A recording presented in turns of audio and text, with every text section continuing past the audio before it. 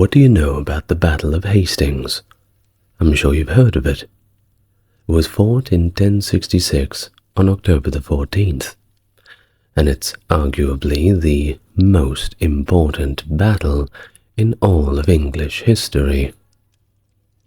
Led by Duke William of Normandy, the invading Norman forces defeated the English army commanded by King Harold Godwinson. This victory allowed William the Conqueror to ascend to the English throne. The battle significantly influenced not only the English language, but their culture, their governance, and it laid the foundation for the medieval English kingdom and dramatically altered the course of history forever. Hello and welcome to the channel. Are you new here? Well, it's good to meet you. And if you're coming back, it's good to have you with me again. As always, if you want to support the channel, links to the Patreon is in the description. Otherwise, if you really want to help me out, get YouTube to push my videos out to a broader audience by clicking the like button. Did you do it? Thanks for that. Now, without further ado, make yourself comfortable, and let's learn all about the Battle of Hastings. Let's go back to the lead up, understand how we get to this point. In the year 911, Charles the Simple of the Carolingian dynasty granted land in Normandy to a Viking leader named Rollo and a few of his followers. The settlement did extremely well, and they thrived, with other Vikings quickly assimilating into local culture. They even converted to Christianity and intermarried with the locals. Everything was going swimmingly. Over time, Normandy grew in territory and subsequently influence. A significant connection between Normandy and England was established in 1002 when King Aethelred II of England married Emma, sister of Richard II, the Duke of Normandy. Their son, Edward the Confessor, spent many of his early years in exile in Normandy, and ascended to the English throne finally in the year 1042. His reign saw a substantial Norman influence in England, as he filled the English court and the church with his Norman buddies. Childless and in conflict with the powerful Earl Godwin of Wessex, Edward's actions possibly paved the way for William of Normandy's claim to the English throne. The death of King Edward on the 5th of January 1066 plunged England into a succession crisis, with several contenders vying for the throne, each thinking that they had the biggest claim. The most immediate one of these claims came from Harold Godwinson, the Earl of Wessex, a wealthy and influential nobleman who was actually elected by the Witenagemot and crowned by Archbishop Eldred of York. This election, however, was mired in more than a little bit of controversy, fueled by Norman claims that Stigand, the disputed Archbishop of Canterbury, performed the ceremony, and he was not meant to do that. Well, Harold's claim was quickly contested by the Duke of Normandy, Duke William, who alleged that Edward had promised him the throne, and that Harold had sworn to support William's claim. Similarly, Harald Hardrada of Norway entered the fray himself, citing an agreement between Magnus the Good of Norway and Harthacnut of England that allowed for a mutual inheritance of the thrones of England and Norway in the absence of an heir. Well, this is, of course, how wars begin. Both William and Hardrada began to muster forces for their respective invasions, setting the stage for a rather turbulent year. Now, in the meantime, Harold's estranged brother, Tostig Godwinson, initiated a series of his own raids, devastating southeastern England, leveraging a fleet from Flanders and additional ships from Orkney. His campaign eventually led him northwards, where he encountered resistance from Edwin of Mercia and Morcar of Northumbria, forcing him to retreat to Scotland. There, Tostig took some time to regroup and gathered a new force to support his ambitions. Now on to Harold Hardrada, whose invasion in the early September of the same year marked another escalation in the conflict. In command of a formidable fleet of over 300 ships and an army of around 15,000 men, Hardrada, joined by Tostig, made a dramatic entry into northern England. Their combined forces quickly took the city of York, following a decisive victory over Edwin and Morcar's army at the Battle of Fulford on the 20th of September. The English military structure in the 11th century was somewhat regional, centered around the fyrd. What is that? Well, it's a local levy of landowning men equipped by their community. The system required one man for military service for every 5 hides of land, with the 100 serving as the fyrd's organizational unit. In total, when everything was worked out, England could muster about 14,000 men when fully mobilized. However, a full national call-up to mobilize was pretty rare, and it occurred only 3 times between 1046 and 1065.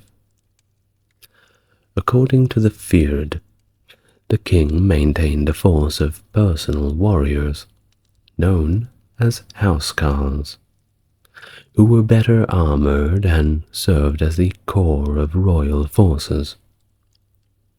Local thanes, or landowning elites, either joined the royal housecarls or the retinue of an earl. Now, in anticipation of William of Normandy's invasion in 1066, King Harold Godwinson stationed a significant force that dotted the south coast. By September, needing to return to their fields for harvest, Harold dismissed the bulk of his militia. However, upon hearing of Harold Hardrada's invasion in the north, Harold rapidly gathered forces and marched to confront the Norwegians. The ensuing Battle of Stamford Bridge on the 25th of September ended in a decisive English victory, with both Hardrada and Tostig killed, and the Norwegian forces decimated, reducing their fleet from 300 to just 24 ships. Now, I've already discussed the Battle of Stamford Bridge in a different video, but in case you don't know, it's quite an interesting battle. From memory, I'll try to recount it. So effectively, the Hardrada and his allies had shown up to York. York had surrendered. Well, they went to meet with the people of York, who they believed were going to do an official handover of the city. But when they got to the meeting spot, it was not them. It was about 9,000 or so English soldiers ready to wipe the floor with them. Well, each side stood across the bridge and prepared for battle, and apparently on the Norwegian side there was a single warrior who went out to the middle of the bridge and took on swaths of Englishmen.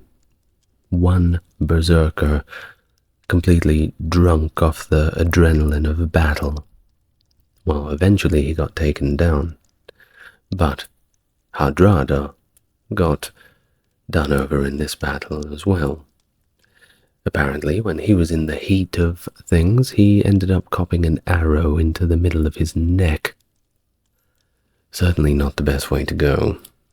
If you get an arrow in your neck like that, it is not an instant death, but rather a very slow and painful way to check out. Certainly not good. So that's effectively what happened at the Battle of Stamford Bridge. Stunning English victory, and the Norwegians had to go all the way back home. So, despite this triumph, the victory significantly depleted Harold's army, leaving it weakened for the subsequent challenges it would face from the south. Oh, and it's Harold of the English army, not Harald of the Norwegian army, so don't get confused. I know. They could have made that easier. But it's just the way it is. Now, on to William of Normandy, who orchestrated a meticulous invasion plan that was planned for over 9 months, assembling a vast fleet and army from across Normandy and France, with notable contributions from Brittany and Flanders, whom they were on fairly good terms with. This endeavour required building a fleet from scratch and securing, according to some Norman chronicles, diplomatic backing to do so. Among these accounts is the claim that Pope Alexander II supported William's cause with a papal banner, a detail primarily sourced from William of Poitiers and absent in contemporary narratives, casting a little bit of doubt on its authenticity. Raises a few eyebrows, doesn't it? Now, an interesting thing happened in April. The appearance of Halley's Comet, recorded in April of 1066, recorded all the way across Europe, was interpreted as a kind of ominous sign linked to the ongoing succession crisis in England. I mean, a little bit of stretching on the interpretation, but, it has to mean something, right? Well, William gathered his assembled forces and Saint-Valery-sur-Somme, poised for the Channel crossing by mid-August, ready and raring to go. However, the invasion was postponed, possibly due to adverse weather conditions, or to elude the English naval defences. It could have been a storm, though. Seems to be a good way to get rid of a fleet. Just ask the Spanish. The Normans finally set sail shortly after Harold Godwinson's triumph at the Battle of Stamford Bridge, benefiting from the dispersal of the English fleet. They landed at Pevensey in Sussex on the 28th of September, with a few vessels veering off to Romney, where they engaged the local fyrd. Upon landing, William's forces quickly established a foothold by constructing a wooden castle at Hastings to serve as a base for further raids and fortifications, including additional works at Pevensey. The composition and size of William the Conqueror's invasion force still remains a little bit uncertain, with contemporary sources and modern historians all providing their own varied estimates. Now, a historical document at the time cites 776 ships in William's fleet, but this is probably exaggerated. Contemporary writers' estimates of the army's size range wildly, from 14,000 to a completely ridiculous 150,000. Certainly the period has a penchant for hyperbole. Modern historians come in with a little bit more plausible numbers, estimating William's force to be between 7 and perhaps up to 12,000 men, including a significant cavalry component of 1 to 3,000 horsemen. The consensus among scholars is that the army was approximately half infantry, while the remainder divided between cavalry and archers, possibly crossbowmen. Despite the existence of lists naming William's companions at Hastings, only about 35 individuals can be reliably confirmed to have been present. The Norman army was well equipped, with chainmail hauberks as the main form of armor. These knee-length chainmail shirts, some with sleeves and silts for riding, were complemented by conical metal helmets featuring a nose guard. The force was divided into infantry and cavalry, with the infantry wielding round, wood and metal reinforced shields, and the cavalry adopting kite-shaped shields better suited for mounted combat. While the lance was a common weapon among the horsemen, the difficult terrain at Hastings probably limited its usual effectiveness, favoring the use of straight swords, javelins, and long spears for combat. Some cavalry might have opted for a mace over a sword. Archers, an essential component of the force, utilized self-bows or crossbows, with most lacking significant armor protection, but that was pretty normal for bowmen anyway. Now, after his victory over Tostig and Harold Hardrada in the north, Harold Godwinson left a substantial portion of his forces, including notable Earls Morcar and Edwin, in the north, and hastened south with the remainder to confront the impending Norman invasion.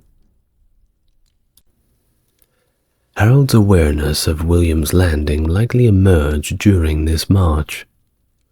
He paused in London for about a week before advancing to Hastings, averaging a frankly impressive 27 miles per day over approximately 200 miles.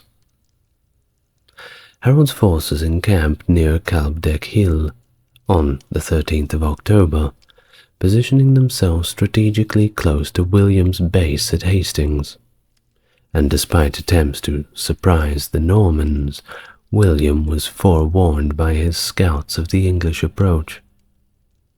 The prelude to the Battle of Hastings is muddled with conflicting reports, but it is agreed that William's forces moved towards Harold's defensive setup on Senlac Hill, which is about 6 miles from Hastings. And what about the size of Harold's army? Well, just like William's, the exact numbers are a little unclear, with rather comical estimations from the contemporary sources.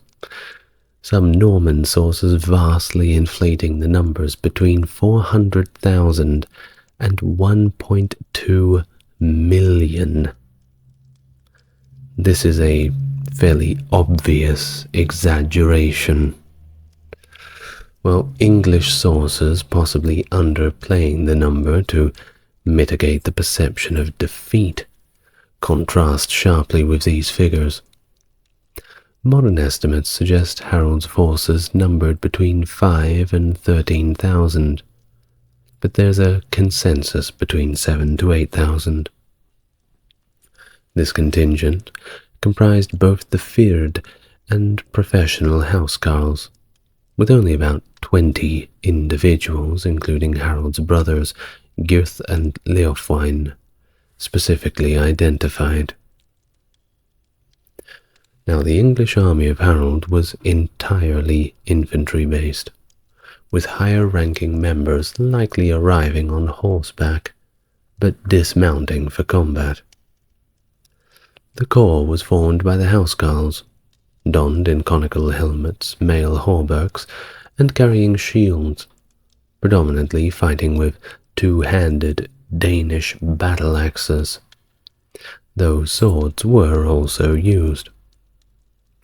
The feared provided additional support, forming a shield wall with axemen, javelin throwers, and archers backing them up, though they were more lightly armored and not really professional soldiers. And so we arrive to the night before the battle. Duke William's forces remained armed and vigilant against potential surprise attacks, as reported by William Jumièges. Now, as for the battle's location, it lies about 7 miles north of Hastings, nestled between Caldbeck Hill and Telham Hill, a terrain that's marked by dense woods and somewhat difficult marshland. Despite being fought closer to other settlements, it's historically dubbed the Battle of Hastings. This nomenclature is first recorded in the Domesday Book of 1086.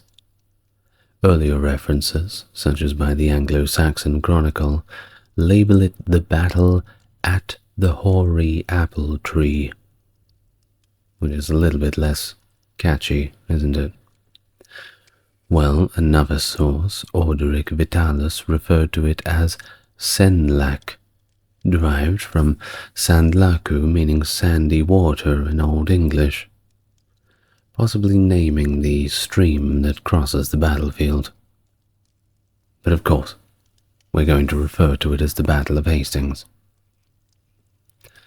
Now, the exact path taken by Harold's English army to reach the battlefield also remains unknown, with some speculation favoring either an ancient Roman road from Rochester to Hastings, or a route from London to Lewes, then local tracks to the battlefield.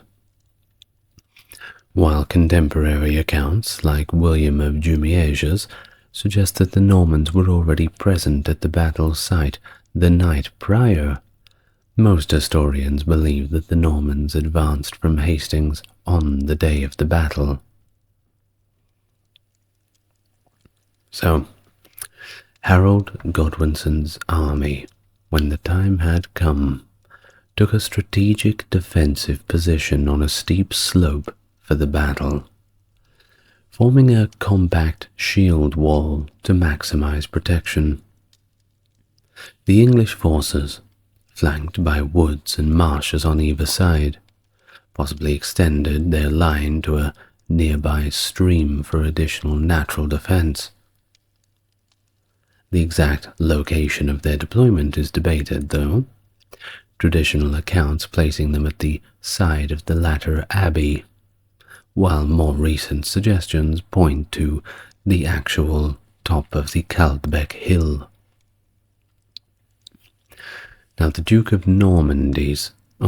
William, of Normandy, his tactical arrangement of his invasion force was more clearly documented.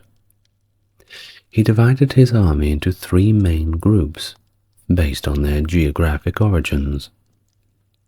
The left flank comprised Breton forces, along with units from Anjou, Poitou, and Maine, led by Alan the Red. The central group was predominantly Norman, and was personally led by William, surrounded by his relatives and close allies.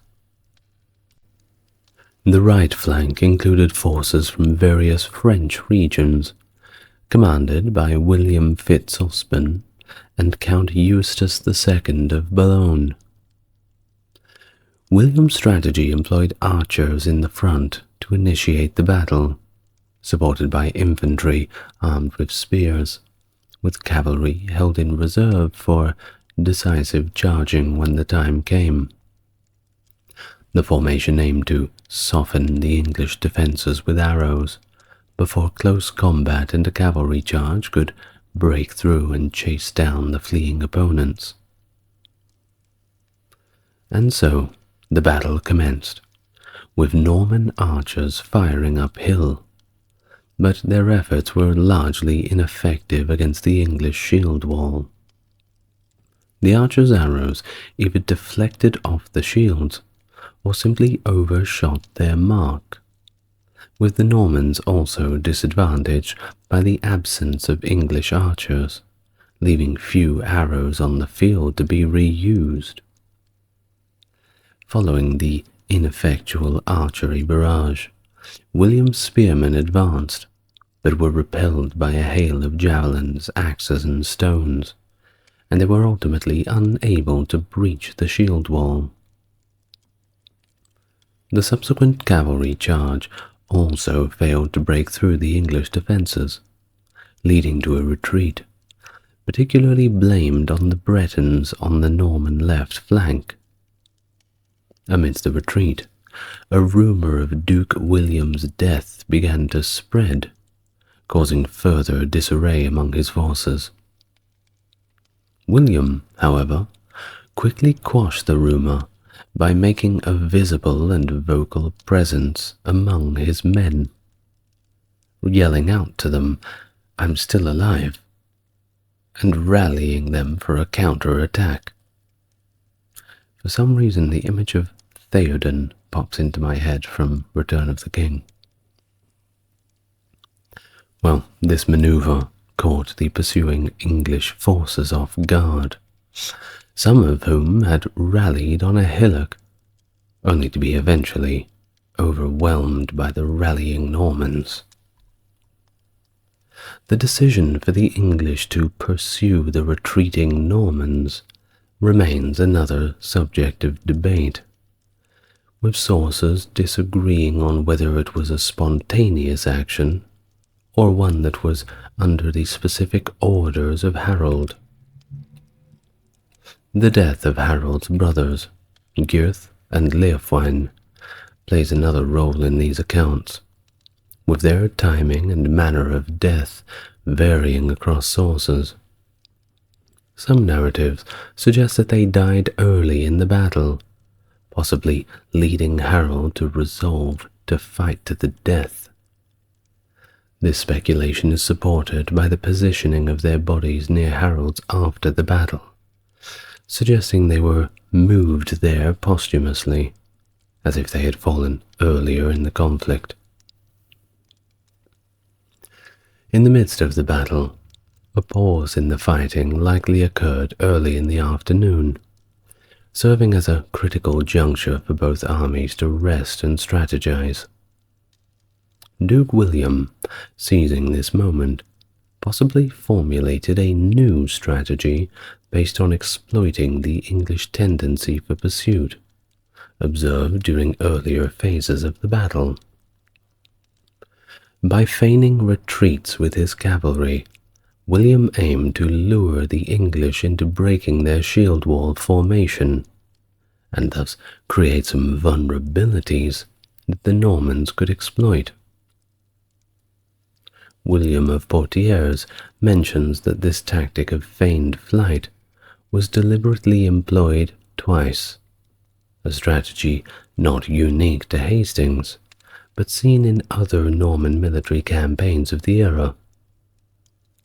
Despite skepticism among some historians who suggest that the accounts of feigned flight may have been post-battle fabrications to justify Norman retreats, the consensus acknowledged its strategic use at Hastings, giving its detailed recordings and the strategic mindset it reveals. Now, these tactical feints, while not dismantling the English shield wall, likely diluted its strength by thinning out the elite housecarls and necessitating their replacement with less experienced and less armored members of the Fyrd. Despite this, the English formation remained resilient. The battle then saw renewed use of archers, followed by a concerted assault by Norman cavalry and infantry. Later sources suggest a tactical shift in archery, with orders for high-angle shooting to arc arrows over the shield wall, though contemporary accounts do not elaborate on this.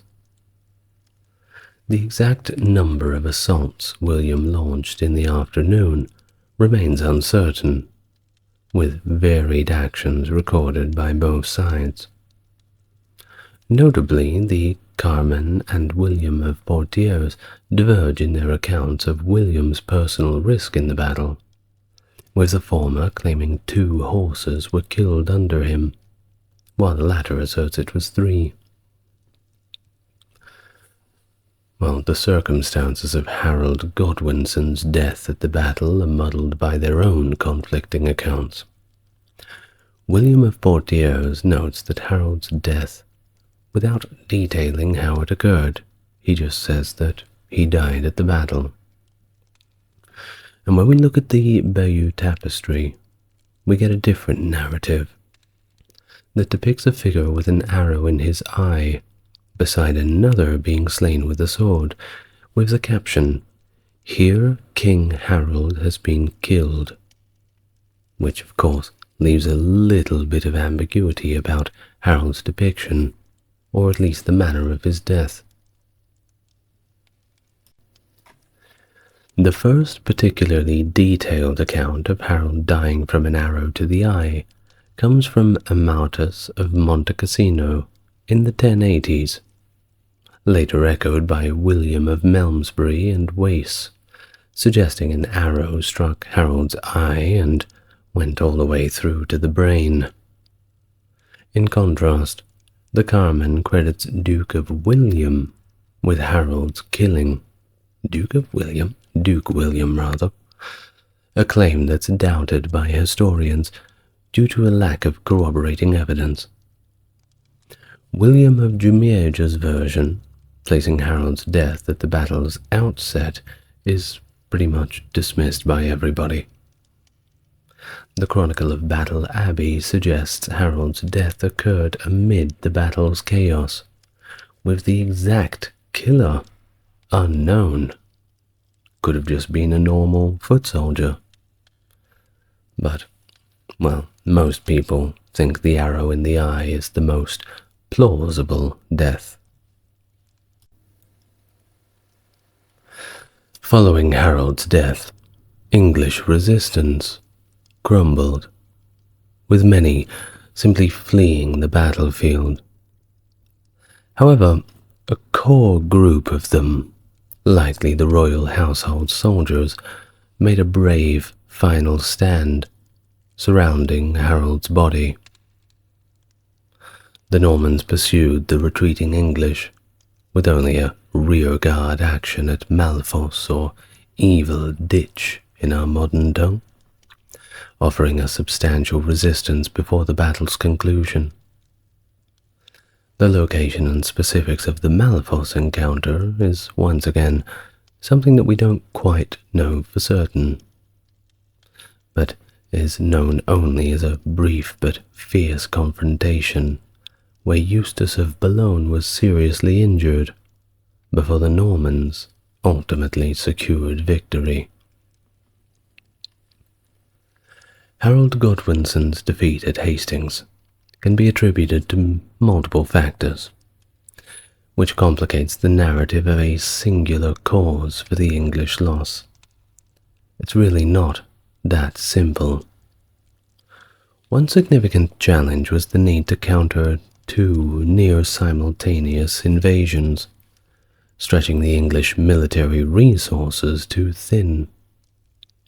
Additionally, Harold's decision to dismiss his southern forces on the 8th of September prior to William's invasion likely weakened his defensive capabilities. Critics of Harold's strategy argue that he acted hastily by marching south without amassing a larger force, though it is debatable whether additional troops would have significantly altered the outcome. Contrary to claims of an exhausted English army, the battle's duration, lasting from morning until dusk, suggests the English were not significantly wearied by their rapid southward march. Questions also arise regarding Harold's trust in Earls Edwin and Morcar post-Torstig's defeat, potentially influencing his decision not to summon their forces for the southern defense. Some modern historians do suggest that Harold's swift movement towards Hastings aimed to limit William's ability to consolidate power and wreak further havoc from his initial foothold. Within the battle itself, though, several key elements tipped the scales into the favor of William. First of all, William's extensive military experience and the Norman army's cavalry gave them a tactical edge over the English, who lacked comparable mounted units. Also, Harold's failure to capitalize on the momentary confusion caused by rumors of William's death and the English pursuit of retreating Normans, which left their flanks vulnerable, are seen as crucial missteps.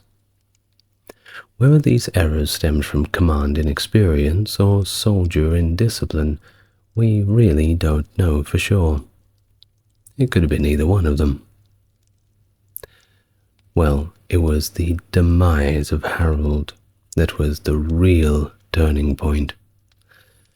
The real point that led to the complete disintegration of the English. Following the Battle of Hastings, the identification of Harold Godwinson's body became a matter of both personal and political significance. Depending on the source, his body was recognized either through the marks on his body or his distinctive armor. In a symbolic gesture of victory, and perhaps a kind of claim to legitimacy, Harold's personal standard was taken by William and later sent to the papacy, signifying papal involvement and approval of William's claim to the English throne. The aftermath of the battle left the field strewn with bodies of the dead, including some of Harold's brothers and his loyal housecarls, while the Norman casualties were collectively buried in an unmarked grave that remains undiscovered to this day. The English dead initially received no such honor, which somewhat reflects the brutal norms of medieval warfare and the victor's prerogatives. Over time, though, relatives managed to reclaim some of the bodies for proper burial, indicating the personal tragedies that unfold alongside the broad historical narratives. No one remembers the mothers, the fathers, and sons and daughters who have to go and pick up the broken, battered corpses of their relatives. Yeah, no one ever writes about that. Well, the precise number of casualties also remains a mystery, and of course the estimates have suggested devastating loss on both sides, possibly 2,000 Normans and twice as many Englishmen. The grim tally underscores the brutality of the battle, and intriguingly, recent archaeological finds challenge long-held beliefs that acidic soil conditions would prevent the recovery of human remains and artifacts, and it gives us a new possibility to understand the battle's physical context, so looking forward to a few more digs. William's victory did not immediately secure his rule over England. Instead of surrendering, the surviving English leaders proclaimed Edgar the Atheling as the new king, which of course led William to work a bit of overtime in undertaking a military campaign to consolidate his control. That being said, there wasn't much of an army left to fight on the English side. Well, his maneuvers around London and the subsequent submission of key English leaders at Berkhamsted paved the way for his official coronation only a few months later, on December 25th of 1066. Merry Christmas, William. A moment that marked the beginning of Norman rule in England, but also the onset of prolonged resistance and rebellion against the Norman dominance. The establishment of Battle Abbey at the site of Harold's death, purportedly fulfilling a vow by William, serves as a lasting memorial to the conflict, and it's still there to this day.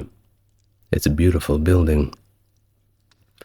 Over the centuries, the abbey and the battlefield have undergone their own changes, with the dissolution of the monasteries and later developments altering the landscape.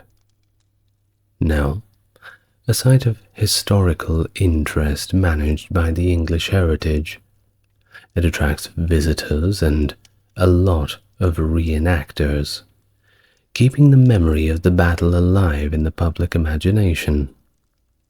And I suppose I hope that I'm doing my part in it as well. But what about the battle's veterans and their fates? Well, some of the English fighters went to join the Varangian Guard. Others joined up with the Normans. And I suppose plenty more of them, those who were left, went out to the countryside and did what everyone else did. Farm. Well, thank you very much for listening. I told you it was a pivotal battle. You didn't believe me, didn't you? There's a reason why everyone still talks about the Battle of Hastings. One thing I will say is, if it wasn't for the Battle of Hastings and the victory by William, well, our language that we're speaking right now would be very, very different. You see, the English had their own language, and the English that we speak now is more of a, how can I put this, a lesser version of French? Perhaps so. The two great events that changed our English language to what it is now is, one, the Battle of Hastings with the Normans conquering England, and two, the great vowel shift that began at the end of the Black Plague, where basically everyone came over from the heartlands of Europe and changed the language even more. But if you want to hear what Old English sounds like, it's quite easy to do so. Just get onto YouTube and search up what Old English sounded like. And then try and imagine that you, if history had have played out a little differently, you might sound exactly like that instead. The Anarchy, a civil war in England and Normandy between 1135 and 1153, sparked by a succession crisis following the death of King Henry I. The only legitimate son of Henry had died in the White Ship disaster of 1120, leading him to name his daughter, Empress Matilda, as the heir. However, upon Henry's death, his nephew, Stephen of Blois, quickly seized the throne, contested by Matilda, of course, which led to a prolonged and chaotic period of conflict across the kingdom. Thus the country was divided, as nobles aligned themselves either with Stephen or Matilda, leading to widespread disorder, with many areas experiencing complete breakdowns in law and order. The conflict saw numerous battles, sieges, and shifts in power, with neither side able to hold on to anything for too long. Eventually the anarchy ended with the Treaty of Wallingford in 1153. Stephen recognized Matilda's son, Henry Plantagenet, later Henry II, as his heir, leading to the restoration of peace and the beginning of the Plantagenet dynasty. Hello and welcome to the channel. If it's your first time here, great to meet you. If you are coming back, so happy to see you again. As always, if you want to support the channel, you're already doing it. Just enjoy the content. But for those who want to go above and beyond, the like and subscribe is only one click away, and those who want to go further than that may refer to the video description. But now, without further ado, let's get nice and relaxed, and we can learn all about the Anarchy, as it is so called. During the 11th and 12th centuries, northwest France was ruled by various dukes and counts, who often fought over valuable territories. Duke William II of Normandy, who would go on to conquer the Anglo-Saxon Kingdom of England in 1066, later extended his territories into South Wales and northern England. After the death of William, the governance and distribution of these lands led to conflicts among his children. William's son, Henry I, ascended to power following the death of his elder brother, William Rufus, and he took over the Duchy of Normandy from his oldest brother, Robert Curthose, after defeating him at the Battle of Tinchebray. Henry planned for his territories to be passed on to his only legitimate son, William Adelin. However, in 1120, the sudden sinking of the White Ship in the English Channel, which resulted in the death of about 300 passengers, including William Adelin, drastically altered the political scene. This event cast uncertainty on the line of succession to the English throne. At that time, the rules for succession varied across Western Europe. While male primogeniture was gaining acceptance in parts of France, where the eldest son inherits pretty much everything. But other regions, including Normandy and England, followed a practice of dividing lands among sons, with the eldest receiving the primary, or at least the most valuable portion. Thus, with the death of William Adelin, Henry I was left with only one other legitimate offspring, his daughter, Matilda. During a time when the norms around female inheritance were simply not firmly established yet, there was no real rules behind it. Well, Henry, he married Adeliser of Louvain after Adeline's death, but the likelihood of having another legitimate male heir seemed quite slim, prompting him to consider Matilda as his successor. Matilda, previously married to Henry V, the Holy Roman Emperor, had gained the title of Empress. After Henry V's death in 1125, she remarried Godfrey V of Anjou in 1128, an alliance that was quite unpopular among the Anglo-Norman nobility, mainly due to Godfrey's status as an Angevin, who were the traditional adversaries of the Normans. Henry's domestic policies, particularly his heavy taxation to fund wars, caused growing discontent. Despite this, his formidable reputation helped maintain peace. Henry worked to secure support for Matilda's succession in England and Normandy, insisting on oaths of allegiance to her from his court in 1127, and again in 1128 and 1131. Stephen of Blois, among others, swore allegiance to Matilda in 1127. However, as Henry's life drew closer to its end, tensions escalated between him, Matilda, and Geoffrey. The couple felt that they lacked robust support in England and proposed that Henry transfer control of Norman royal castles to Matilda during his lifetime to strengthen her position. Henry was not keen on this idea, and he rejected the proposal, fearing that Geoffrey might seize premature control over Normandy.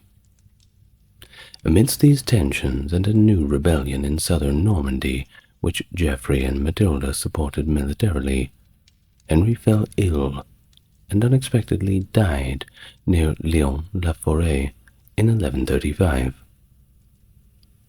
Following the death of Henry I, the English crown was unexpectedly claimed by Stephen of Blois, leading to a period of civil war instead of passing to Henry's designated heir, Matilda.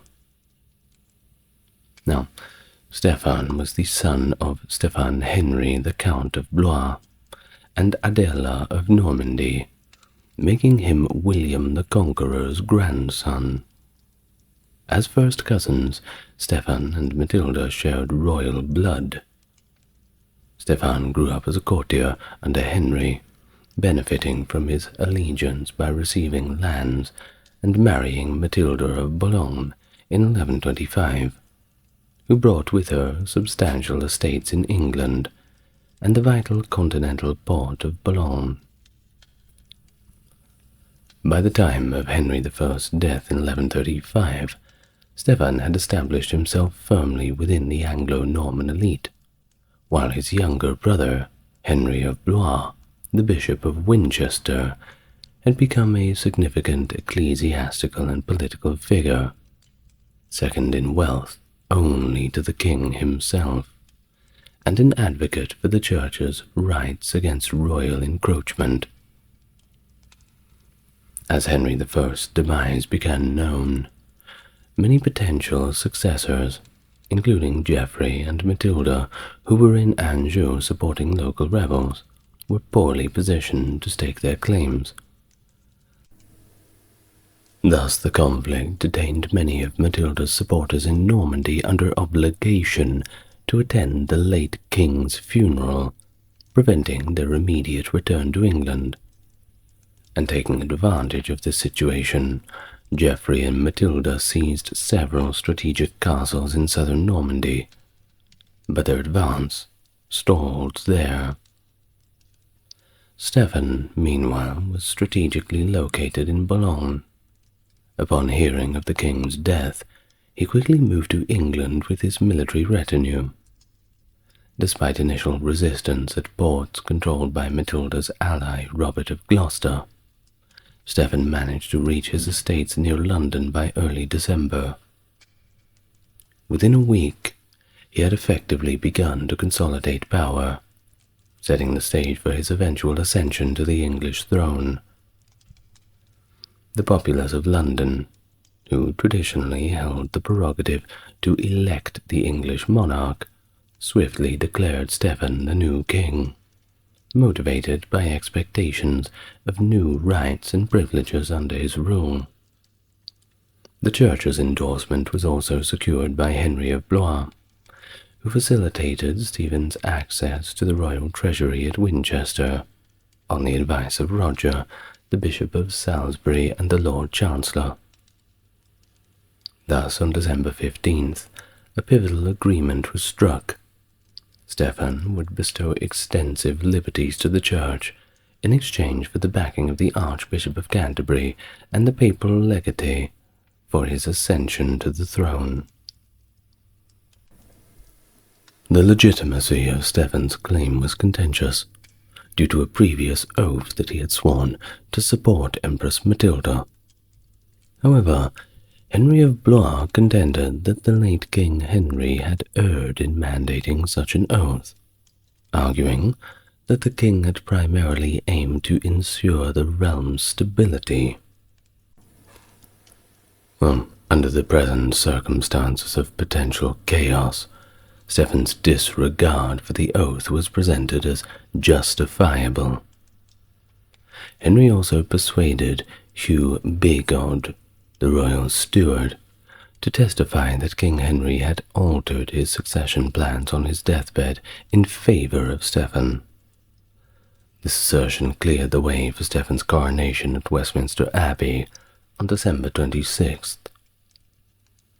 Concurrently, the Norman aristocracy convened at Lenouborg, considering endorsing Theobald, Stephen's elder brother and the Count of Blois, as king, mainly based on his senior lineage from William the Conqueror and his preferable status over Matilda. Thus, on December 21st, while discussions were underway in Lisieux with Robert of Gloucester and others about Theobald's claim, news of Stephen's imminent coronation disrupted their plans. Despite initial agreement to Theobald's kingship, support waned as the barons balked at the prospect of splitting England and Normandy by opposing Stephen. Ultimately, Theobald accepted a financial settlement from Stephen and remained in Blois, supporting his brother's ascension and thus consolidating Stephen's position as a king. Shortly after his coronation, Stephen had to address the tensions in northern England, sparked by the invasion of David I of Scotland. Now David, who was the brother of Henry I's first queen and Matilda's maternal uncle, seized territories including Carlisle and Newcastle upon the hearing of Henry's death. These areas were contentious, with Scottish claims on Cumberland and David's marital ties to Northumbria. Stephen promptly led an army north to Durham, where he negotiated with David.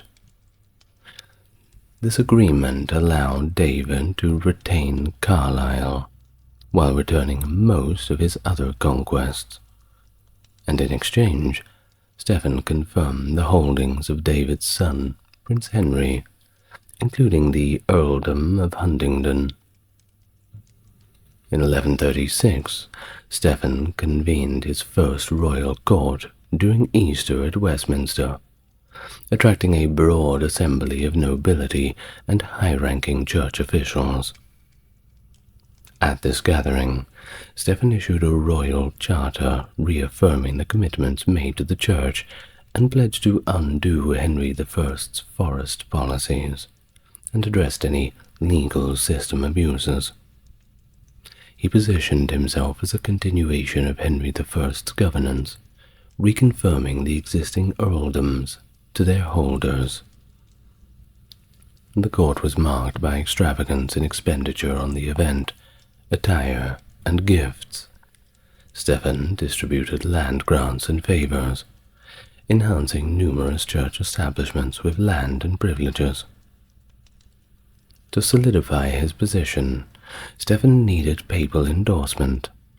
Henry of Blois facilitated the gathering of this support, securing testimonials from Stephen's brother, Theobald, and the French king, Louis VI, who found Stephen's kingship strategically advantageous against the Angevin influence.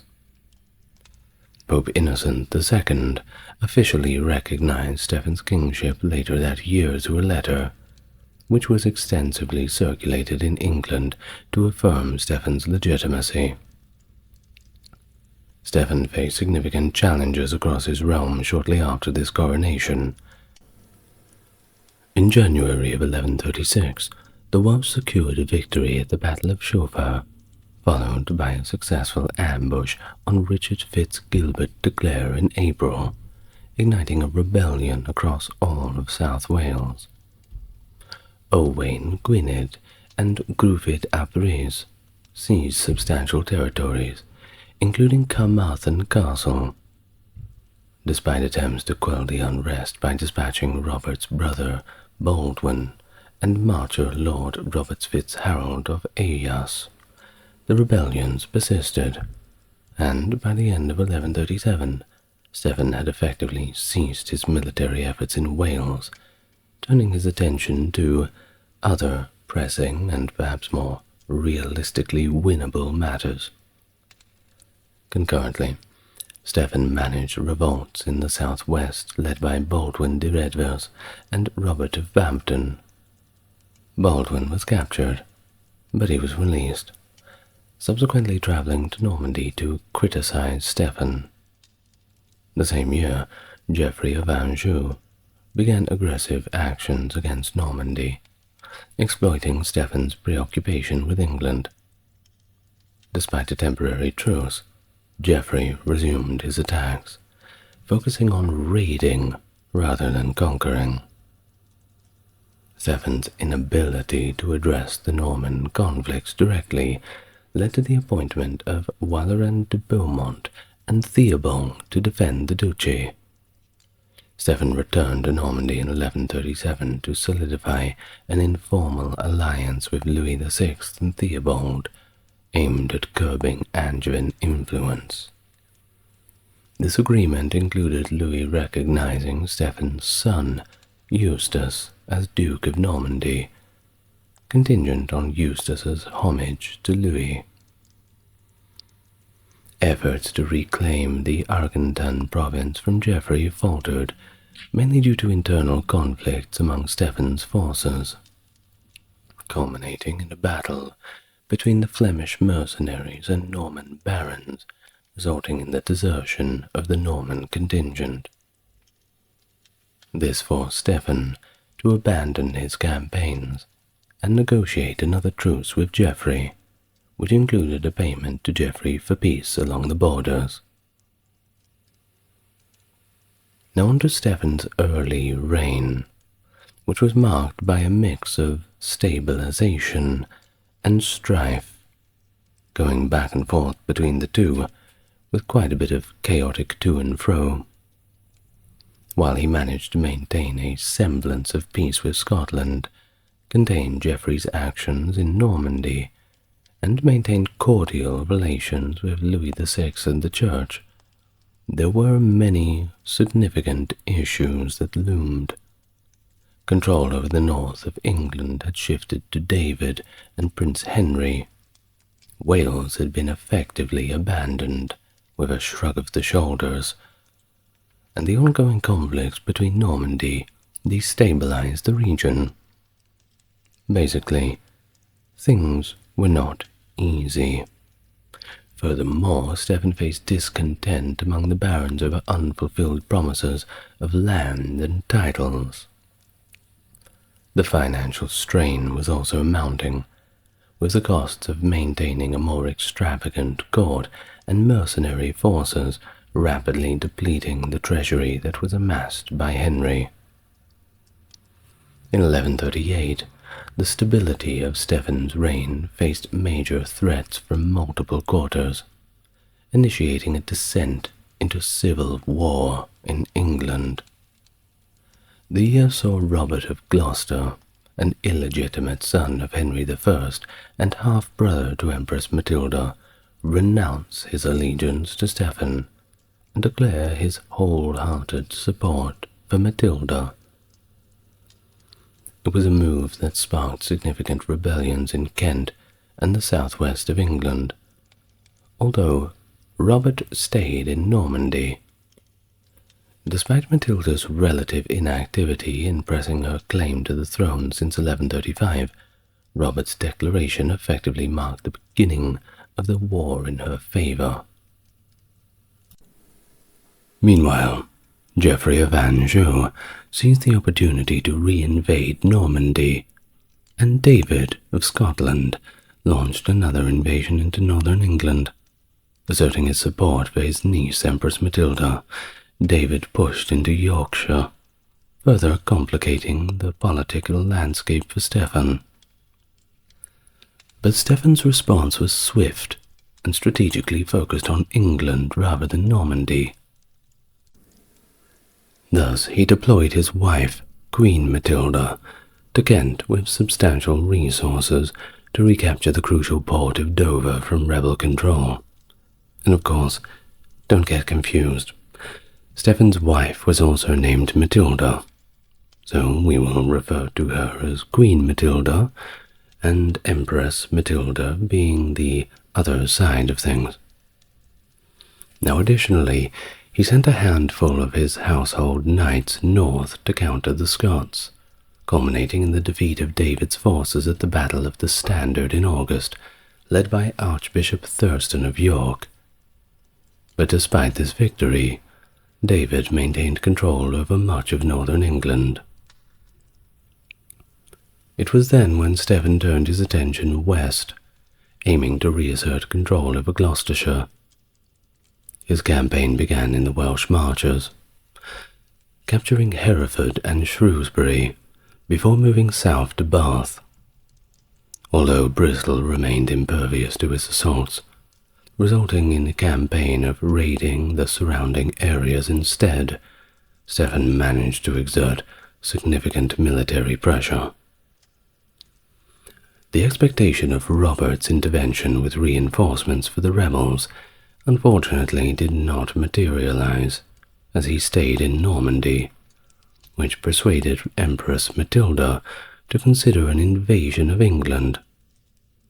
Towards the end of the year, Dover capitulated to Queen Matilda's forces.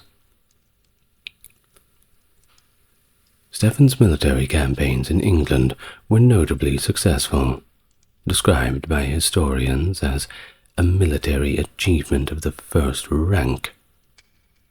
Capitalizing on his military upper hand, Stephen also sought to stabilize the northern border by negotiating the Treaty of Durham with Scotland. Under this treaty, Northumbria and Cumbria were effectively granted to David and his son Henry in exchange for their allegiance and a promise of peace along the border. This agreement, however, did not sit well with the Earl of Chester, Ranulph, who felt that his traditional rights to Carlisle and Cumberland were being undermined. By 1139, preparations for an invasion of England by Robert of Gloucester and Matilda were well underway. Geoffrey and Matilda had consolidated their control over much of Normandy and were mobilizing forces for a cross-channel attack. Early in the year, Matilda had appealed to the papacy, asserting her legal claim to the English throne. Although the Pope maintained his previous support for Stephen, this appeal highlighted the contentions surrounding Stephen's claim. In response to the impending threat, Stephen fortified his position by creating numerous new earldoms. Prior to his reign, the existing earldoms established under Henry I were, for the most part, ceremonial. Stephen filled these new earldoms with loyal and competent military leaders, granting them lands and significant powers, particularly in the kingdom's more vulnerable regions.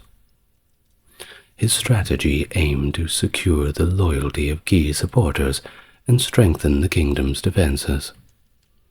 Influenced heavily by his chief advisor, Waleran de Beaumont, Stephen granted the new earldoms, including Worcester, Leicester, Hertford, Warwick, and Pembroke, to the Beaumont family and their allies. These earldoms formed a strategic buffer zone across critical areas of the kingdom from 1138 onwards. Simultaneously, Stephen moved to neutralize a potential threat from certain bishops, whom he suspected might have sensibilities that would make them defect to Matilda's side. The royal administration under the previous king, Henry I, had been dominated by Roger, the Bishop of Salisbury, and his family, who had been amassing military strength and building quite a few new castles. Viewing this as a potential threat, and exacerbated by a personal enmity from Walleran, Stephen took decisive action. In June 1139, during a court session in Oxford, a confrontation engineered by Stephen resulted in a skirmish involving Alan of Brittany and Roger's men. Stephen capitalized on this incident by demanding the surrender of all castles held by the bishops, except for Nigel, whom had barricaded himself in Devizes Castle, and only surrendered after Stephen threatened to execute Roger Le Poer. All complied. Now, this maneuver effectively eliminated any military threat from these bishops, although it no doubt strained Stephen's relations with the broader ecclesiastical hierarchy, including his brother Henry, who was reportedly not very impressed. Well, with all the preparations complete, the stage was set for the ensuing conflict, marking the full escalation into a civil war. During this civil war between Stephen and Matilda, Anglo-Norman warfare primarily involved attritional military campaigns focused on raiding enemy territories and capturing castles to gain control over regions. These campaigns aimed for a slow and strategic string of victories rather than quick conquests. Pitched battles were therefore quite rare, as they were considered high risk. I mean, why arrange up in a shield wall and go out and fight like gentlemen when you can just starve them out over time? Thus, the commanders typically preferred safer, more calculated maneuvers, a cautious approach to warfare. But you can't fight a war without money. We all know that. The financing of the war efforts was heavily reliant on cold, hard cash, a trend that had become increasingly pronounced in the early 12th century. The cost of maintaining and conducting military operations had thus risen significantly, making access to substantial funds a critical factor in achieving military success. Both Stephen and Matilda's military operations were centered around their respective households, particularly the Familia Regis, a core group of knights that acted as a mobile headquarters during campaigns. The composition of the armies had not drastically changed from the previous century. It consisted mainly of armored mounted knights, supported by infantry troops. The typical armament included long mail hauberks, helmets, greaves, and arm protection.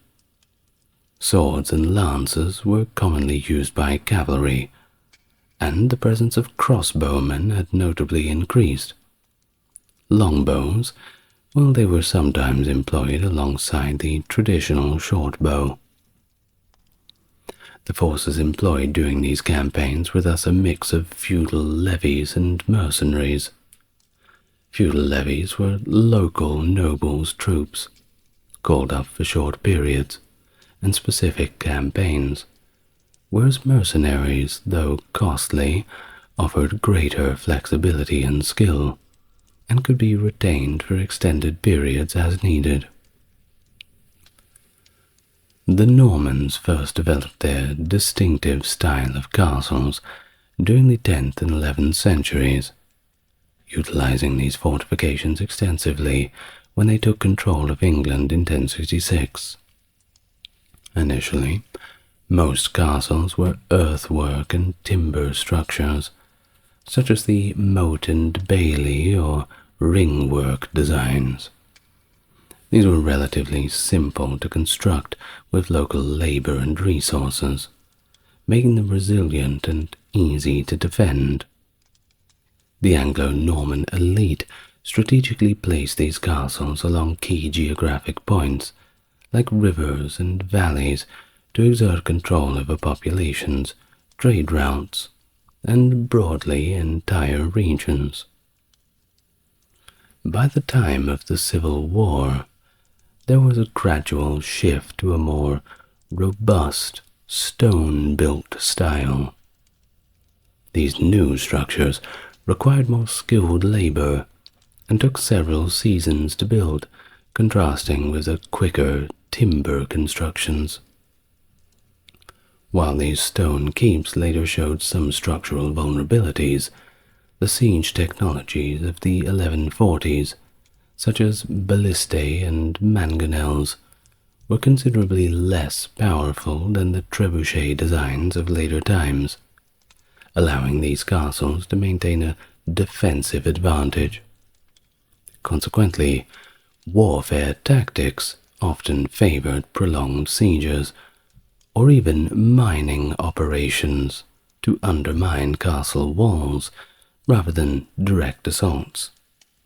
Of course, if you dig out the foundation of the castle, a rather dangerous job, certainly helps it to crumble right beneath the enemy. Who knows? Someone could be digging a hole under your house right now, and you wouldn't even know it. Sorry to those who are about to sleep. Well, back to the topic. During the war, both sides extensively built their own new castles to secure strategic territories. In the southwest, Matilda's supporters constructed a series of moat and bailey castles, such as those at Winchcombe, Upper Slaughter, and Bampton to fortify their holdings. Stephen, on the other hand, aiming to protect his interests around Cambridge, established a new chain of castles along the fen edge at locations like Burwell, Lydgate, Caxton, Rampton, and Swavesey, spaced roughly 6 to 9 miles apart. Many of these were built without royal permission, and were thus considered adulterine or unauthorized, highlighting the anarchic nature and panicked building of the period. Historical records suggest a high number of such castles were constructed, though exact figures tend to vary. Now, counter castles or siege castles also became prominent during the conflict. These were temporary fortifications erected during sieges to house troops or siege engines, positioned just outside the effective range of archery from the main target. These structures facilitated prolonged sieges and played a crucial role in the strategic warfare of the period. Although intended for temporary use and often dismantled post-conflict, some remnants, like the earthworks near Corfe Castle in Dorset, known as the Rings, still survive. Now moving on, in August 1139, the anticipated Angevin invasion commenced. Baldwin de Redvers attempted an initial landing at Warham to secure a port for Empress Matilda's forces, but was repelled by Stephen's troops. Retreating to the southwest, by the end of September, Matilda and Robert of Gloucester arrived in England at Arundel with 140 knights. thanks to an invitation from the Queen Dowager Adeliza.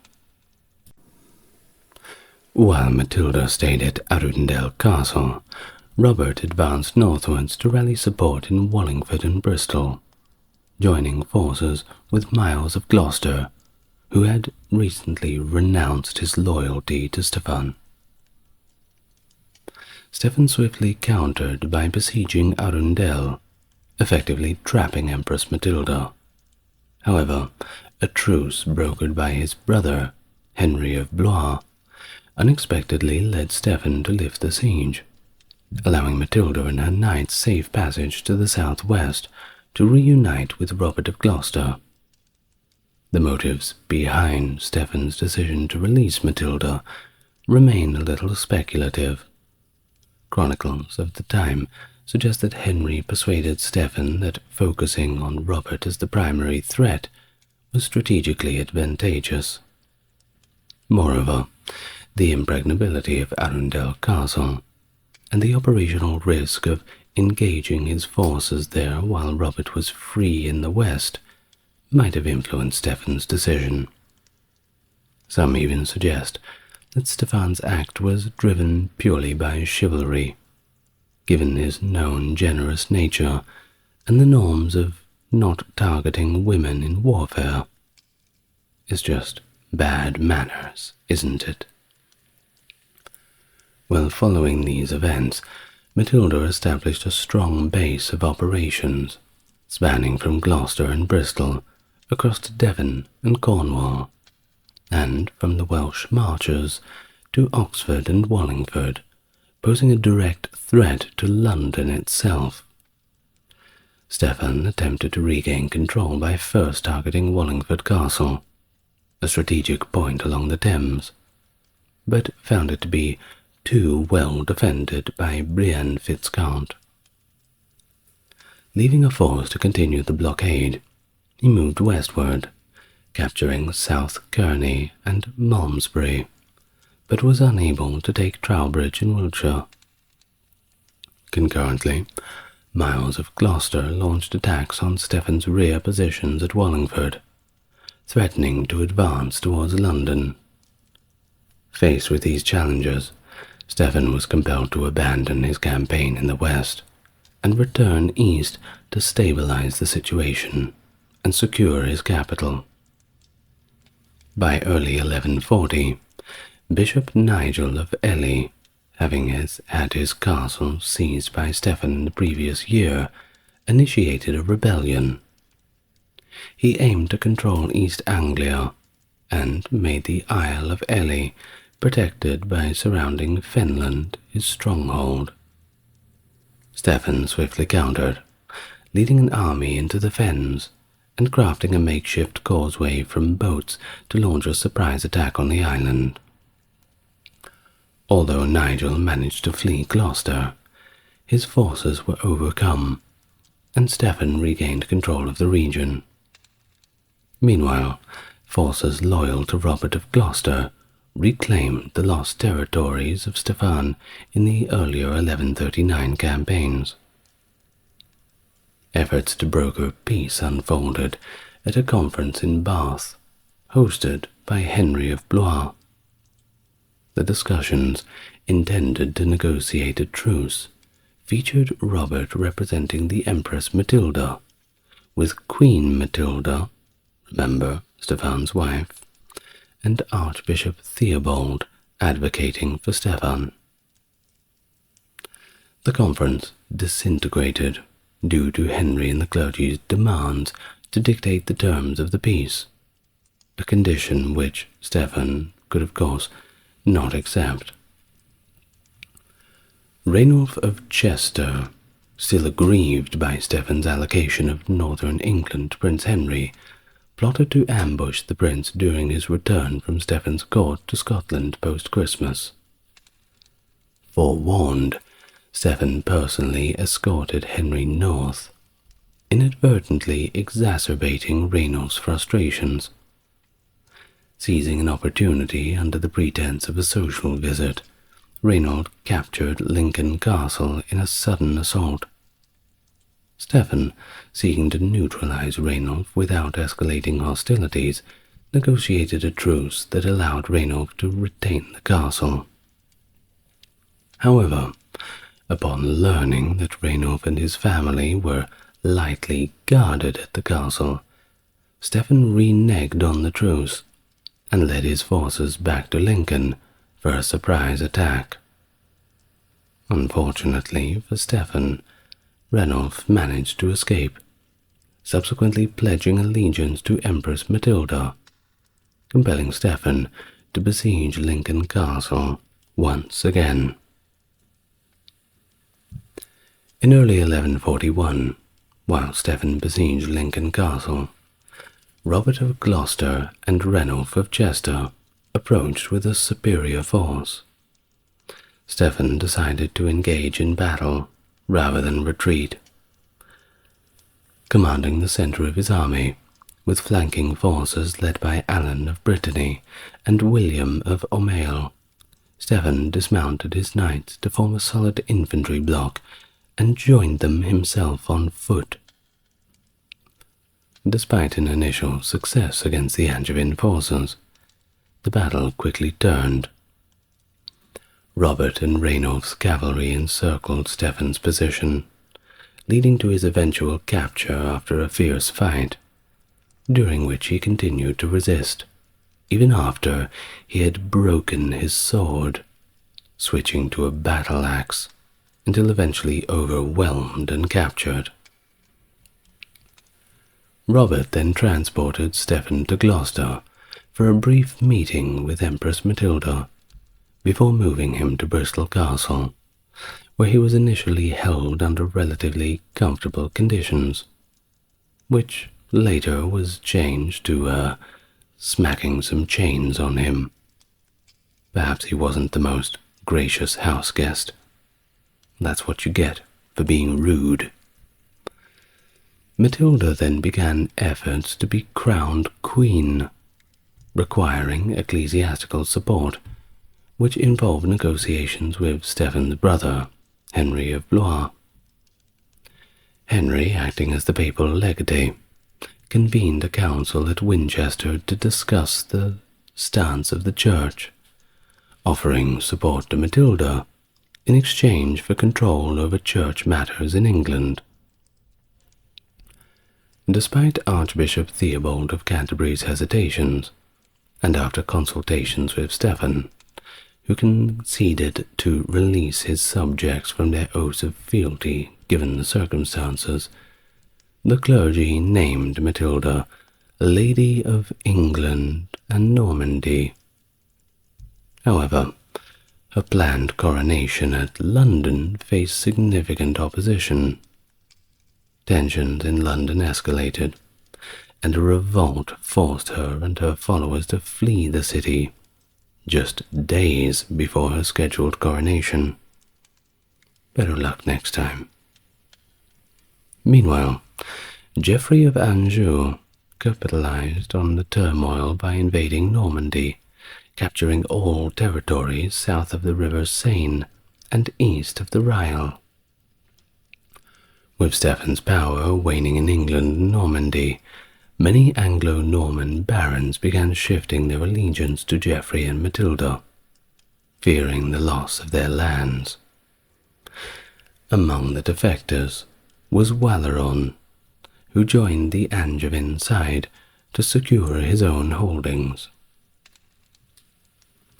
During Stefan's captivity in 1141, his wife, Queen Matilda, became a pivotal figure in maintaining support for his cause. She rallied Stefan's key supporters around her in the southeast and advanced into London after the population there rejected the Empress Matilda. Among those loyal to Queen Matilda were William of Ypres, who stayed with her in London, William Martel, managing operations from Dorset, and Faramus of Boulogne, overseeing the royal household. Queen Matilda garnered significant sympathy and backing from Stefan's followers during this period, all seemed to be going quite well for her. However, the Bishop of Winchester, Henry, Stephen's brother, initially allied with the Empress Matilda, but their alliance soon deteriorated over disputes about political and ecclesiastical influence. Thus, Henry met with Queen Matilda in Guildford and shifted his support to her, which of course strengthened Stephen's position. The Empress Matilda's military efforts faltered during the rout of Winchester in July 1141, where she and Robert of Gloucester besieged Bishop Henry. The situation reversed when Queen Matilda and William of Ypres surrounded the Angevin forces, forcing the Empress to flee Winchester with a few close associates, although her army was ultimately defeated and Robert of Gloucester captured. Despite her escape to Devizes, the event significantly weakened her position. Negotiations for peace soon followed, but no compromise was reached, leading to an exchange of prisoners, Stephen for Robert of Gloucester. Not a bad deal. This occurred in November of 1141. A church council convened by Bishop Henry then reaffirmed Stephen's legitimacy, leading to a re-coronation of Stephen and Queen Matilda in Christmas of 1141. Not a bad present. But Stephen's health suffered in early 1142, which sparked rumors of his death. But despite the rumors, he did manage to recover and regain his strength, persuading Ranulf of Chester to rejoin his side.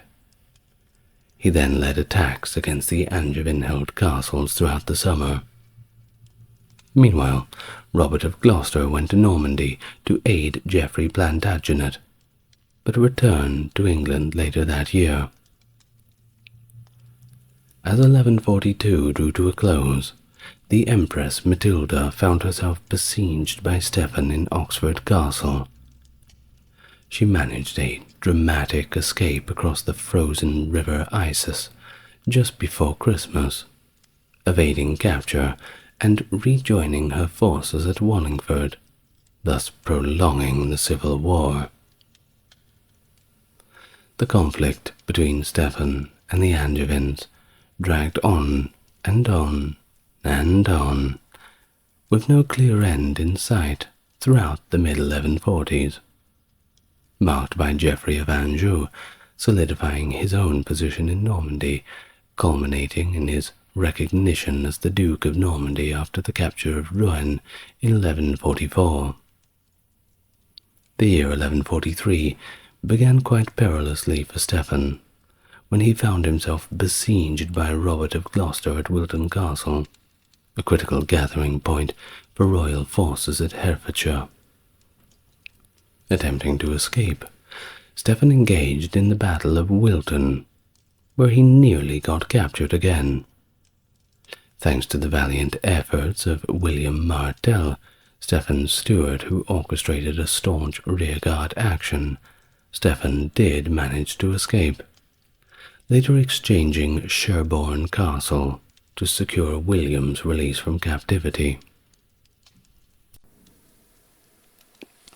Later that year, Stephen faced a new insurrection from Geoffrey de Mandeville, the Earl of Essex, who rebelled against Stephen's authority in East Anglia. The king had harbored disdain for Geoffrey for years, and seized him under the pretense at court, threatening execution unless Geoffrey surrendered key fortresses, including the Tower of London. That's right, the best one. Once released, Geoffrey retreated to the Isle of Ely, launching a military campaign aimed at London.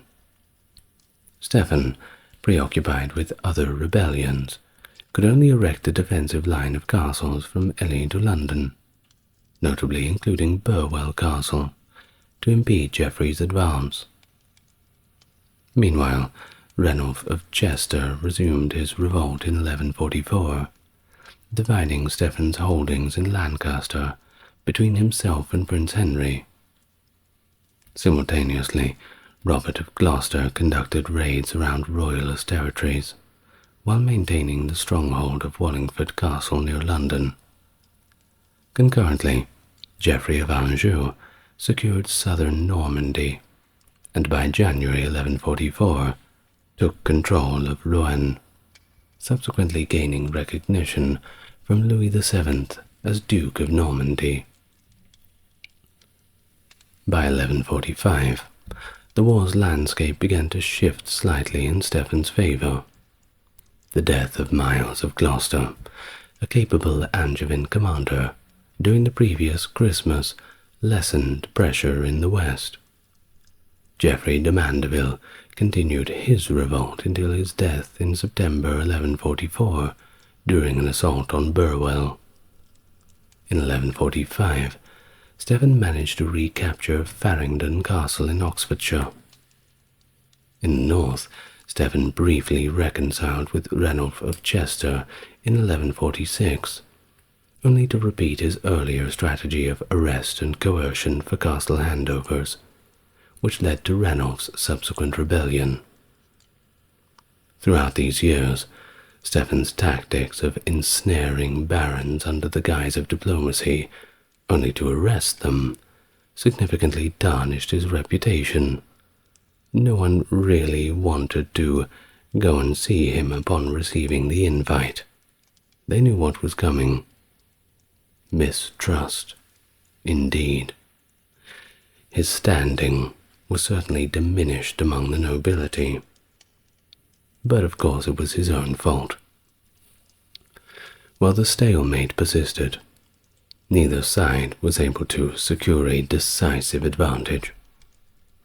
And by the late 1140s, the character of the conflict in England began to change, leading some historians to suggest that the Civil War was all but over, with only sporadic outbreaks of fighting occurring, but nothing large-scale. The period saw several key developments that contributed to a decrease in hostilities. Robert of Gloucester, a pivotal military leader for Empress Matilda, died in 1147, reducing the intensity of the conflict. The following year, Matilda moved back to Normandy after resolving a dispute with the church over Devizes Castle, further calming the situation. Around the same time, the Second Crusade was announced, drawing many Angevin supporters, including Wallerand of Beaumont, away from the region for an extended period. During this time, many nobles began making individual peace agreements to secure their territories and gains from the war. These treaties often included clauses that limited military actions and the construction of new castles, reflecting a broader desire to stabilize the region and reduce conflict as much as possible. A network of these treaties emerged by the 1150s, significantly reducing local skirmishes. Now as for Matilda, she chose to remain in Normandy, working to stabilize the duchy and support her son Henry Fitz-Empress's claim to the English throne. Henry, well, he returned to England in 1149, aiming to build a northern alliance with Ranulph of Chester, which involved military plans against York.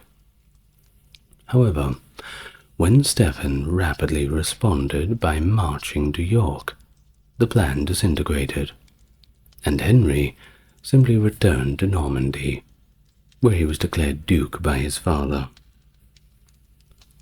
Henry's stature, of course, continued to grow, especially after his strategic marriage in 1152 to Eleanor of Aquitaine, the wealthy and influential Duchess of Aquitaine, and former wife of Louis VII of France.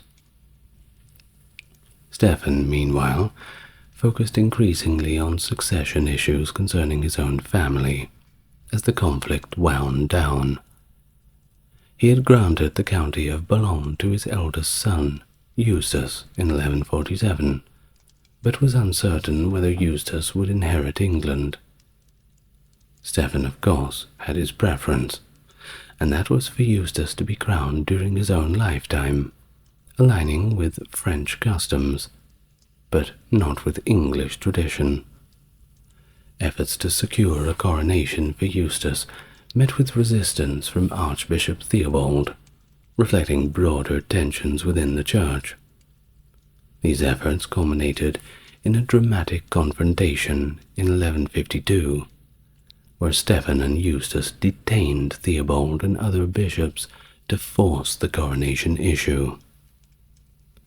Theobald's subsequent escape to Flanders marked a low point in Stephen's relations with the Church, highlighting the ongoing governance challenges Stephen faced as he struggled to secure his family's future in the English monarchy. In 1153, Henry Fitz-Empress, supported by Ranulph of Chester and Hugh Bigot, returned to England, and with a small army, advancing his influence in the north and the east of the country. Stephen's castle at Malmesbury was soon under siege by the forces of Henry. He attempted to engage Henry's smaller army in a decisive battle along the river Avon, but he was unsuccessful, and with winter approaching, agreed to a temporary truce, retreating to London. This left Henry free to consolidate support in the Midlands, where Robert de Beaumont, Earl of Leicester, declared his allegiance to the Angevin cause. By 1153, Henry and his allies controlled significant portions of England, including the southwest, Midlands, and much of the north. As Easter approached, a delegation of senior English clergy met with Henry at Stockbridge. The discussions likely focused on a negotiated peace, with the clergy expressing support for Stephen, but overall simply just desiring an end to the conflict. Henry thus reassured them that he would respect the autonomy of the English cathedrals and not expect bishops to attend his court. The siege of Wallingford Castle, a key Angevin stronghold, became a critical focus for Stephen. Henry intervened, leading his forces to besiege Stephen's troops surrounding Wallingford. Stephen responded by mustering a large force from Oxford, leading to a standoff across the River Thames at Wallingford in July of 1153. Both sides, weary of conflict and influenced by peacemaking efforts from the Church, agreed to a truce rather than engagement in battle. The peaceful resolution at Wallingford, well, it rather frustrated Stephen's son Eustace, who departed to raise funds for further conflict. But I hope he kept the receipts, because he died in the next month. No refunds. Eustace's death removed a significant obstacle to the peace process, facilitating negotiations between Stephen and Henry. Despite the ongoing skirmishes, such as Henry's capture of Oxford and Stamford, and a failed siege of Nottingham Castle by Angevin forces, momentum was building towards a resolution. Permanent peace was finally brokered in Winchester, where Stephen and Henry met to discuss terms. The resulting Treaty of Winchester, ratified in November of 1153, saw Stephen acknowledge Henry as his adopted son and successor. Stephen retained all royal powers, but agreed to listen to Henry's counsel. William, Stephen's remaining son, renounced his claim to the throne in exchange for assurances over his lands. Key castles were to be held by guarantors on behalf of Henry, while Stephen would have access to Henry's castles. Foreign mercenaries were to be demobilized and sent home, and the treaty was sealed with a public kiss of peace in Winchester Cathedral. Interesting, marking the formal end to the Civil War and establishing a framework for the peaceful succession of Henry Fitz-Empress. Now, Stephen, he remained active in early 1154, asserting royal authority by issuing writs for the southeast and holding court in York to reassure the northern barons of the crown's restored power. His meeting with the Count of Flanders in Dover later that year might have been part of efforts to secure his family's status before his death from a stomach disorder on October the 25th, 1154. Henry Fitz-Empress, not rushing his return to England, arrived in December of 1154 and was swiftly crowned alongside his wife Eleanor. The coronation was followed by a royal court in April of 1155, where barons reaffirmed their loyalty. Henry aimed to revive his grandfather, Henry I's governmental methods, distancing his reign from the disarray of Stephen's rule, emphasizing consultation and responsiveness, unlike his mother, the Empress Matilda. Thus England had suffered greatly during this conflict.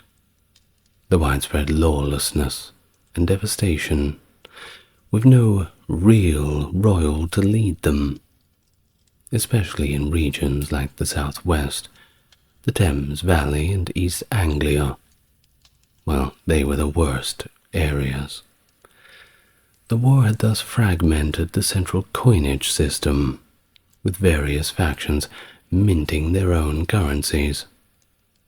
The royal forest law had collapsed in many areas, although some regions remained largely unaffected by the war.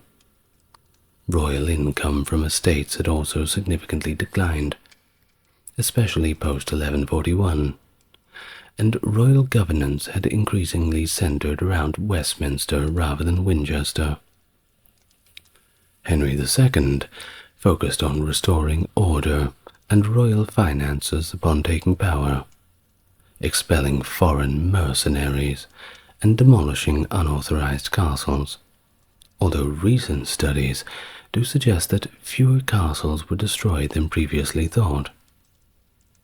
Thus he revitalized the financial administration, largely restoring the fiscal health of the kingdom by the 1160s. He also addressed territorial losses incurred during the war. In 1157, he pressured Malcolm IV of Scotland to return lands taken in northern England, which Henry promptly refortified. Restoring control over Wales was, admittedly, more challenging, requiring military campaigns in 1157 and 58, before Welsh princes Owain Gwynedd and Rhys ap Gruffydd agreed to terms to re-establish pre-war territorial divisions. Empress Matilda, born in 1102, the central figure in the civil conflict known as the Anarchy, which erupted after her father, King Henry I of England, died without an heir. Named his successor, Matilda's ascension was thwarted by her cousin Stephen, who claimed the throne for himself, igniting a prolonged battle for control. Throughout her struggle, she managed to assert her authority in parts of England and came close to being crowned, though she never fully secured the monarchy. A resolution came when Stephen agreed to name Matilda's son, Henry II, as his successor, effectively establishing the Plantagenet dynasty. But there is so much more to her story, and you're about to learn all about it. Hello and welcome to the channel. If it's your first time here, good to meet you, and if you're coming back, great to see you again. As always, if you want to support the channel, you're already doing it. The best way to support is just by enjoying the content. Those who want to go above and beyond can like, subscribe, or take a look in the description. You'll find where you want to go. Now, without further ado, please get nice and relaxed and comfortable, and we can begin our biography of Empress Matilda. Matilda, the daughter of Henry I of England and Matilda of Scotland, was likely born on February the 7th, 1102, at Sutton Courtenay in Berkshire. Her birth linked her to significant royal lineages, as her father was the youngest son of William the Conqueror, who established an Anglo-Norman elite across England and Wales after his 1066 invasion. Her mother, Matilda of Scotland, descended from the West Saxon royal family, which included Alfred the Great, enhancing Henry I's legitimacy as king.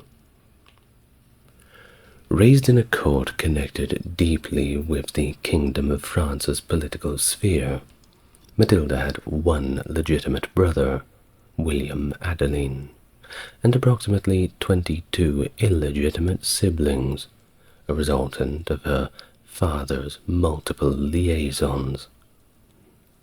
Her early life details, of course, are sparse, but she likely received her education from her mother, focusing on literacy and religious principles.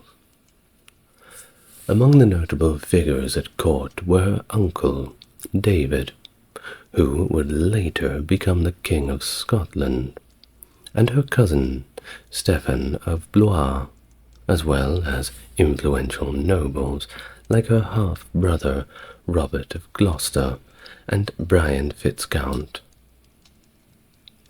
In 1108, during one of Henry's trips to Normandy, he entrusted Matilda and William Adeline to the care of Anselm, the Archbishop of Canterbury, a close confidant of her mother.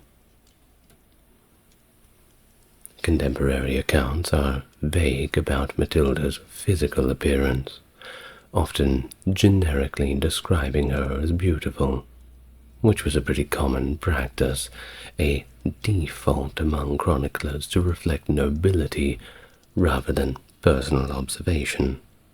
Of course, no one was very rushed or keen to describe a royal as not beautiful.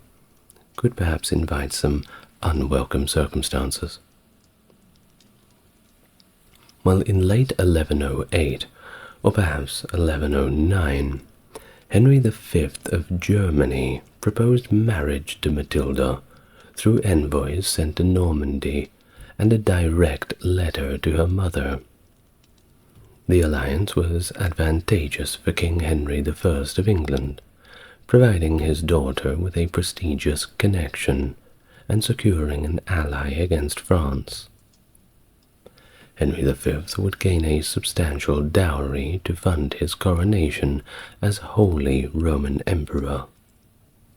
Negotiations finalized in the June of 1109, marking Matilda's entrance into significant political proceedings. By October, she attended her first royal council, and by February 1110 she departed for Germany. Matilda and Henry V met in Liege, proceeding to Utrecht for their official betrothal on April the 10th, 1110, followed by Matilda's crowning as German Queen in Mainz on July 25th. At the time of their betrothal, Matilda was only 8, while Henry was 24. While her education in German customs and governance was overseen by Bruno, the Archbishop of Trier. Thus their official marriage took place in January of 1114 in Worms, amidst grand celebrations, after which Matilda became actively involved in German imperial affairs. Henry's arrest of Archbishop Adalbert of Mainz, among others soon after their marriage, precipitated political unrest and rebellions, culminating in his excommunication by Pope Pascal II. In 1116, the imperial couple crossed the Alps to confront the Pope in Italy, asserting control over northern Italy by early 1117 and advancing on Rome. The Pope fled, and in his absence, the papal envoy Maurice Bourdin, later the anti-pope Gregory VIII, crowned them in St. Peter's Basilica during Easter and again at Pentecost. These ceremonies were contentious, primarily formal, crown-wearing rather than true imperial coronations, and complicated by Bourdin's excommunication and subsequent deposition. Despite these ambiguities, Matilda claimed and was likely recognized as Empress from 1117 onward. Her title was generally accepted by chanceries and chroniclers, and she used the epithet Empress consistently throughout her remaining life. In 1118, as Henry V ventured back to Germany to quell renewed uprisings, he appointed Matilda as his regent in Italy, marking her first significant experience in governance, although specific records from this period are sparse. By 1119, she rejoined Henry in Lotharingia, as he negotiated a resolution to his excommunication by the Church. Their presence at the Council of Worms in 1122 highlighted another pivotal moment, where Henry relinquished his rights to invest bishops with their religious symbols, settling a long-standing ecclesiastical dispute. Matilda's attempt to visit England in 1122 to potentially discuss her succession was thwarted by Charles I of Flanders, blocking her route. This journey, suggested by historian Marjorie Chibnall, may have been intended to solidify her claims on the English crown, excuse me. Well, the imperial couple at this time had remained childless, a situation attributed by contemporaries to Henry's sins rather than a question of fertility. Of course, science had not quite caught up to superstition. Well, Henry's health declined quite early, actually, by 1122, reportedly afflicted with cancer, and he died in May 1125 in Utrecht. His death left Matilda under the protection of her nephew Frederick, the heir to Henry's estates, and Matilda still held the imperial insignia. However, Archbishop Adalbert persuaded her to hand over these symbols, and he facilitated the election of Lothair of Supplinburg as the new king, a choice that signaled a significant shift away from Henry's allies. Facing limited prospects at the age of 23, and without children to claim a regency, Matilda was presented with the choice of joining a convent or remarrying. Opting against further political entanglements in Germany, she decided to return to Normandy, relinquishing her German estates. She left with personal treasures, including her imperial regalia and significant relics, signaling a definitive end to her political life in the Holy Roman Empire and a return to her roots in Normandy. The tragic White Ship disaster in 1120 drastically altered English succession landscape. You see, the ship carrying around 300 people, including Matilda's brother, William Adelin, and many nobles, sank near Barfleur, Normandy. It was likely due to overcrowding, but apparently the crew's intoxication did not help things. Indeed, they had all gotten way too drunk, including the captain. The disaster claimed nearly all on board, including William, leaving the succession uncertain. Probably best that the drunken crew had went down with the ship. One can hardly imagine the fate in store for them if they had have survived.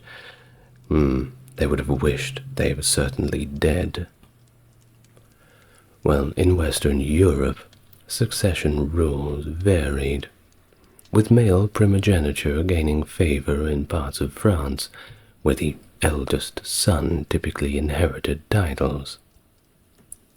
But unlike the French kings, who crowned their successors during their lifetimes to clarify succession lines, England had no such tradition.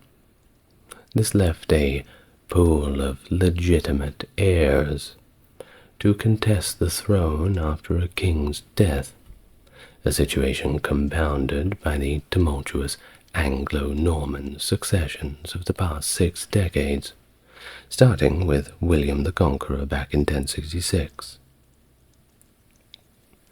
Following William Adelin's death, King Henry I's immediate solution was to father another son. His first wife, Matilda of Scotland, however, had died back in 1118, and his subsequent marriage to Adeliza of Louvain did not produce any children, casting doubt on the royal lineage's future. Henry considered various nephews as potential heirs. Stephen of Blois, son of Henry's sister Adela, emerged as a contender, especially after Henry arranged Stephen's marriage to Matilda I of Boulogne, Empress Matilda's affluent cousin. Another nephew, Theobald IV of Blois, also seemed a likely candidate. However, William Clito, son of Robert Curthose and favoured by King Louis VI of France, was unsuitable due to his rebellion against Henry. Henry may have contemplated his illegitimate son Robert of Gloucester as a successor, but such a choice would have clashed with the English norms of favouring legitimate succession. Thus, the Emperor's death in 1125, Empress Matilda's husband, reshaped Henry's plans, bringing Matilda into the line of potential heirs, as she returned to Normandy, possibly to assert her claim and stabilize the royal succession. After returning to Normandy in 1125, she spent about a year at the royal court, where her father, Henry I, hoped his second marriage would produce the male heir required. However, in preparation for the possibility that it may not, Henry designated Matilda as his successor, provided he had no other legitimate sons. Thus, at a gathering in Westminster on December of 1126, the Anglo-Norman barons were convened, and in January of 1127 they swore to recognize Matilda and any of her future legitimate heirs as rightful successors. In early 1127, Henry started seeking a new husband for Matilda, considering various European princes. His favored choice was Geoffrey, the eldest son of Count Fulk V of Anjou. The strategic alliance aimed to secure Normandy's southern borders, particularly as Henry faced threats from his nephew William Clito, supported by the French king from the east. The earlier alliance plan with Anjou through William Adelin had collapsed with his death in the White Ship disaster. The dispute over the dowry from that failed marriage had driven Fulk towards supporting William Clito, while Henry's new strategy was to realign with Anjou by marrying Matilda off to Geoffrey. As far as Matilda, though, she was initially reluctant to be so quick to marry Geoffrey, feeling that it demeaned her imperial status, given that Geoffrey was merely a count's son, and also much younger than she was, Matilda being 25 and Geoffrey being 13 at the time. However, after persuasion by Hildebert, the Archbishop of Tours, Matilda consented to the engagement.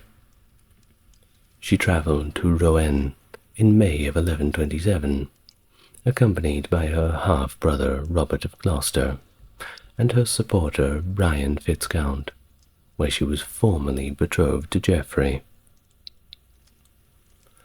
Thus the marriage took place on the 17th of June 1128 in Le Mans, conducted by the bishops of Le Mans and Serres. Shortly thereafter, Fulk set off for Jerusalem, aiming to secure a kingship there, and officially left Geoffrey as the Count of Anjou and Maine in 1129. This marriage, though initially met with resistance from Matilda, was crucial in solidifying political alliances and securing the southern flank of Normandy. The marriage between Matilda and Geoffrey of Anjou was marked by discord from the outset, as personal and political tensions surfaced soon after their union. Matilda was granted castles in Normandy as part of her dowry, yet it remained unclear when the couple would again gain actual control over these assets. Furthermore, Henry did not clearly define Geoffrey's political claims on England or Normandy, likely maintaining ambiguity about his son-in-law's status intentionally. The relationship deteriorated to the point where Matilda left Geoffrey and returned to Normandy. Although initially blaming Geoffrey for the marital strife, Henry I eventually facilitated their reconciliation in 1131. Following a summons from her father, Matilda travelled to England, and at a council meeting it was resolved that she would return to her husband, and was reaffirmed as Henry's heir. Matilda gave birth to her first son, the future Henry II, in March of 1133 in Le Mans, which delighted Henry I, who visited her in Rouen.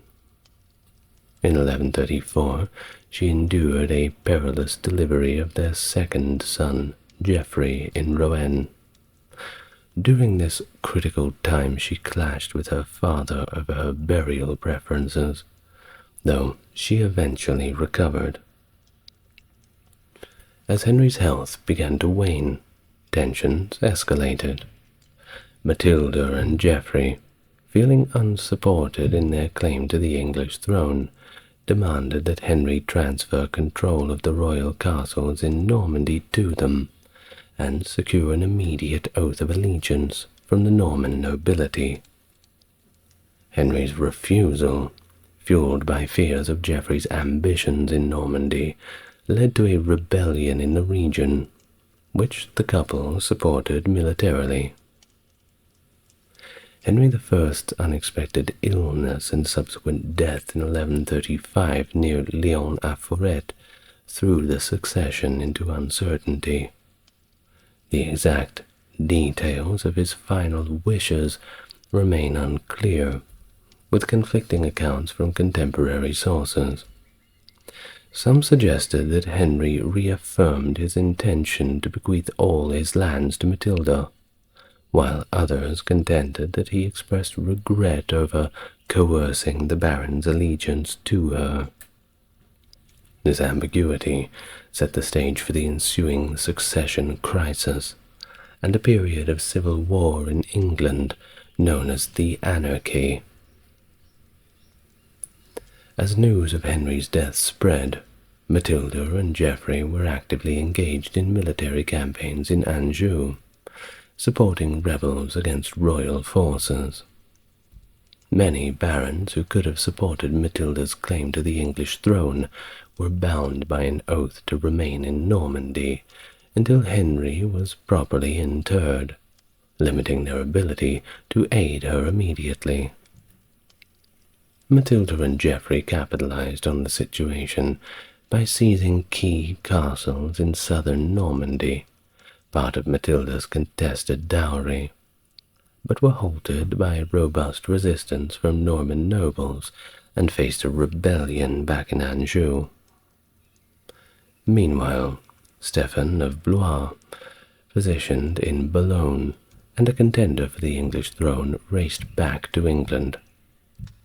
Despite initial resistance at key ports, he managed to reach London by the 8th of December. His timely arrival, coupled with promises of rights and privileges to Londoners, helped him secure the support of the city and his brother Henry of Blois, the influential Bishop of Winchester. Stephen quickly overturned his previous oath to support Matilda, claiming Henry I had rescinded his decision on his deathbed. His source? Trust me, bro. By December 22nd, Stephen was crowned king at Westminster Abbey. Back in Normandy, discussions about the nobility supporting Theobald, Stephen's elder son, as king, quickly dissolved when news of Stephen's coronation reached them. The Normans, preferring a unified rule over England and Normandy, withdrew their support for Theobald in favor of Stephen. Matilda was undeterred. She continued her efforts from Argentan, where she gave birth to her third son, William, in July of 1136. She maintained her court near the Norman border, bolstering her position with loyal knights, although she sought papal support from the Bishop of Angers. These attempts were seemingly unsuccessful. Geoffrey's military actions in Normandy were aggressive, characterized by raids rather than attempts to secure lasting control. In response, Stephen returned to Normandy in 1137 to forge an alliance with King Louis VI of France and Theobald to counteract Angevin influence. However, internal conflicts among Stephen's forces, followed by a desertion of Norman barons, led to the failure of his military campaign. Thus, a truce was negotiated, with Stephen agreeing to an annual payment to Geoffrey for peace. In England, Stephen's early reign appeared to be somewhat successful, with generous distributions of land and favors securing the loyalty of many.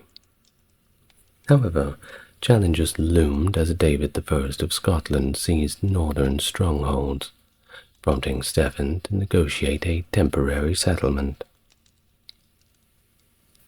Simultaneously, rebellions in South Wales and the southwest tested his control, with key figures like Baldwin de Redvers turning against him after being released from captivity, further complicating Stephen's rule. In 1138, the political landscape of England was drastically altered when Robert of Gloucester, Matilda's influential half-brother, renounced his allegiance to King Stephen and declared his support for Matilda's claim to the English throne. This act of defiance marked the beginning of a civil war and triggered widespread regional rebellions across the southwest of England and Kent, though Robert remained in Normandy during this period. His declaration significantly reinvigorated Matilda's campaign, which had been relatively dormant since the death of Henry in 1135. Geoffrey of Anjou, seizing the opportunity presented by the destabilization in England, launched invasions into Normandy to expand his influence. Simultaneously, David of Scotland, asserting his support for Matilda, invaded northern England, pushing his forces into Yorkshire with the aim of cementing Matilda's claim. In response to these threats, Stephen concentrated his efforts on England rather than Normandy. He dispatched his wife, who was also named Matilda, to Kent with substantial resources to reclaim the strategic port of Dover from rebel control. Additionally, Stephen sent a small contingent of his household knights to the north to confront the Scots, culminating in their defeat at the Battle of the Standard. Despite this victory, David of Scotland maintained control over much of the north. Stephen then focused his military efforts on the west to regain control of Gloucestershire. His campaigns led him through the Welsh Marches, where he successfully took Hereford and Shrewsbury, and then southward to Bath. However, Bristol, the key rebel stronghold, resisted his efforts, and Stephen was forced to settle for raiding the surrounding area. The rebels had hoped for Robert of Gloucester's intervention, but he remained in Normandy, working to persuade Matilda to launch an invasion of England herself. Dover eventually capitulated to Queen Matilda's forces later in that year. By 1139, the preparations for an invasion by Matilda and Robert became more pronounced. Having secured much of Normandy, Geoffrey and Matilda began mobilizing forces for a cross-channel expedition to England. Earlier in the year, Matilda also sought to bolster her claim through the papacy. Bishop Ulger presented her legal argument for the throne, emphasizing her hereditary rights and the oaths previously sworn by the barons to support her succession. However, Arnulf of Lisieux, representing Stephen, contested her claim by questioning the legitimacy of Matilda's parentage, alleging that her mother had been a nun. Although the Pope maintained his support for Stephen, the proceedings underscored the legitimacy of the contention over Stephen's rule, positioning Matilda's claim as a credible challenge. Empress Matilda's long-awaited invasion of England commenced in the late summer of 1139, marking a critical escalation in her campaign to claim the English throne. The invasion was preceded by Baldwin de Redver's attempt in August to secure Wareham as a landing port for Matilda's forces, but he was repelled by King Stephen's troops and retreated to the southwest. In a strategic shift, Matilda, invited by her stepmother, Queen Adeliza, landed at Arundel on the 30th of September, with Robert of Gloucester and a contingent of 140 knights. Matilda took refuge in Arundel Castle, while Robert marched northwest to ratify further support and join forces with Miles of Gloucester, who had declared his allegiance to Matilda. Stephen swiftly reacted by besieging Arundel Castle, effectively trapping Matilda within. However, under a truce brokered by his brother, Henry of Blois, Stephen surprisingly allowed Matilda's safe passage to the southwest, where she had the opportunity to reunite with her forces. The motives behind Stephen's decision remain debated. He may have recognized the tactical disadvantage of a prolonged siege at an impregnable location, or perhaps he simply acted out of a chivalric disposition, as it was unconventional to target women in warfare. Matilda established her court in Gloucester, maintaining a strategic distance from Bristol, yet close enough to coordinate with Robert of Gloucester. Despite limited defections to her cause, Matilda managed to hold a significant territory extending from Gloucester through the Thames Valley to Oxford and Wallingford. Her control also stretched into Devon, Cornwall, and Herefordshire, although her influence in these further regions was somewhat less certain. The conflict intensified as Stephen launched counterattacks, starting with the Wallingford Castle, a critical point along the Thames. Finding it well defended, he moved into Wiltshire, capturing several castles, but faced resistance from Miles of Gloucester, whose forces posed a direct threat to London. This compelled Stephen to abandon his western offensive and focus on securing his eastern territories. The political landscape of the conflict was further complicated in early 1140, when Nigel, Bishop of Ely, joined Matilda's side and attempted to establish a stronghold in East Anglia. Stephen's prompt and aggressive response forced Nigel to retreat back to Gloucester.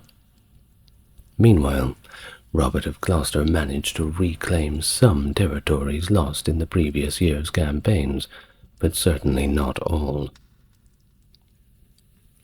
Efforts to broker peace ensued with a conference at Bath, led by Henry of Blois. However, the peace talks disintegrated when the clergy, asserting a dominant role in the negotiations, proposed terms unacceptable to Stephen's representatives. This collapse further entrenched the divisions, perpetuating the cycle of warfare and instability as both sides prepared for a continued and bloody conflict. Matilda's fortunes improved significantly at the beginning of 1141. A pivotal moment occurred when Ranulph of Chester, a key northern magnate, had a falling out with King Stephen during the winter, leading Stephen to lay siege to Ranulph's castle in Lincoln. In response, Robert of Gloucester and Rainulf assembled a larger force and confronted Stephen at the Battle of Lincoln on February 2nd, 1141. Despite initial successes by Stephen's forces, the battle turned in the favor of Matilda. Her cavalry, superior in numbers, managed to encircle Stephen's infantry. Intense fighting ensued, and ultimately Stephen was captured and dragged away to Bristol Castle, a secure location for high-ranking prisoners. Following this victory, Matilda moved to consolidate her position and prepare for her coronation, needing the support of the Church and a ceremony at Westminster. A crucial council was convened at Winchester, by Stephen's brother, Henry of Blois, acting as a papal legate.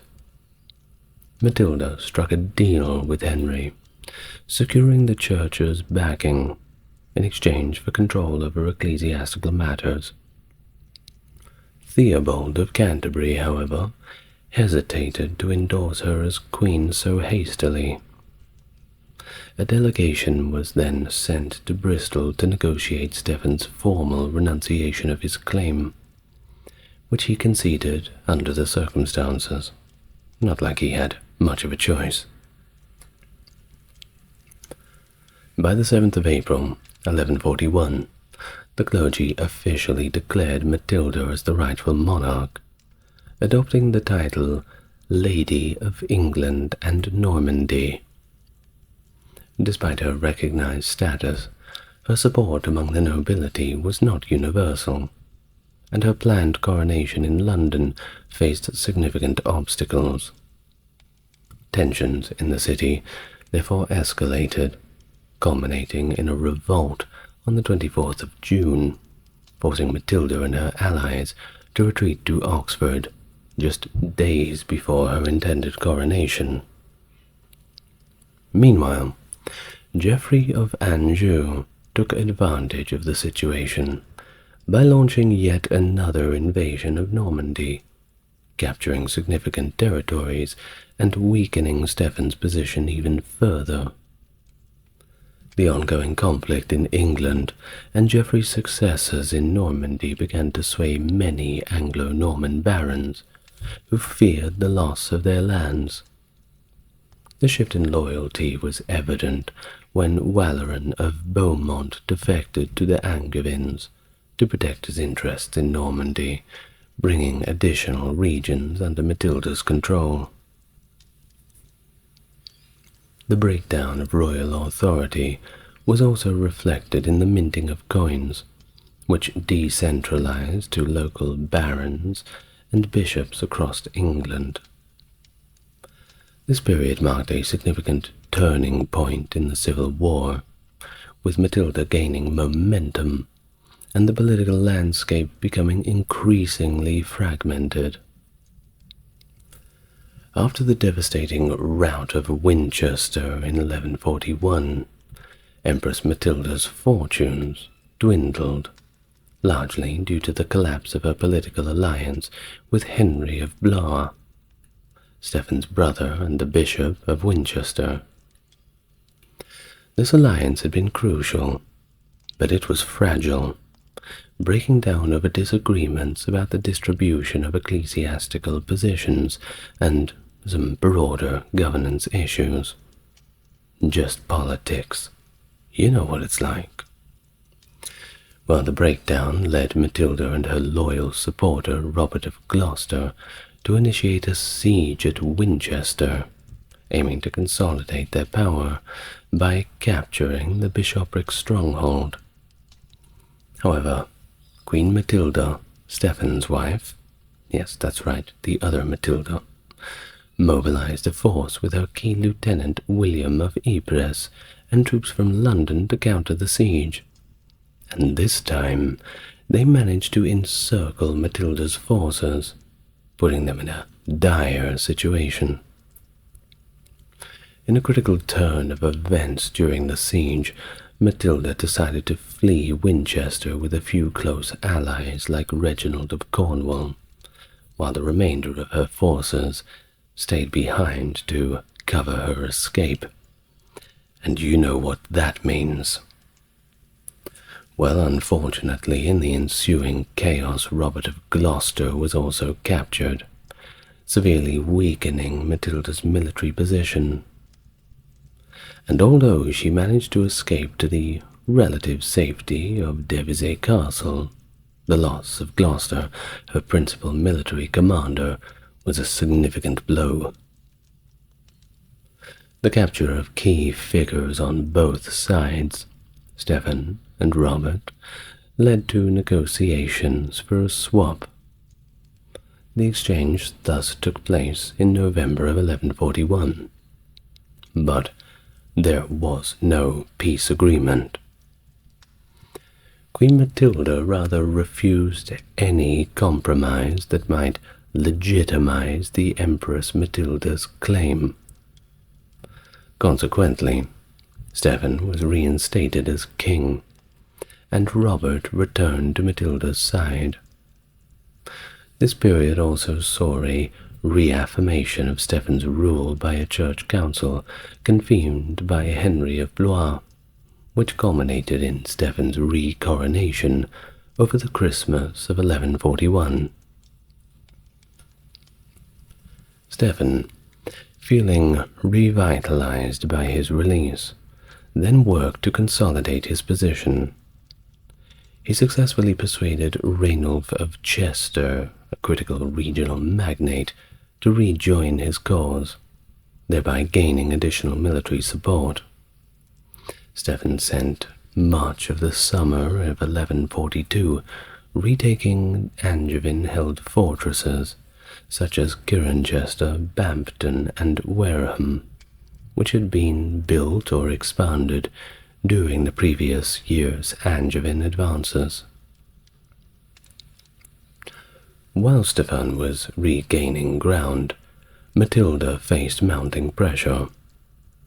In the fall of 1142, she was besieged by Stephen at Oxford Castle.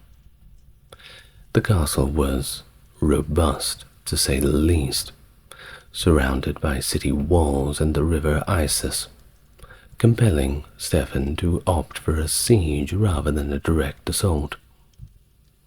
However, just before Christmas, in a daring and desperate move, Matilda, dressed in white for camouflage against the snow, made a stealthy escape from the castle.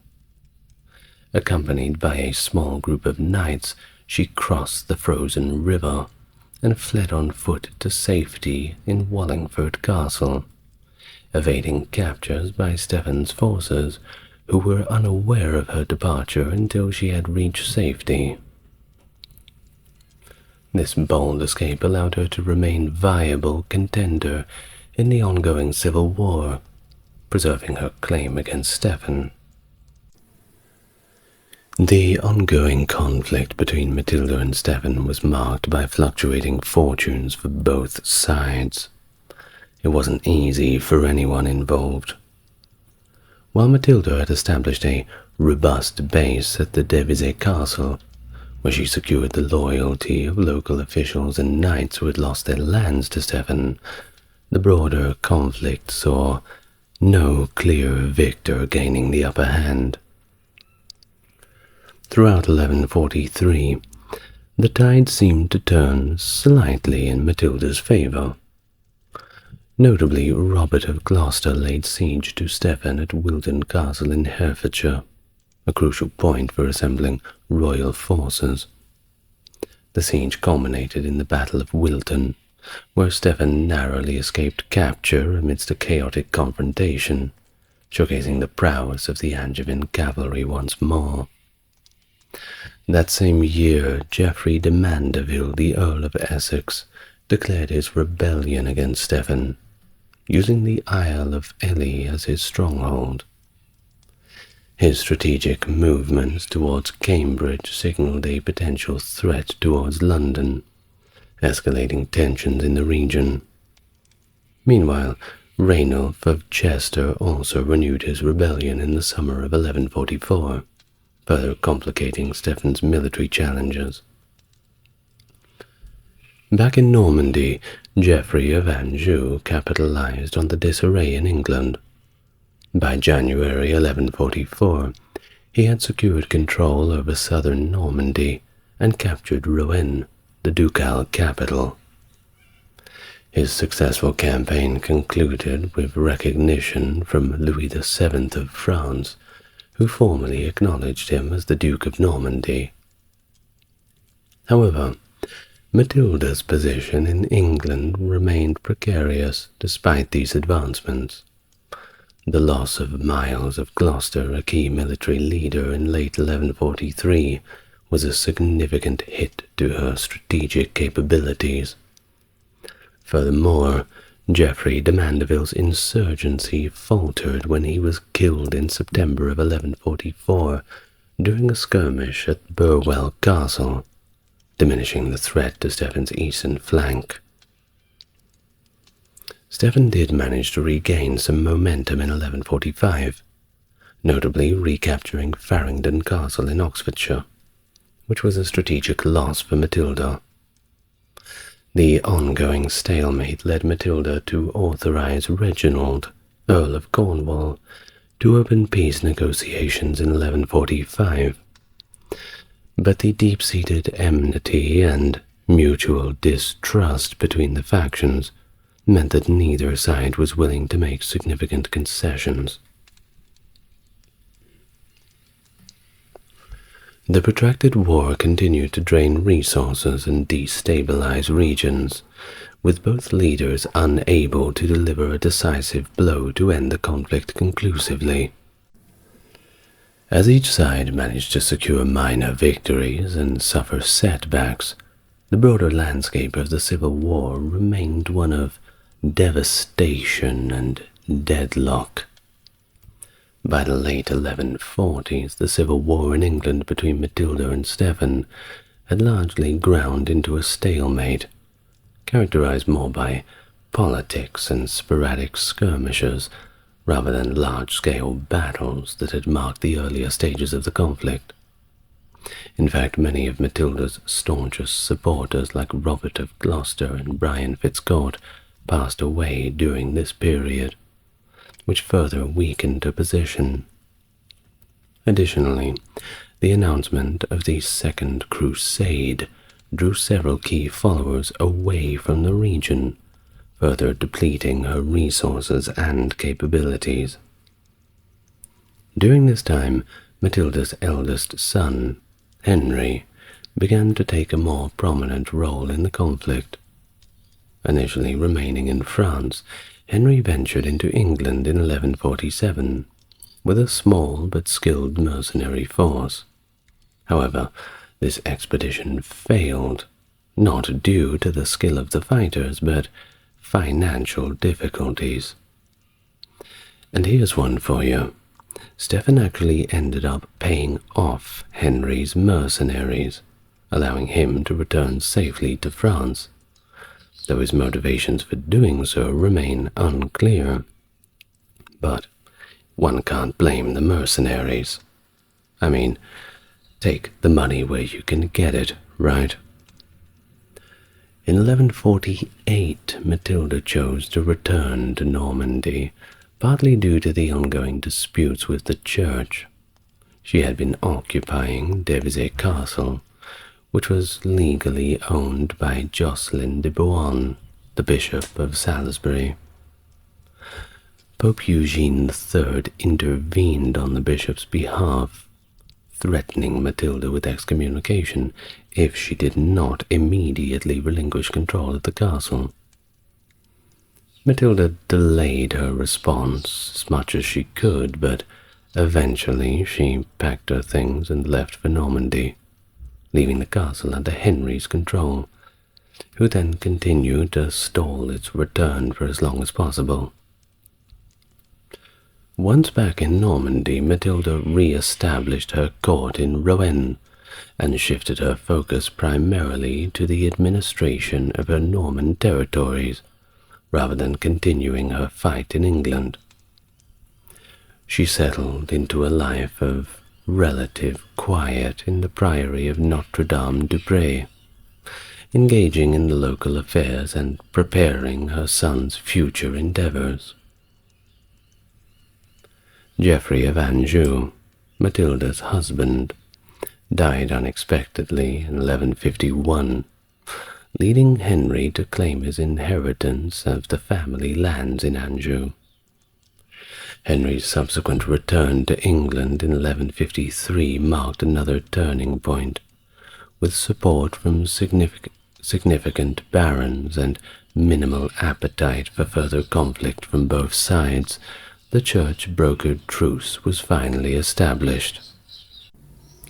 This peace agreement recognized Stephen as king, but named Henry as his adopted son and successor.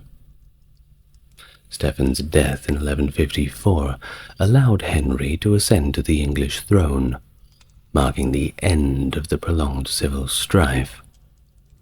Henry's coronation, which used the grandeur of the two imperial crowns Matilda had retained from her time as empress, symbolized not only his legitimate succession, but also the eventual resolution of the conflicts that had plagued Matilda's later years in Normandy. With Henry's succession, the instability and challenges Matilda faced in Normandy diminished, bringing a degree of peace and stability that had been elusive during her time as a claimant on the English throne. Throughout her later years, Matilda continued to play a significant role in the governance of Normandy, often acting on behalf of her son, Henry II. She was instrumental in managing and resolving the various land claims that emerged during the period of conflict and instability that had marked her earlier attempts to claim the English throne. Together with Henry, she issued numerous charters that helped stabilize governance in both England and Normandy, underscoring her continued influence in political affairs. She also took an active role in diplomatic and ecclesiastical matters. She intervened in the dispute between Henry and his Chancellor Thomas Becket over the codification of the English customs and church administration, offering measured advice that reflected her deep engagement with the issues at stake. Her diplomatic acumen was further demonstrated in her handling of international issues, such as the dispute over the hands of St. James' relic with the Holy Roman Emperor Frederick I. She also successfully negotiated to keep the relic in England, which not only pleased the English clergy and lay pilgrims, but also enhanced her standing as a skilled diplomat. Furthermore, her involvement in resolving a diplomatic conflict with Louis VII of France over crusading funds in 1164 shows her capability in handling sensitive international negotiations. Thus, her later years were also marked by a deeper engagement with religious affairs and her personal faith, although she never fully withdrew from political life. Matilda's relationship with her children, especially her youngest son William, to whom she was particularly close, also defined her later years. Despite her more relaxed demeanor in old age, contemporaries and chroniclers still noted her formidable character, reflecting her enduring legacy as a determined and capable ruler. Matilda's life came to a close in 1167 on the 10th of September in Rouen, after which she was generously remembered for her contributions to the church, to which she bequeathed all of her wealth. Her final resting place was initially the Abbey of Bec-Hellouin, where she was buried under the high altar in a ceremony led by Rotrou, the Archbishop of Rouen.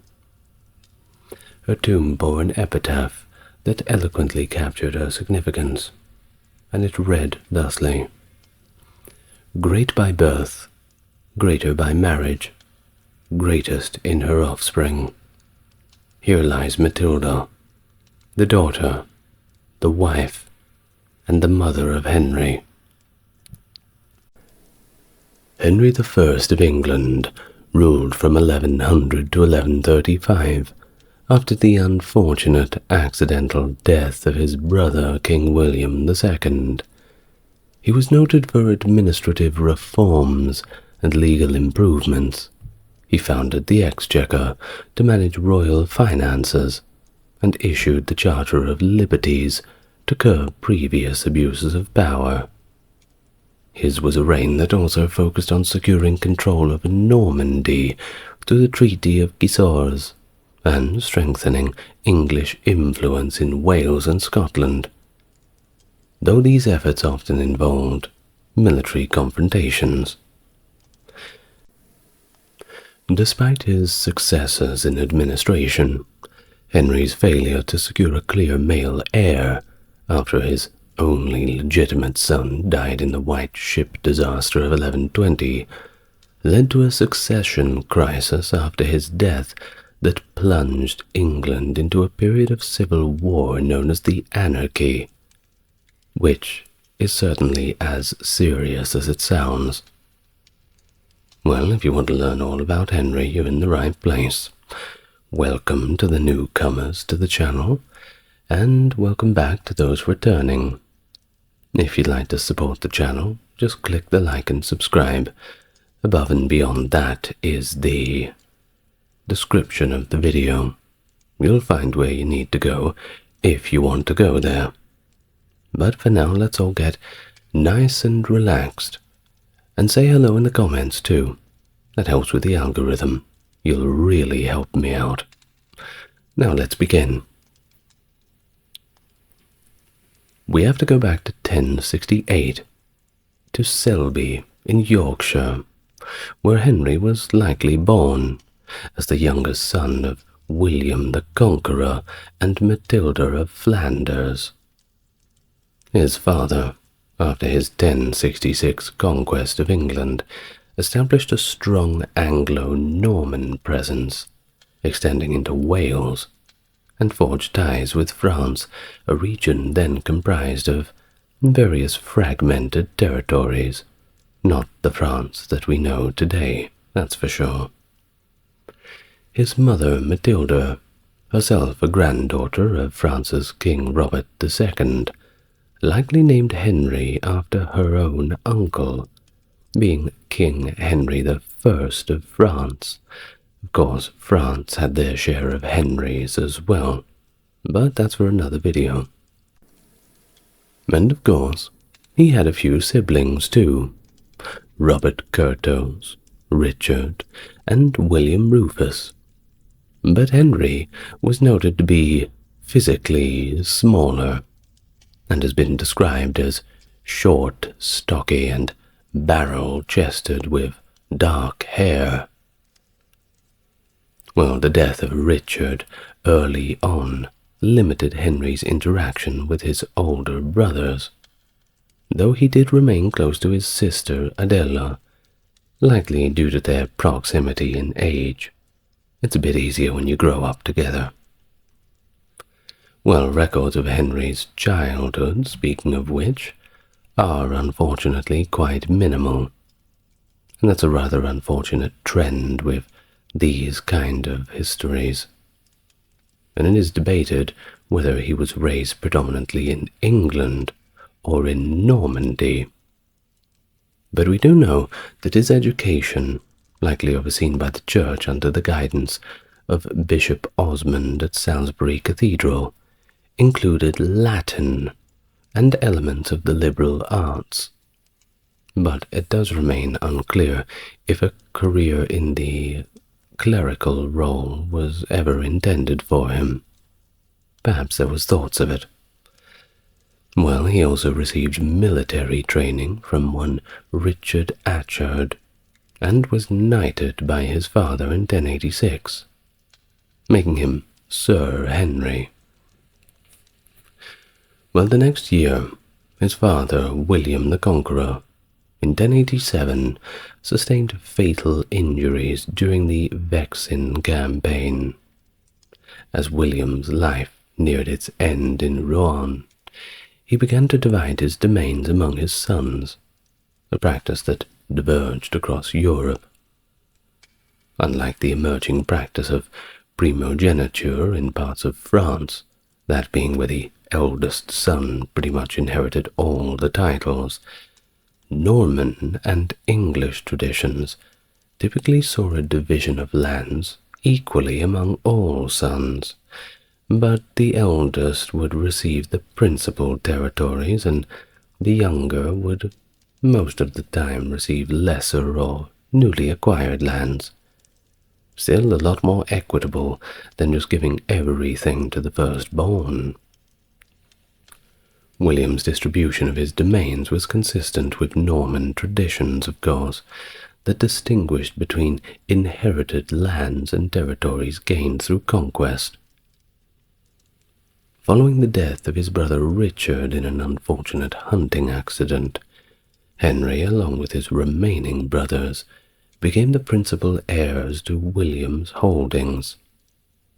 Normandy was allotted to Robert, the eldest, who had, by the way, previously rebelled against their father, while William Rufus, who had stayed in their father's favor, received England.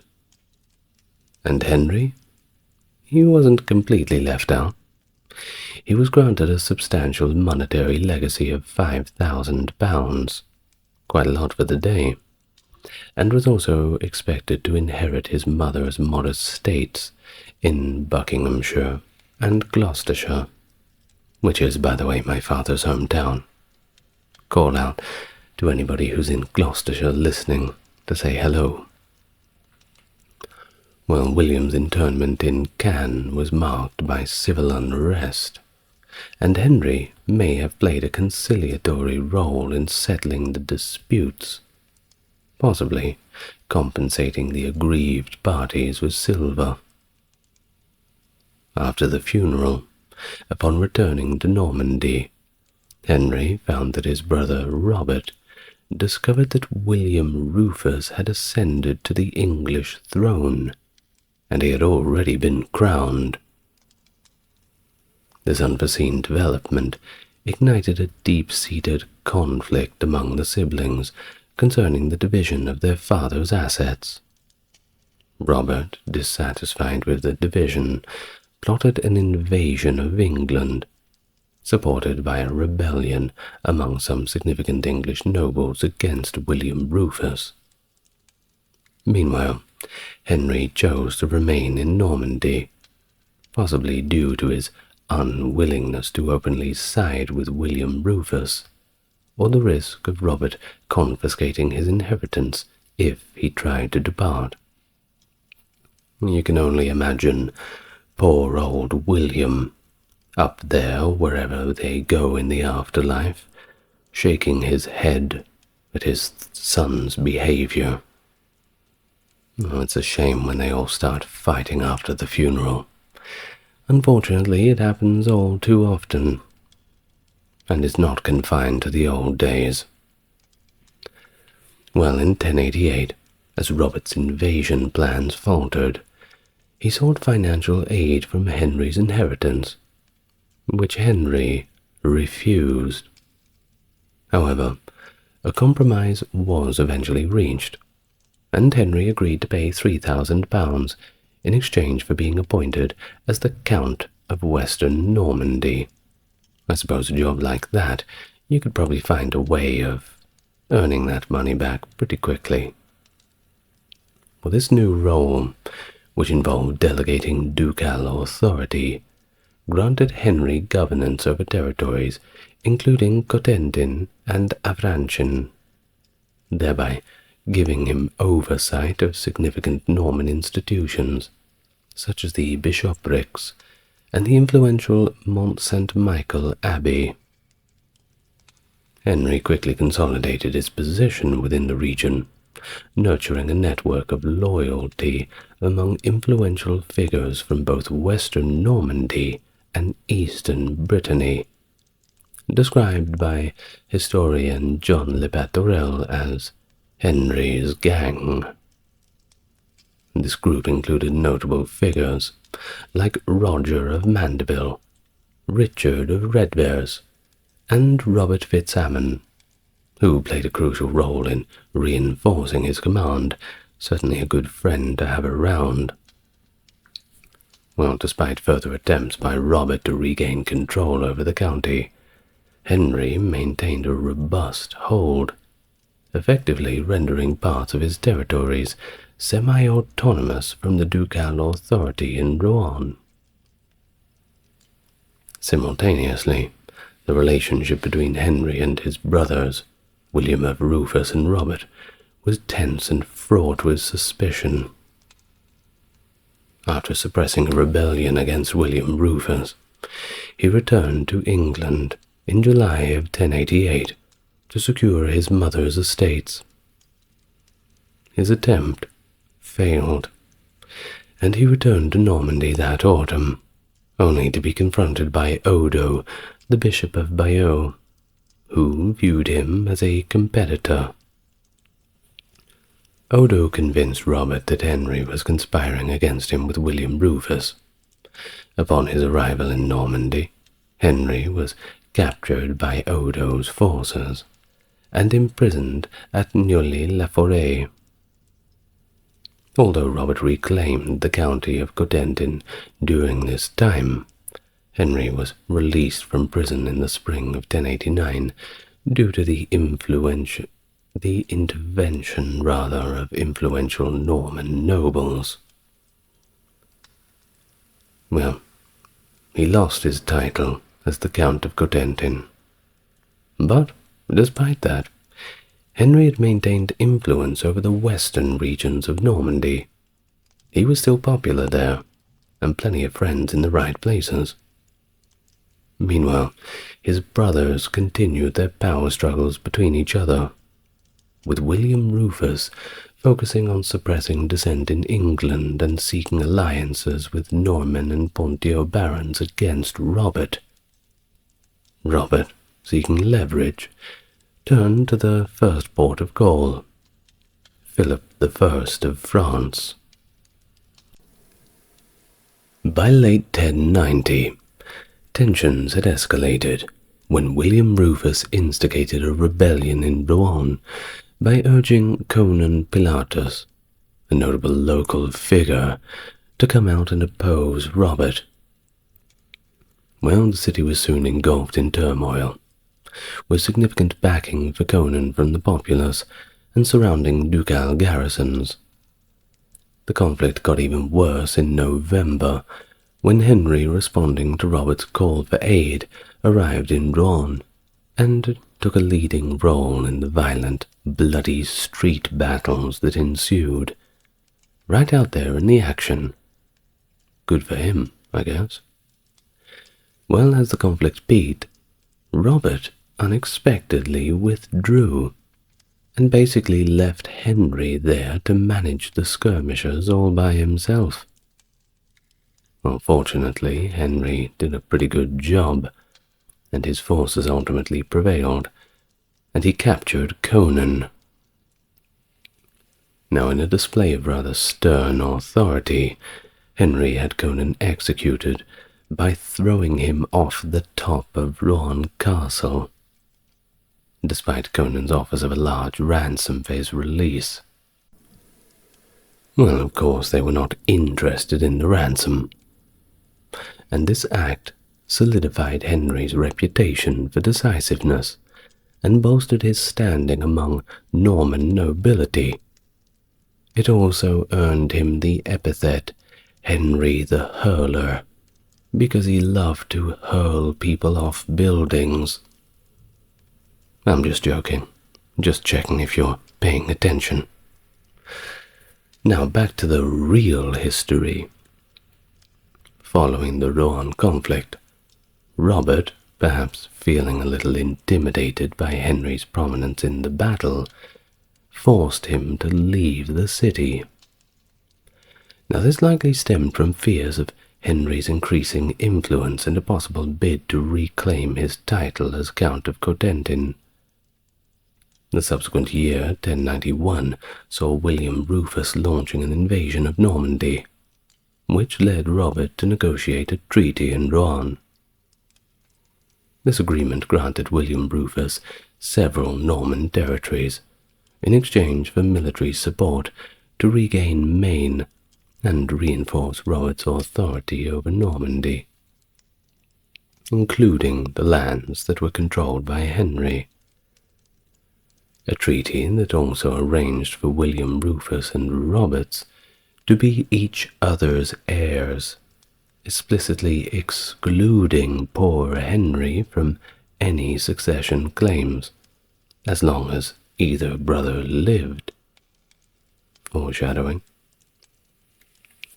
Well, following this treaty, hostilities of course erupted between Henry and the brothers. Henry wasn't going to take it lying down, and you can't blame him.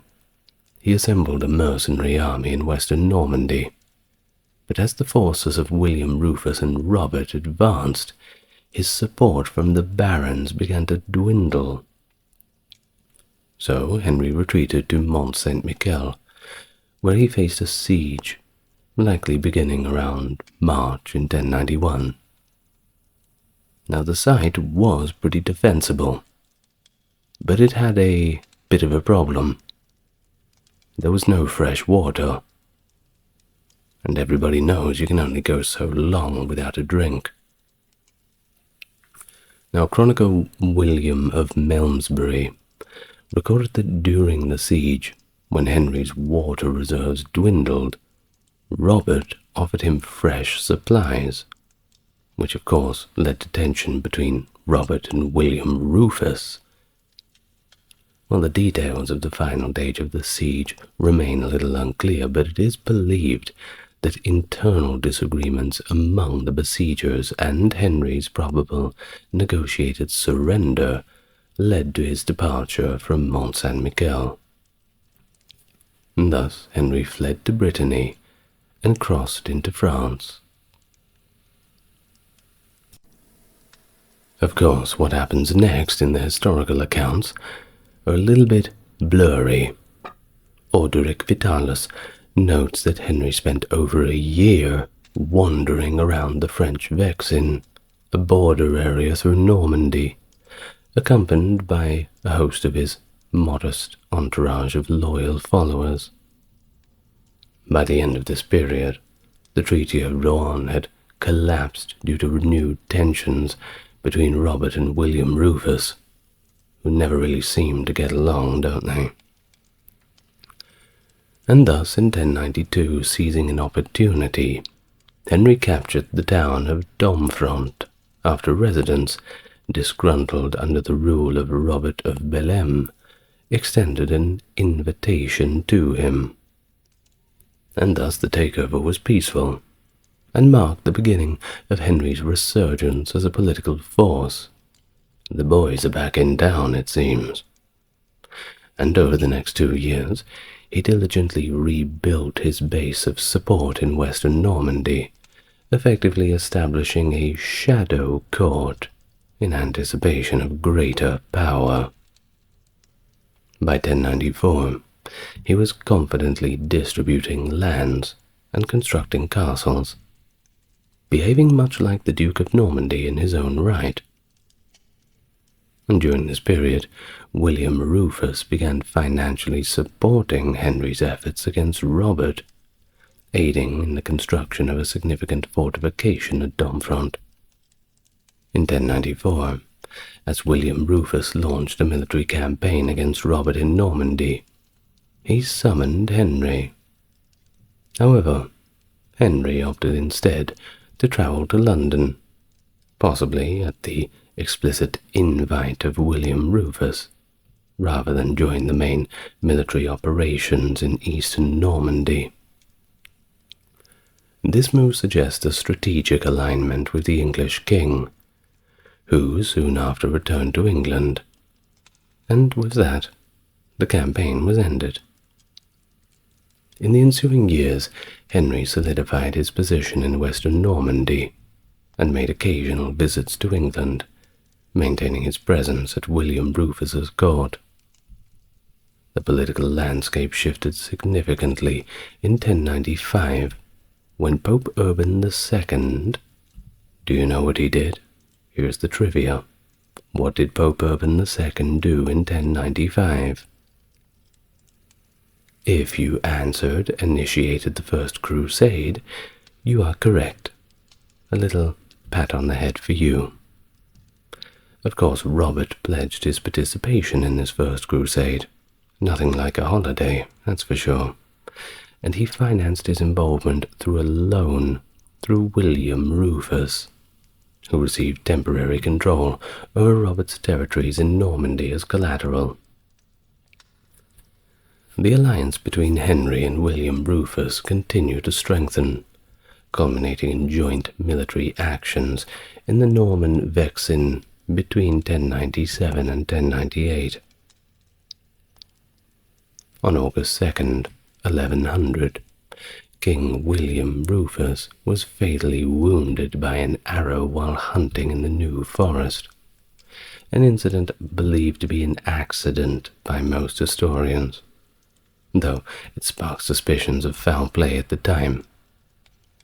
Walter Tyrrell, the alleged shooter, fled to France, fearing repercussions. Naturally, I suppose that's the only thing you could do, although I am surprised he got that far. In the ensuing chaos, Henry quickly moved to Winchester to secure the throne. William of Breteuil advocated for Robert, who was returning from the Crusades, citing the noble's prior homage to him as solidifying his claim. However, Henry, supported by influential figures like Henry de Beaumont and Robert of Milan, asserted his right to rule based on porphyrogeniture, having been born during his parents' reign. I know it's all a little complicated, but we're trying to go as slow as we can with all this. Henry's swift actions to control Winchester Castle and the royal treasury also helped him gain the upper hand. And so by August 5th, 1100, just 3 days after Rufus's death, Henry was hastily crowned king in Westminster Abbey by the Bishop of London, Maurice, due to the absence of the Archbishops of Canterbury and York, who would usually perform the deed. Now, following his coronation, Henry issued a charter to mend the unpopular policies of his predecessor.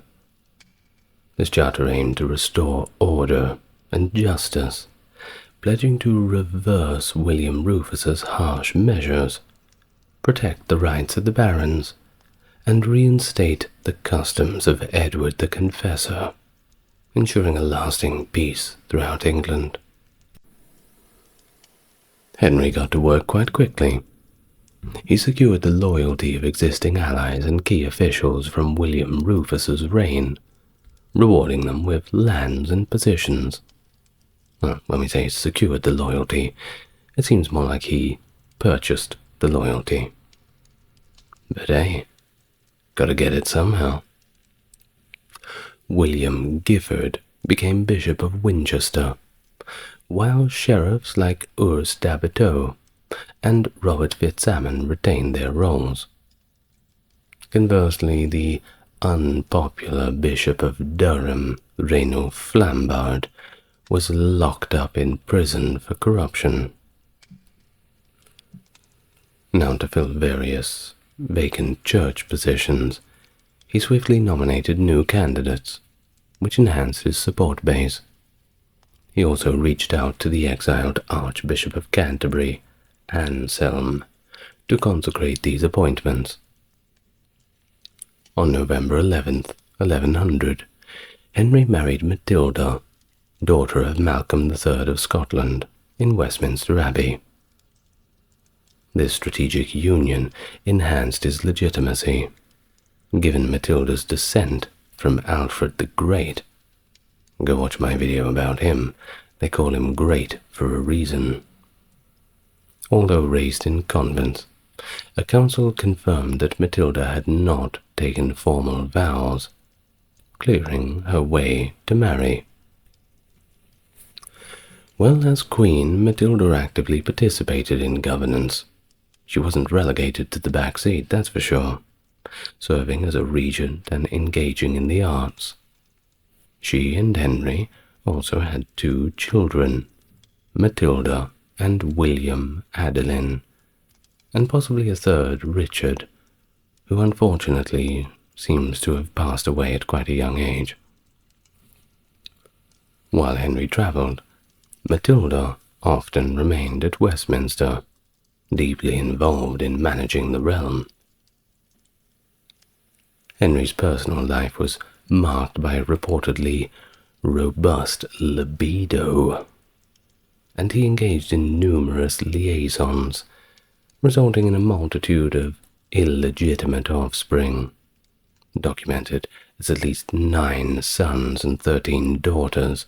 Hard to sweep them under the rug, isn't it? Well, these children were not shunned in any sense, really, but Henry actually acknowledged and provided for them. So there was no need to shirk any responsibility.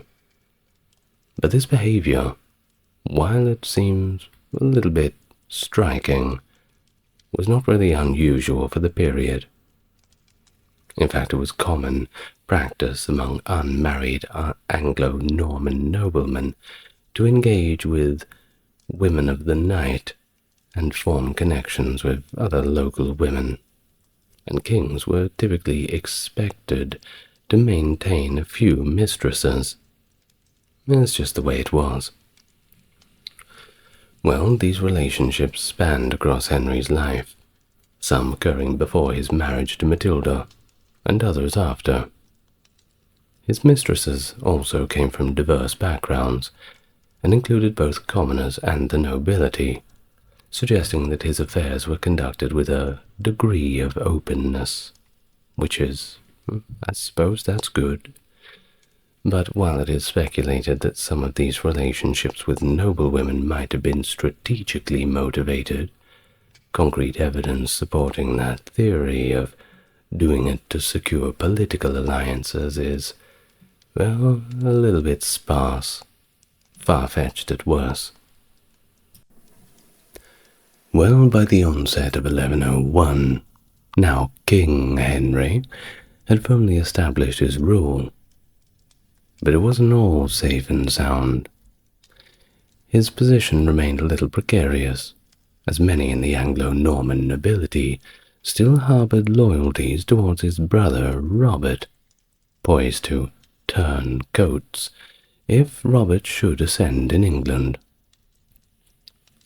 Well, Flambard, having escaped from the Tower of London in February, fled to Normandy and revitalized Robert's campaign to assemble an invasion force. By July, Robert had mustered both an army and a navy ready to challenge Henry. Well, in response, Henry confiscated Flambard's estates, and, with Archbishop Anselm's backing, stripped him of his ecclesiastical titles. Well, despite these assertive moves, the loyalty of Henry's vassals remained tenuous. During court sessions in April and June, while the nobility reaffirmed their oaths to Henry, their support was not 100%. As the threat of invasion loomed, Henry prepared his military at Pevensey, anticipating Robert's landing point, and took a hands-on approach in training his troops to counteract cavalry tactics. Although substantial forces were rallied, including those obliged to military service by the church, many key barons failed to show up. Archbishop Anselm played a crucial role in persuading these reluctant lords by highlighting the sacred duty of their allegiance to the king. It's a little hard to argue with that. We all know what happens when you shirk your duty of allegiance to the king. And thus Robert landed at Portsmouth on the 20th of July 1101, with only a few hundred troops. But his forces soon expanded, as dissatisfied barons joined up with him. Having heard the opportunity to take Winchester and its treasury, Robert hesitated, allowing Henry to marshal his forces for a decisive confrontation. At Alton, in Hampshire, the brothers met not to fight, but to negotiate, which led to the Treaty of Alton. This agreement saw Robert renounce any claim over Henry's homage and recognize him as the King of England. In exchange, Robert relinquished most of western Normandy, except for Domfront, and agreed to pay Robert £2,000 annually for the rest of his life. That's a pretty good deal. The treaty also provided for the succession of lands to the surviving brother if one died without a male heir, and restored properties to barons penalized during the conflict, including reinstating Flambard as bishop. After the treaty, Robert stayed in England to affirm the peace, before finally returning back to Normandy. Well, despite the peace, Henry swiftly dealt with barons who had opposed him, notably banishing William de Warenne, the Earl of Surrey. The following year, 1102, Henry targeted Robert of Bellême, accusing him of numerous crimes and besieging his strongholds in Arundel, Tickhill, and Shrewsbury. Robert fled, accepted terms of banishment, and left for Normandy. By 1103, Henry was strengthening his position in Normandy, arranging strategic marriages for his daughters and securing alliances with Norman lords. He married Juliane to Eustace of Bretuil and Matilda to Rotro III of Perche. Meanwhile, Duke Robert's situation deteriorated, forcing him to ally with Robert of Bellême, his former adversary. Desperate times, desperate measures. By the next year, 1104, the alliance signaled a violation of the treaty with Henry, prompting the king to cross the Channel to Domfront. There he convened with leading Norman barons, who were now keen to align with his stronger rule. During this assembly, Henry openly challenged the Duke with betrayal for his pact with Bellême, before returning back to England. In 1106, Normandy was in complete disarray, prompting Henry to dispatch his ally, Robert Fitzamon, with knights to try to stir the conflict, a strategy that gave Henry a pretext to invade for restoring order. Despite initial resistance, including the razing of Bayeux and the capture of Cannes and Falaise, the campaign stalled, leading to unsuccessful peace talks with Duke Robert. The conflict resumed in July 1106, with Henry determined to resolve the issue decisively. He quickly seized tactical advantages and surrounded Tinchebray Castle. Duke Robert and his ally, Robert of Bellême, attempted to lift the siege, but faced Henry's forces in the Battle of Tinchebray on the 28th of September. This battle, though it was admittedly quite short, was certainly a pivotal one, with Henry's reserves eventually turning the tide. Duke Robert captured, and Bellême, well, he ran away. Following the battle, Henry consolidated control over Normandy, firmly within his grip now, instructing Duke Robert's strongholds to hurry up and surrender, and entering Rouen to affirm the duchy's laws and accept homage from its leaders. While Duke Robert and key nobles were imprisoned, lesser captives were freed. Duke Robert's son, William Clito, was left in the care of Helias of Saint-Saëns, a Norman baron. To stabilize his rule further, Henry reconciled with Bellême, who gave up his claims in return for royal favor. Legally unable to claim the ducal title, Henry styled himself as England's king and Normandy's protector. and thus his reign over England and Normandy involved managing those intricate border issues and maintaining complex ducal, ecclesiastical, and familial ties, especially with the admittedly ambiguous borders between England and Scotland, which started and ended at different places depending on who you asked. His marital connection to King David I of Scotland facilitated generally peaceful relations. In Wales, Henry used a combination of diplomacy and coercion to influence the Welsh princes, while Norman marcher lords expanded southward. And in regards to the nobles, he skillfully managed them, using political alliances, which was essential in the 12th century, to mediate between factions and secure loyalties, managing to maintain a broad network of support. His governance included strict measures against dissent, of course, using informers to monitor the realm. Kind of like if you see something, say something, that kind of policy. Well, gradually this reshaped the baronage into a group mostly loyal to the crown. And if they weren't loyal, they were certainly only unloyal in private, because it was very easy for someone to dob you in for saying the wrong thing. And you don't want to get on the bad side of Henry. You may find yourself thrown off a building. Well, Henry's court was structured into the domus, that being the domestic household, the broader familia regis, the royal family, and the curia, the court gatherings. His court managed royal documents, finances, and logistics, and included a diverse mounted household troop utilized across his territories.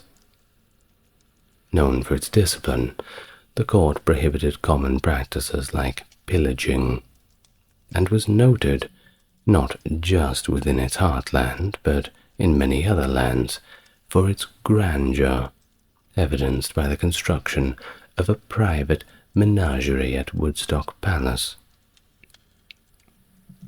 Henry also expanded the royal justice system in England, building on the existing structures with stronger governmental institutions and controls.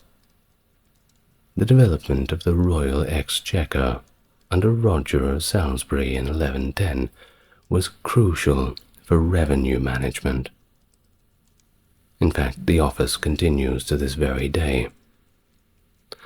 The introduction of itinerant justices and the formal recording of laws also enhanced royal authority and revenue through fines and fees, with the first pipe roll in 1130 detailing these advances.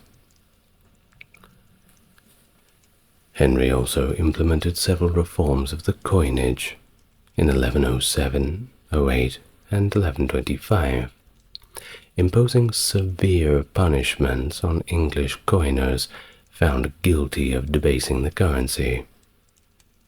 In Normandy, post-1106, he restored law and order, operating through a system of Norman justices and an exchequer similar to that of England. His governance was, of course, deeply entwined with the Church, which was crucial in the administrative frameworks of both England and Normandy. His relationship with the Church authorities evolved significantly through his reign. His predecessor, William the Conqueror, had already initiated reforms in the English Church with the support of Archbishop Lanfranc of Canterbury, who was both an advisor and collaborator. However, under William Rufus, this cooperative relationship seems to have deteriorated, culminating in the estrangement and exile of Archbishop Anselm. Upon assuming power, Henry was also a proponent of church reform, but he soon found himself embroiled in the investiture controversy, a dispute centered on whether the king or the pope should invest bishops with their symbols of office, the staff and the ring.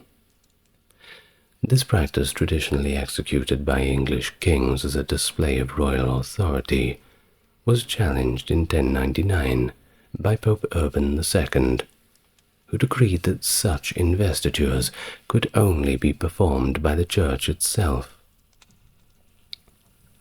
When Anselm returned from exile in 1100, he informed Henry of his intention to adhere to Pope Urban's decree, and this put Henry in a little bit of a sticky position.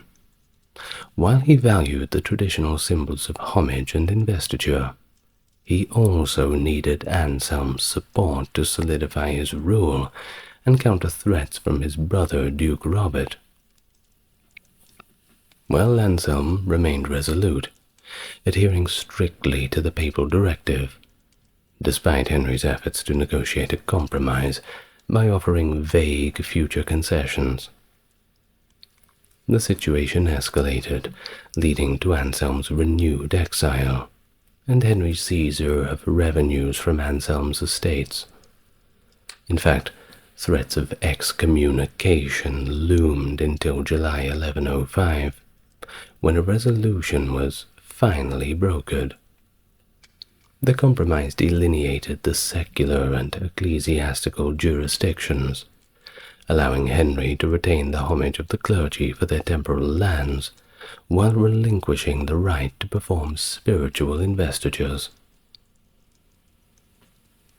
Despite these conflicts, Henry and Anselm, on various fronts, did manage to cooperate effectively, including a joint response to Duke Robert's invasion in 1101, and the implementation of major ecclesiastical reforms at councils in 1102 and 08. A collaboration that underscored a complex relationship, where political and spiritual ambitions were deeply entangled. Now, during Anselm's successor Robert Discour's tenure, there is a historical contention that has resurfaced between the archbishoprics of Canterbury and York. The core of the dispute was Canterbury's long-standing demand that the Archbishop of York should pledge obedience to Canterbury, reinforcing Canterbury's primacy. You can imagine how the Archbishop of York felt about this. In contrast, York maintained its independence, arguing for parity within the English Church. Henry, favouring a unified ecclesiastical hierarchy under Canterbury, supported its claim to primacy to maintain a cohesive English Church administration. However, the Pope, he favoured York's stance. And then things get a little bit complicated, because no one wants to get excommunicated, and these things can always run away with each other when you do something that the Pope does not want you to do, or refuse to do something that he does want you to do.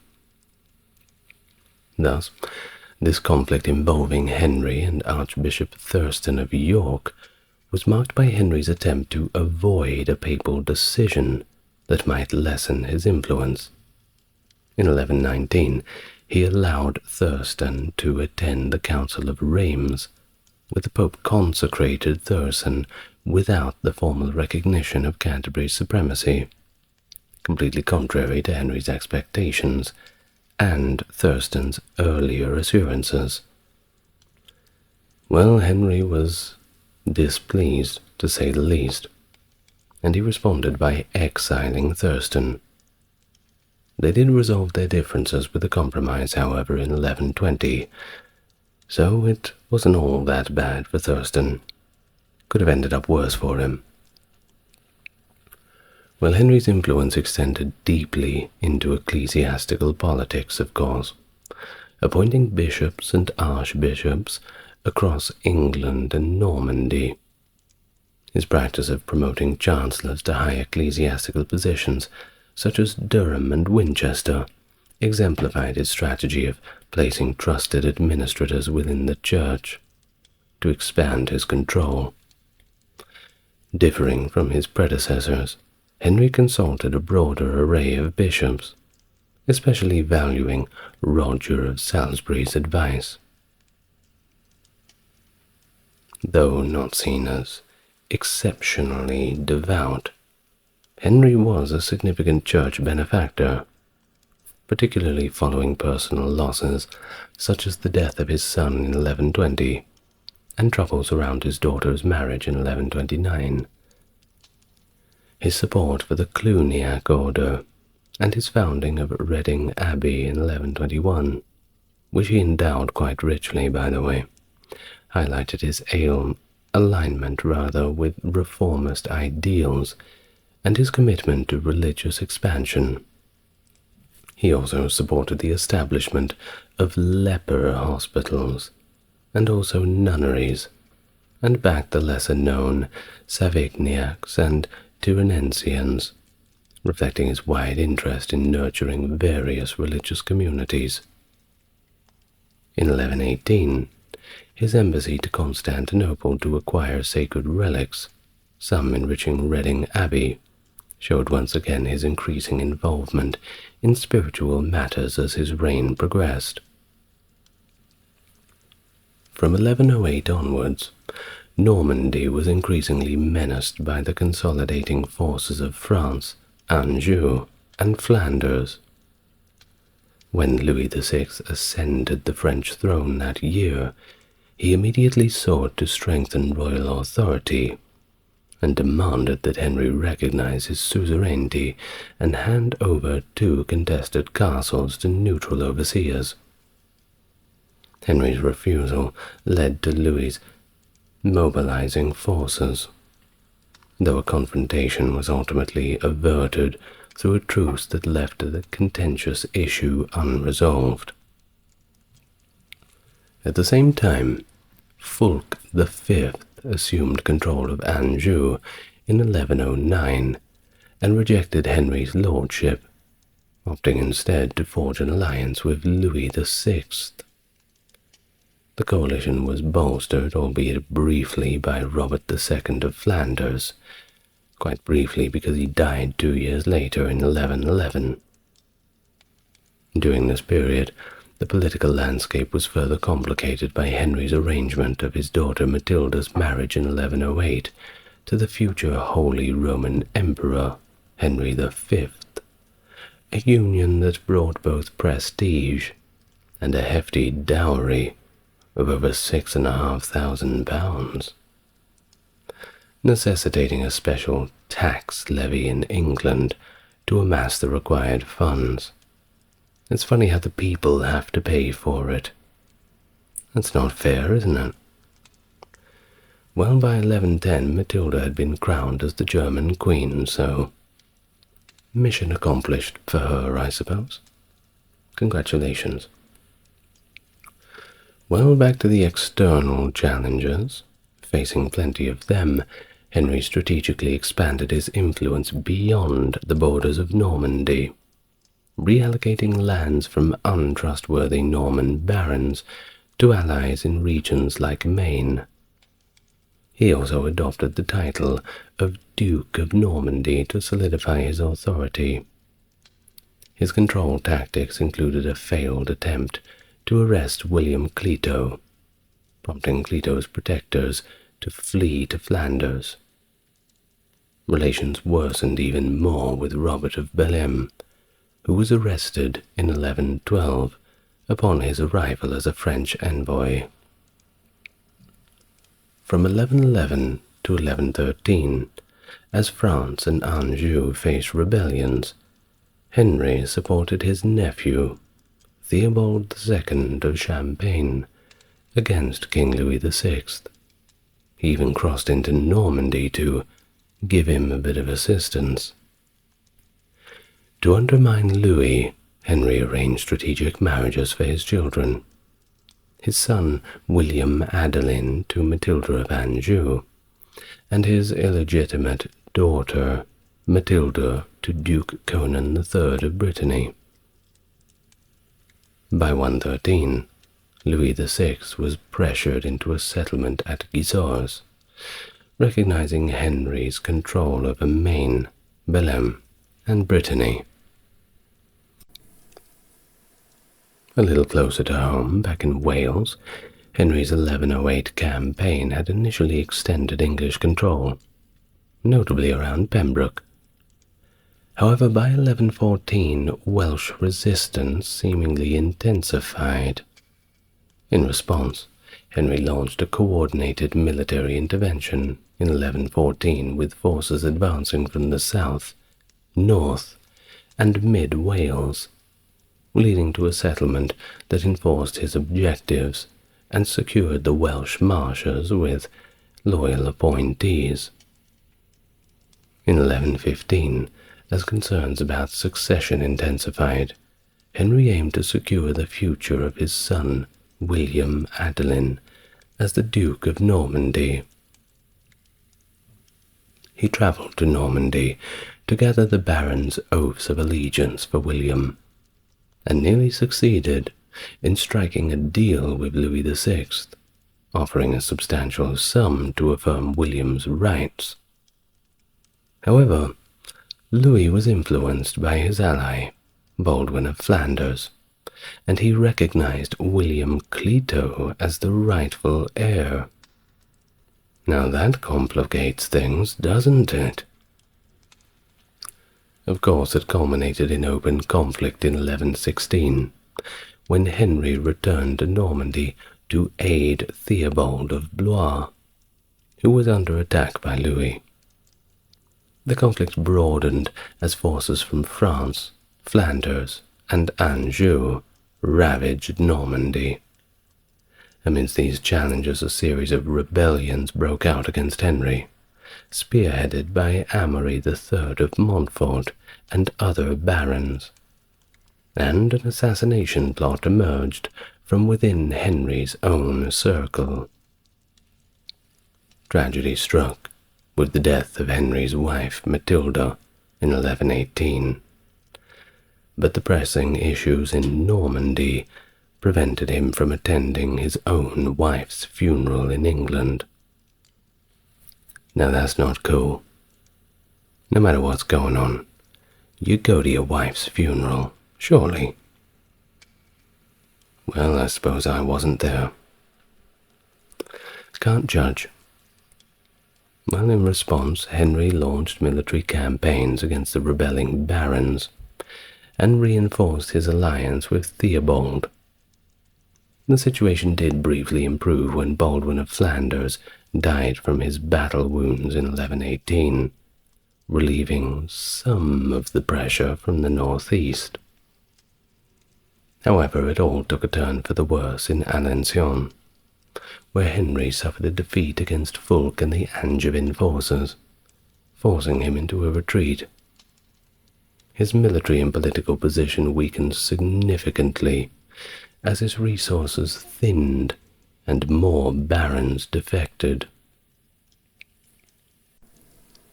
The crisis deepened in early 1119 when Eustace of Breteuil and Henry's daughter Juliana threatened to join the rebellion. Oh no. But in a sequence of events, quite dramatic actually, a breakdown in hostage negotiations led to both sides mutilating their captives. Doesn't get more dramatic than that. Henry then captured Breteuil, thwarting an attempt on his life by Juliana, who aimed a crossbow at him. While following this betrayal, he stripped the couple of nearly all their holdings in Normandy, consolidating his control amidst the ongoing turmoil. No doubt glad to put that little affair behind him. Now in May 1119, a strategic shift occurred when Henry successfully negotiated with Fulk of Anjou. He managed to persuade him to switch sides by arranging the marriage of his son William Adelin to Fulk's daughter Matilda.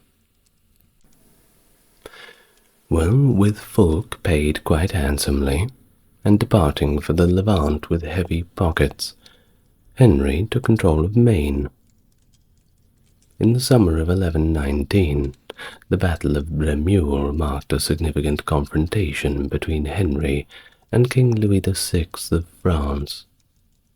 Henry demonstrated his military skill by deploying scouts and organizing his knights into strategic lines, with troops dismounted to effectively counter the French cavalry's charge.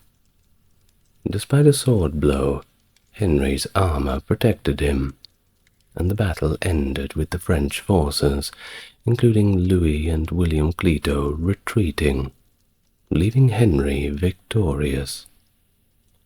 The ecclesiastical dispute that followed was taken to the Council of Reims, presided over by Pope Calixtus II. Despite French appeals and Henry's defense led by Archbishop Geoffrey of Rouen, the council ended inconclusively, with the Pope recommending peace, but not condemning Louis, maintaining the status quo. By June 1120, a peace treaty acknowledged William Madeline's right to Normandy, consolidating Henry's rule and marking a diplomatic win. However, tragedy struck on the 25th of November 1120 with the White Ship disaster. The ship carrying Henry's heir, William, and many courtiers struck a rock and sank, killing nearly 300. The loss devastated Henry and prompted a succession crisis. In response, Henry quickly remarried in 1121 to Adeliza of Louvain, hoping for an heir. This period also saw increased instability in Wales, leading to a rebellion after the death of Richard, Earl of Chester. Henry's campaign in North Wales reasserted his authority, despite an injury from a Welsh arrow. And his alliance with Anjou, secured through his son William's marriage to Fulk's daughter Matilda, was also beginning to crumble. Fulk returned from the Levant and demanded the return of Matilda and her dowry, which included various estates and fortifications in Maine. Although Matilda went back to Anjou, Henry was holding on to that dowry, claiming those lands originally belonged to him anyway, before falling under Fulk's control. Fulk was not going to stand for this one, so in retaliation, Fulk married his daughter Sibylla to William Clito, bestowing upon them the county of Maine. This ignited fresh conflict, as Amaury de Montfort, allying with Fulk, led a rebellion along the Norman-Anjou border in 1123. He was joined by several Norman barons, including Waleran de Beaumont, son of Henry's former ally, Robert Miolan. Henry responded by sending Robert of Gloucester and Rainulf le Mescin to Normandy, and later intervened personally in late 1123. He began besieging rebel castles, and then wintered inside the duchy. In the spring of 1124, active campaigning resumed. In the Battle of Bortirolda, Odo Borleng, the Castellan of Bernay, led the king's forces and ambushed the rebels as they moved through the Breton forest. Waleran's knights were decimated by Odo's archers, leading to a swift defeat for the rebels. Waleran was then captured, but Amaury did manage to escape. Henry proceeded to quash the remainder of the rebellion, blinding several rebel leaders, a punishment seen at the time as more merciful than execution, believe it or not. He regained control of the last rebel castles and secured the annulment of William Clito and Sibylla's marriage from Pope Calixtus, arguing consanguinity as the reason, Basically, they were related. Well, fresh conflict erupted in 1127 following the murder of the childless Charles I, the Count of Flanders, creating a local succession crisis. With the support of King Louis VI, William Clito was chosen by the Flemings to be their new ruler. The development posed a potential threat to Normandy, prompting Henry to finance a proxy war in Flanders, promoting the claims of William's Flemish rivals. To undermine the French alliance with William, Henry launched an attack into France in 1128, forcing Louis to withdraw his support for William. And unexpectedly, William died in July of the same year, removing the last significant challenger to Henry's rule and halting the war in Flanders.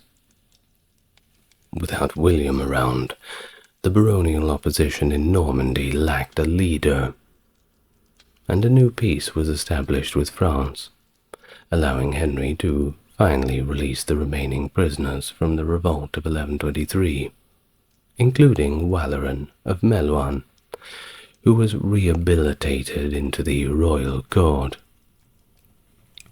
Henry then rebuilt his alliance with Fulk of Anjou by marrying Matilda to Fulk's eldest son, Geoffrey. The pair were betrothed in 1127 and married the following year.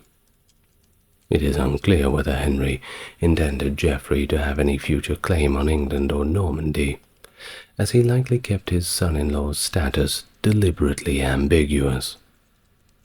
Similarly, although Matilda was granted several castles in Normandy as part of her dowry, it was not specified when the couple would take possession of them. Fulk departed for Jerusalem in 1129, declaring Geoffrey the Count of Anjou and Maine.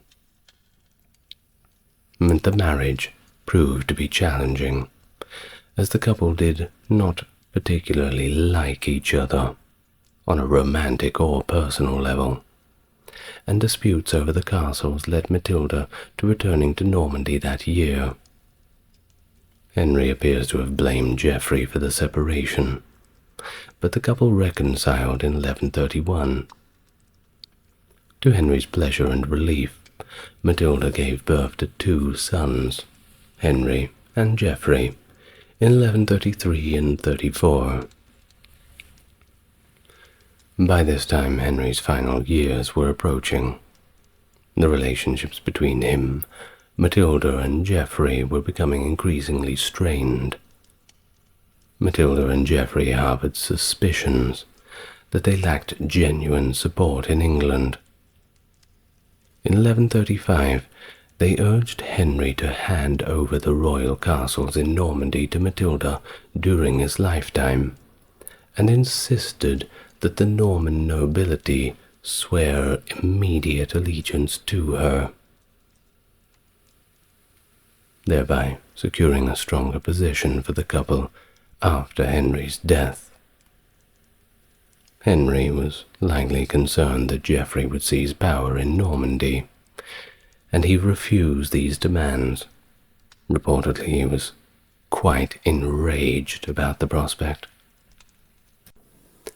And a fresh rebellion broke out among the barons in southern Normandy, led by William III, the Count of Ponthieu. Geoffrey and Matilda intervened in support of the rebels. Henry responded by campaigning throughout the autumn to fortify the southern frontier.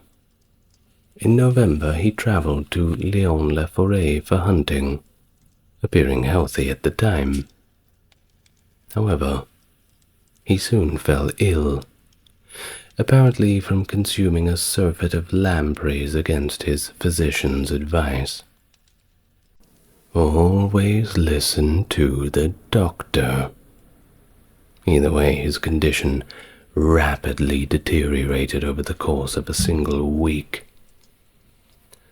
Well recognizing that the end was near, Henry gave his confession and summoned Archbishop Hugh of Amiens, who was joined by Robert of Gloucester and other members of the court. Preparations were made to settle Henry's outstanding debts and to revoke sentences of forfeiture, in accordance with custom. And on the 1st of December, 1135, Henry passed away, his body taken to Rouen, accompanied by barons where it was embalmed. His entrails were buried locally at the priory of Notre-Dame-du-Pré, and the preserved body was transported to England, where it was interred at Reading Abbey. Despite Henry's meticulous preparations, the succession did not proceed smoothly. When word of Henry's death spread, Matilda and Geoffrey were in Anjou, supporting the rebels against the royal army, which included many of Matilda's supporters, such as Robert of Gloucester. Many of these barons had sworn an oath to remain in Normandy until Henry was properly buried, preventing their immediate return to England. In Normandy, discussions arose among the nobility about declaring Theobald of Blois as king. Meanwhile, Theobald's younger brother, Stephen of Blois, swiftly crossed from Boulogne to England, accompanied by his military household. Hugh Bigod dubiously claimed that Henry, on his deathbed, had released the barons from their oath to support Matilda. With the assistance of his brother, Henry of Blois, Stephen seized power and was crowned king on the 22nd of December, rather. But Matilda did not abandon her claim to the thrones of England and Normandy. Initially, she appealed to the Pope against Stephen's coronation, but subsequently, she also invaded England, and this initiated a protracted civil war known as the Anarchy, lasting from 1135 to 1153. And I've already made a video about it, so if you want to know about the Anarchy, go ahead and watch it. It's in the Britain playlist. You'll find it. Since its inception in the 7th century, Christianity and Islam have been at odds. In the century after Muhammad's death in 632, Islamic forces seized territories including Jerusalem, the Levant, North Africa, and a large portion of the Iberian Peninsula, areas that were previously dominated by Christianity. By the 11th century, the Christian forces had begun reclaiming parts of Iberia through the Reconquista, though their connection to the Holy Land was weakening. The Fatimid dynasty, rulers of North Africa and large regions of Western Asia, including Jerusalem and Damascus, had kept a relatively peaceful relationship with Western powers. However, in 1073, the Seljuk dynasty took Jerusalem from the Fatimids, marking a shift to a less accommodating stance towards Christian pilgrims. The plight of the pilgrims and the call for aid from Byzantium rang out in the heartland of Europe, and the embers of a new kind of war were ignited. Hello and welcome to the channel. If you're new here, it's good to meet you, and if you're coming back, it's great to have you here again. If you'd like to support the channel, perhaps follow the links to the Patreon. Otherwise, a like, comment and subscribe goes a long way. And now, without further ado, let's talk about the First Crusade. This is part of a larger series on the Crusades in general, which I will get to, and we'll be going into quite a great amount of detail, so make sure you're relaxed. The onset of the First Crusade was a direct countermeasure against the Islamic encroachments by the Fatimids and the Seljuks into previously Christian territories and parts of the Byzantine Empire, which was around modern-day Turkey. The idea of making a pilgrimage to Jerusalem had gained traction in Western Europe as an act of penance.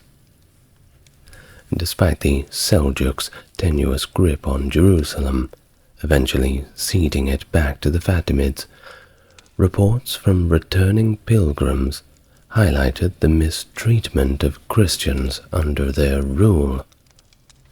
This period also saw the Byzantine Empire's plea for military aid align with the growing readiness among the European Western nobility to heed the call to arms under papal leadership.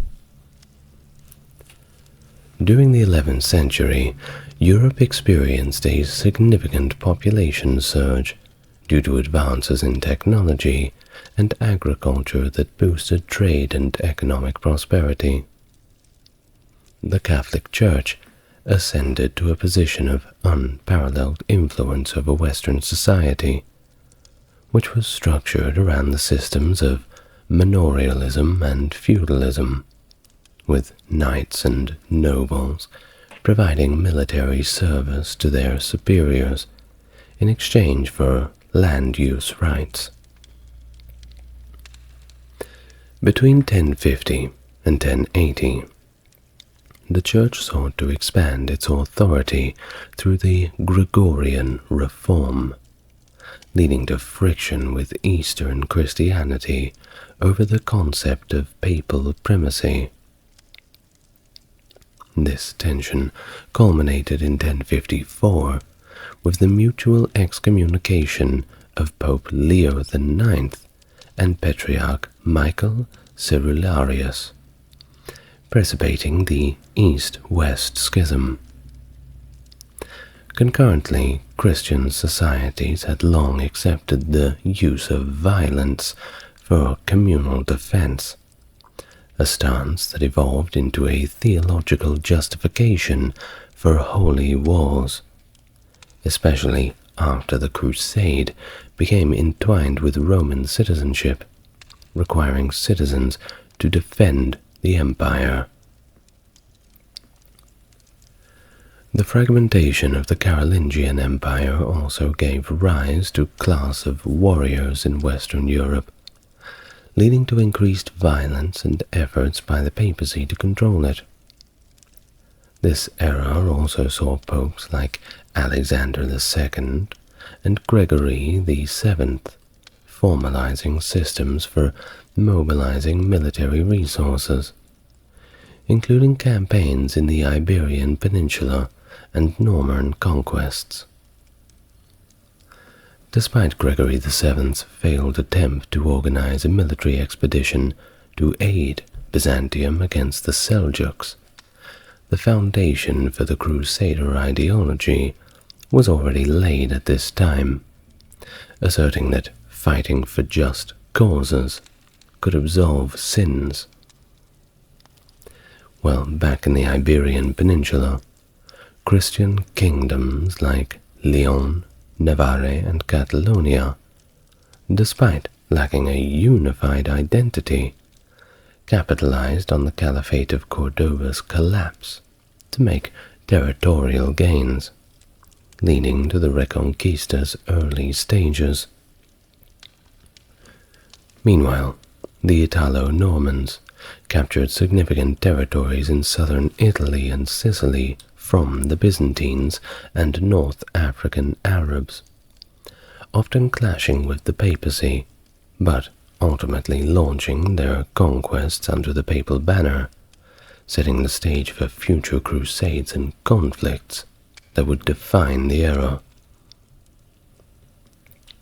Now, from its inception, the Byzantine Empire stood as a kind of a beacon of prosperity, but also with a good amount of cultural richness and military might.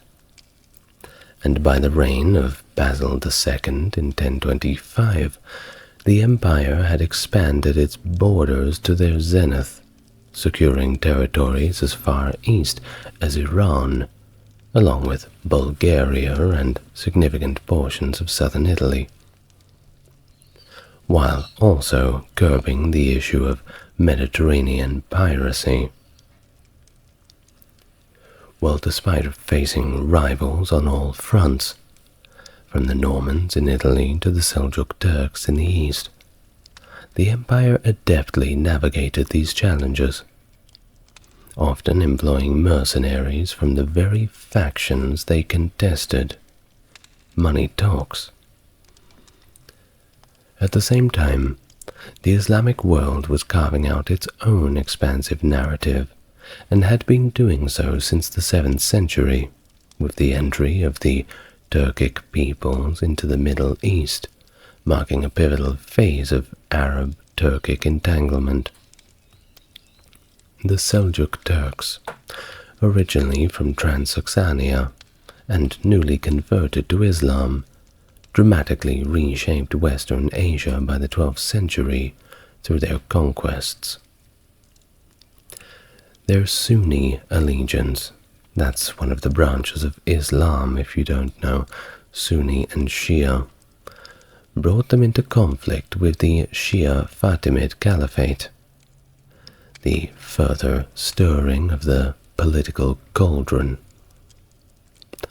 The cultural and administrative contrast between the nomadic Seljuks and their sedentary subjects further exacerbated tensions within the empire, a strain that was highlighted by the capture of Romanos IV Diogenes at Manzikert in 1071, a defeat that hastened Seljuk expansion and indirectly prompted the First Crusade's call to arms.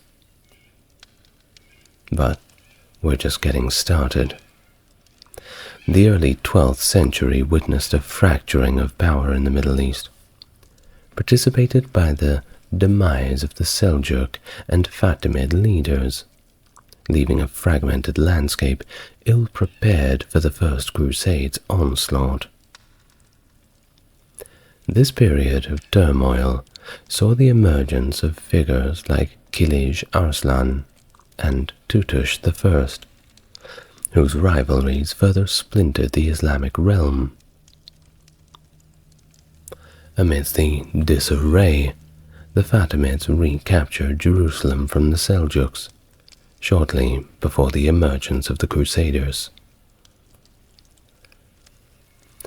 Now, the spiritual foundations for the First Crusade were more or less laid during the Council of Piacenza and the subsequent Council of Clermont in 1095, under the auspices of Pope Urban II. He's an important character, so we'll talk about him in a bit more detail. It was these two gatherings, the Council of Piacenza and Council of Clermont, that catalyzed the mobilization of Western Europe toward the Holy Land. Byzantine Emperor Alexius Komnenos, facing the Seljuk threat, sought assistance from Urban at Piacenza, igniting a favorable response from the Pope, and indeed most of Western Europe was not aware of the issues that the Byzantines were facing. They were a long, long way from the frontier. It's one thing to fight barbarians. It's another thing to fight the might of the newly forged Islamic empires. Well, back to Pope Urban. His motives intertwined with aspirations to mend the East-West schism, albeit on his terms, and restore unity under papal leadership, leveraging the Byzantine plea as a bridge towards ecclesiastical reunification. In mid-1095, Urban shifted his focus towards France, his native land, by the way, and rallied a great deal of support for the Crusade, The climax of his campaign was the Council of Clermont, when he delivered a stirring sermon to the assembled French nobility and clergy, a speech that has survived in various iterations through the accounts and contemporaries crusaders alike. And yes, I'm going to read the whole thing. It's a little bit long, but I think it's important. So let's listen to it. This is the speech of Urban II at the Council of Clermont, 1095. Most beloved brethren, urged by necessity, I, Urban, by the permission of God, Chief Bishop, and Prelate over the whole world, have come into these parts as an ambassador with a divine admonition to you, the servants of God. I hope to find you as faithful and as zealous in the service of God as I had supposed you to be. But if there is in you any deformity or crookedness contrary to God's law, with divine help I will do my best to remove it. For God has put you as stewards over his family to minister to it. Happy indeed will you be if he finds you faithful in your stewardship. You are called shepherds. See that you do not act as hirelings, but be true shepherds, with your crooks always in your hands. Do not go to sleep, but guard on all sides the flock committed to you. For if through your carelessness or negligence a wolf carries away one of your sheep, you will surely lose the reward laid up for you with God. And after you have been bitterly scourged with remorse for your faults, you will be fiercely overwhelmed in hell, the abode of death. For according to the gospel, you are the salt of the earth. But if you fall short in your duty, how, it may be asked, can the earth be salted? Oh, how great the need of salting! It is indeed necessary for you to correct with the salt of wisdom this foolish people which is so devoted to the pleasures of this world, lest the Lord, when he may wish to speak to them, find them putrefied by their sins, unsalted and stinking. For if he shall find worms, that is, sins in them, because you have been negligent in your duty, he will command them as worthless to be thrown into the abyss of unclean things. And because you cannot restore to him his great loss, he will surely condemn you and drive you from his loving presence. But the man who applies his salt should be prudent, provident, modest, learned, peaceable, watchful, pious, equitable, just, and pure. For how can the ignorant teach others? How can the licentious make others modest? And how can the impure make others pure? If anyone hates peace, how can he make others peaceable? Or if anyone has soiled his hands with baseness, how can he cleanse the impurities of another? We read also that if blind lead the blind, both will fall into a ditch. But first, correct yourselves, in order that, free from blame, you may be able to correct those who are subject to you. If you wish to be friends of God, gladly do the things which you know will please him. You must especially let all matters that pertain to the Church be controlled by the law of the Church. And be careful that simony does not take root among you, lest both those who buy and those who sell be beaten with the scourges of the Lord through narrow streets and driven into the place of destruction and confusion. Keep the Church and the clergy in all its grades entirely free from secular power. See that the tithes that belong to God are faithfully paid from all that produce of the land. Let them not be sold or withheld. If anyone seizes a bishop, let him be treated as an outlaw. If anyone robs monks or clergymen, nuns or their servants, or pilgrims or merchants, let him be the anathema. For thus it happened to the rich man in the gospel. He was not punished because he had stolen the goods of another, but because he had not used well the things that were his own. You have seen, for a long time, the great disorder in the world caused by these crimes. It is so bad in some of your provinces, I am told, and you are weak in the administration of justice, that one can hardly go along the road by day or night without being attacked by robbers, and whether at home or abroad, one is in danger of being despoiled either by force or fraud. Therefore, it is necessary to reenact the truce, as it is commonly called, which was proclaimed a long time ago by our holy fathers. I exhort and demand that you, each, try hard to have this truce kept in your diocese, and if any one shall be led by his cupidity or arrogance to break this truce, by the authority of God, and with the sanction of this council, he shall be anathemized.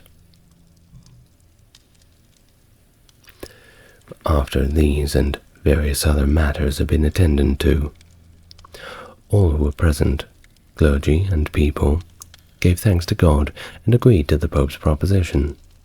They all faithfully promised to keep the decrees. Then the Pope said that in another part of the world, Christianity was suffering from a state of affairs that was even worse than the one he just mentioned. He continues,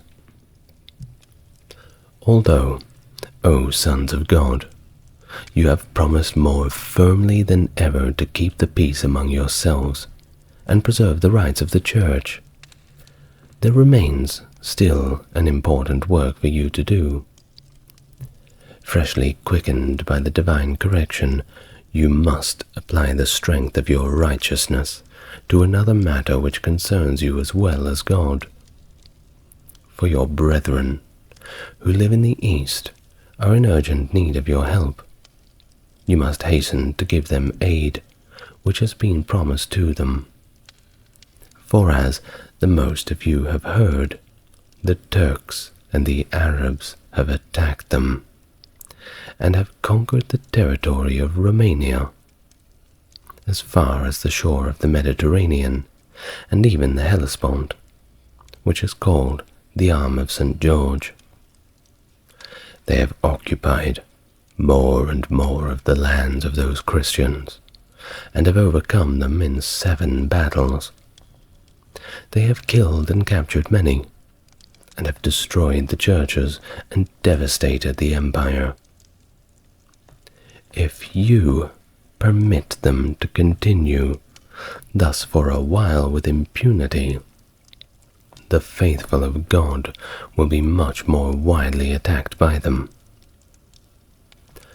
It is on this account I, or rather the Lord, beseech you as Christ's heralds to publish this everywhere and persuade all people of whatever rank, foot soldiers and knights, poor and rich, to carry aid promptly to those Christians, and to destroy this vile race from the lands of our friends.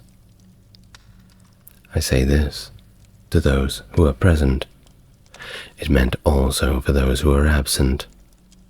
Moreover, Christ commands it. All who die by the way, whether by land or sea, or in battle against the pagans, shall have immediate remission of sins.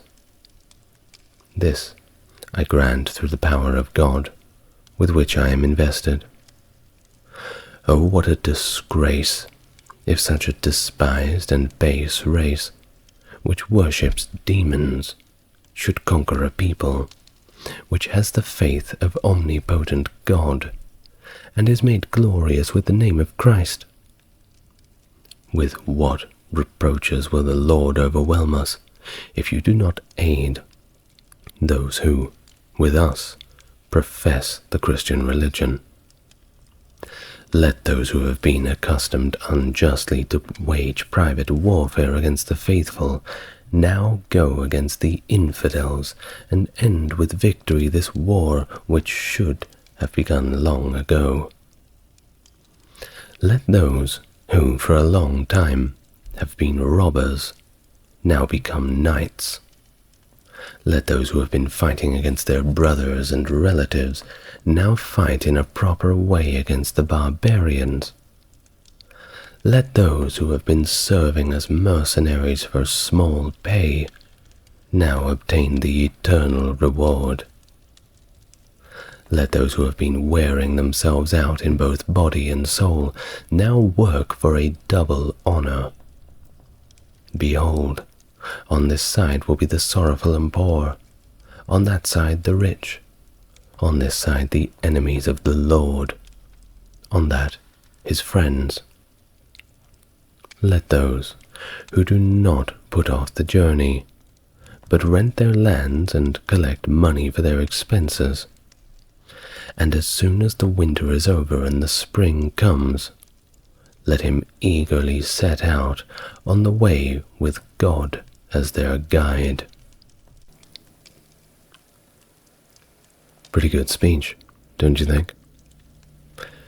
Now, though the historical record of Urban's exact words is fragmented and reconstructed post facto, the essence of his appeal focused on the restoration of peace, support for the beleaguered Christians in the East, and the articulation of a holy war as a pilgrimage with its ultimate aim, perhaps implicitly, of reaching Jerusalem. Now that rallying cry that was not translated within the text, Deus lo vult, or just Deus vult, God wills it, allegedly emerged from the fervent response of Urban's audience, encapsulating the Crusade's divine sanction in the collective imagination of Christendom. Well, contrary to the common image of French nobility leading the initial charge towards Jerusalem, it was actually a rather eclectic mix of peasants and lesser nobles who first heeded the call to the Holy Land. Inspired by Pope Urban's proclamation, they embarked on their pilgrimage months ahead of the scheduled departure. It seems they could not wait to go. Well, they rallied behind the fervent yet unofficial preacher Peter the Hermit, whose compelling oratory ignited a widespread zeal, drawing together a diverse group that, despite popular belief, included not only unskilled peasants, but also seasoned knights like Walter Sans-Avoir, who led a contingent of his very own. This enthusiastic but undisciplined ensemble encountered numerous challenges long before they reached the enemy lines, engaging in unplanned skirmishes and requisitioning resources as they traversed friendly territories. Now, Walter's group, that Walter Sans-Avoir, made their way through Belgrade, modern-day Serbia, and Zemun to Constantinople with relative ease, while Peter's contingent, marching independently, clashed with the Hungarians and faced more than a few logistical challenges at Nish. Finally, united in Constantinople, Peter and Walter's forces, bolstered by an additional crusaders from across Europe, rather smaller groups comparatively, prepared for the next leg of their journey. Despite the fragmentation of another group from Bohemia and Saxony on the Hungarian border. Well, in their quest for supplies, the bands led by Peter the Hermit and Walter Sans-Avoir resorted to plundering the outskirts of Constantinople. Well, this wasn't taken very kindly by the local people, of course, and Alexios, Emperor of Constantinople, decided to expedite their passage across the Bosphorus as quickly as possible. Now, once on the other side, their somewhat lack of discipline led them to disperse and continue their pillaging, eventually encountering the seasoned Seljuk forces near Nicaea, where they suffered a devastating loss. The siege of Zerigordon and the Battle of Civitot saw significant defeats for the Crusaders, with key figures like Walter falling in combat, while Peter, who was conveniently absent during the confrontation, regrouped with the remnants for a subsequent crusading effort. Off to a very good start, it seems. Well, at the same time, the fervor surrounding the First Crusade's call sparked quite a bit of violence in Europe itself, notably in the Rhineland, as there were massacres against Jewish communities. Figures such as Emiko of Flonheim and other Crusade enthusiasts targeted the Jewish population in a series of very brutal attacks, driven by a mix of religious zealotry and greed. It didn't help that the Jews were the only ones practicing usury, that is, lending money at interest. I'm sure a lot of people wanted to go the quicker route of repaying their loans. Now, despite the Church's official stance against such violence, the massacres unfolded with more horrific consequences for the Jewish populations, particularly in Worms, Mainz, and Speyer. King Koloman of Hungary found his realm in the path of a tumultuous crusade, facing and defeating two marauding bands that disrupted the peace of his kingdom. The aftermath saw the dispersal of Emiko's followers, with some integrating back into the larger official crusading force. Now, the general mobilization for the First Crusade was an endeavor of unprecedented scale, with participation estimates ranging from 70 to 100,000 individuals from across Western Europe.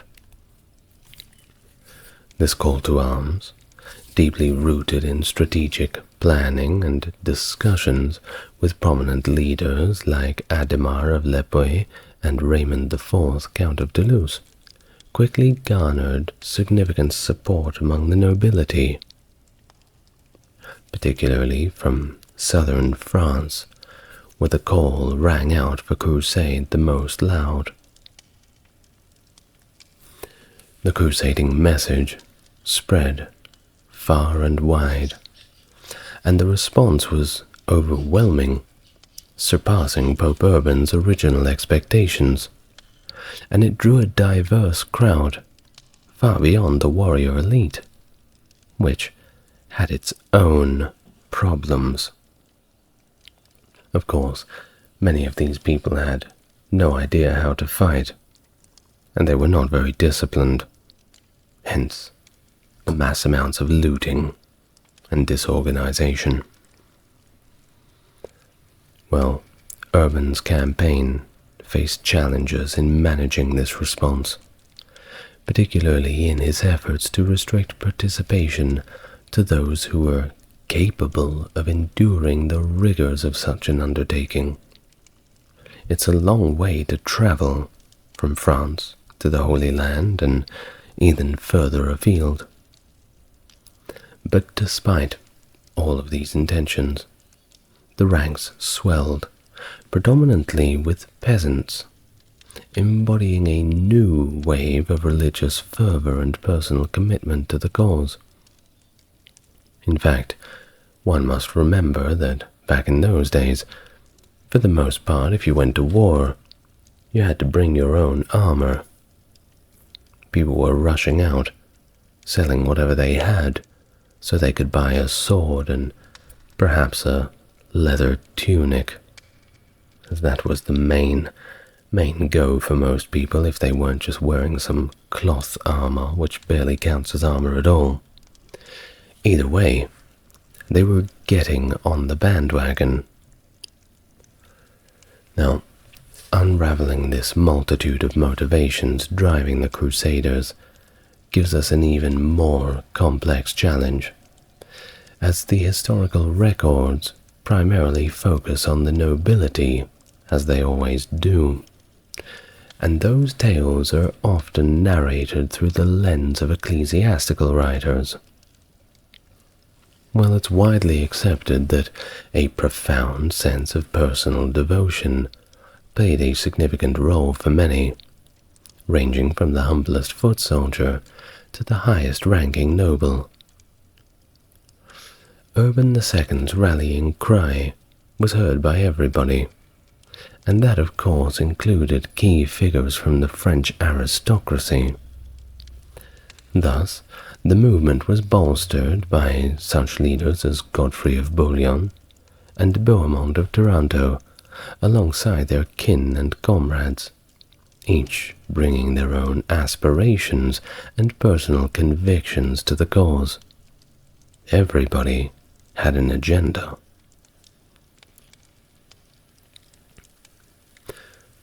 Now, the journey to Constantinople saw the crusading forces take diverging paths.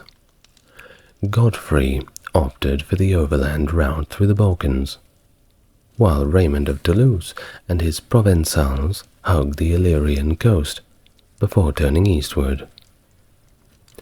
Bohemond and Tancred, with their Norman contingent, sailed to Durazzo and proceeded overland. Upon their arrival, they were in dire need for provisions, and they anticipated support from Alexios. However, Alexios, weary about the prior encounters with the People's Crusade, and cautious of Norman leaders like Bohemond, known for previous incursions into Byzantine land, greeted them with a mixture of preparedness and suspicion, managing to narrowly avoid the earlier issues that had marred their passage. Fortunately, this time, there wasn't as much looting. But the story's not over yet. There'll be plenty more looting later on, friends. Now, contrary to the Crusaders' expectations of Alexios assuming command, after all, this was his idea, the Emperor focused on facilitating their swift passage into Asia Minor, tying assistance to the pledges of fealty and return of any reclaimed lands to Byzantine control. Of course, that's a little unfair, isn't it? You can't expect everybody to do the heavy lifting and then just give you all the rewards. Well, this condition led to tense moments and near conflict within the walls of Constantinople itself, with most leaders, save for Raymond of Toulouse, who agreed to a non-aggression pact, reluctantly swearing allegiance to Alexios.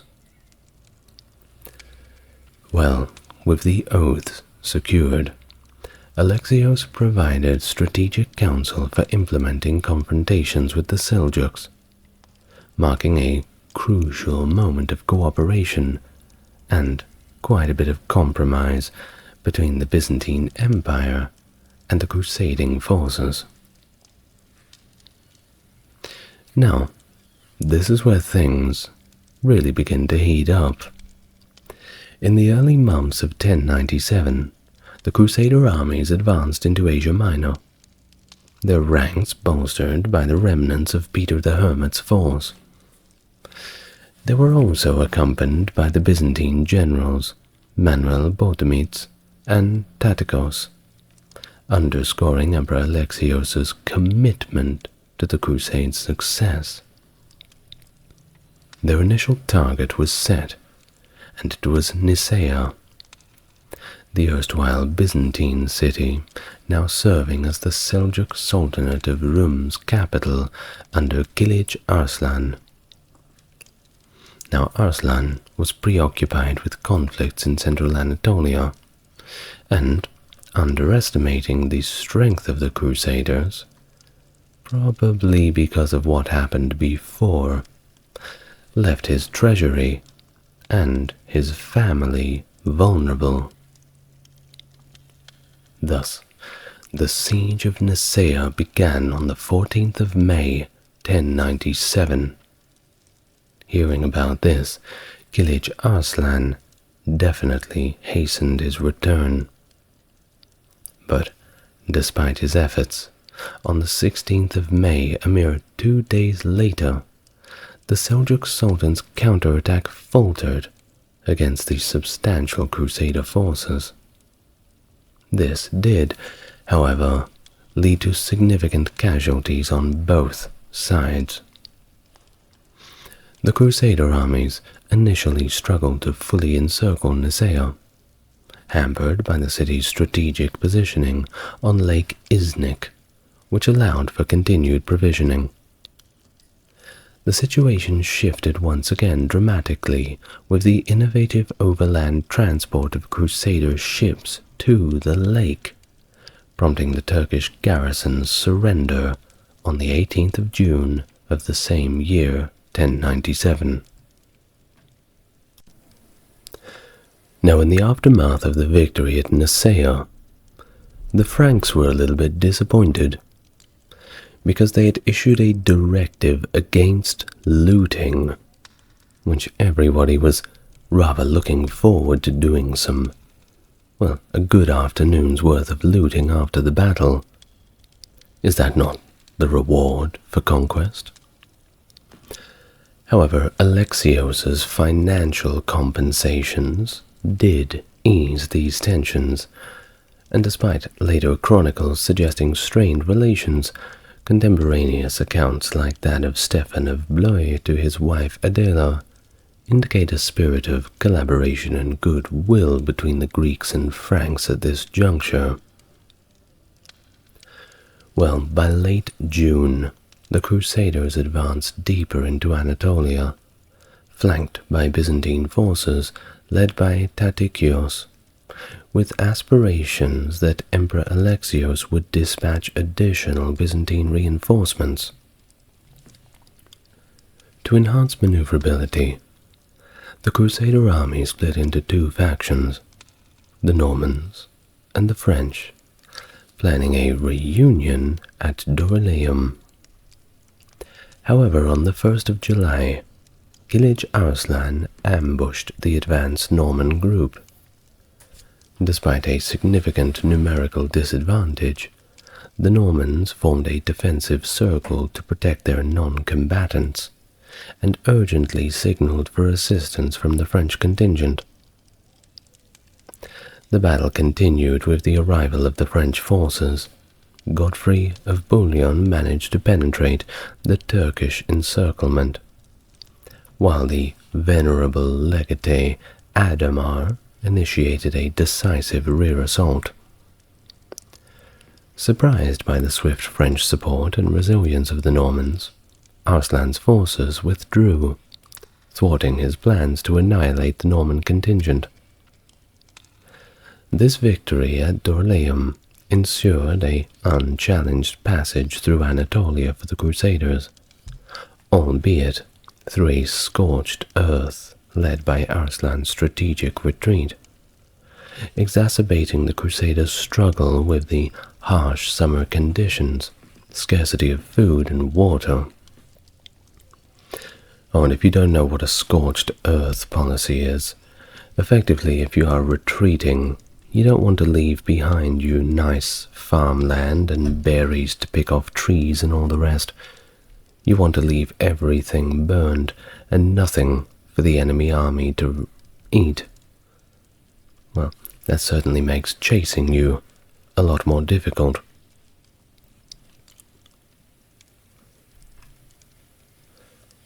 Well, despite occasional support, and I mean occasional support from local Christians, the Crusaders often had to resort to looting for sustenance, and this underscores the expedition's precarious logistics.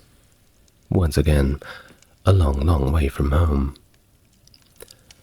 Along with this, leadership disputes persisted among the Crusader chiefs, yet none possessed the authority to claim command, solidifying Adamar's role as a kind of spiritual compass of the First Crusade.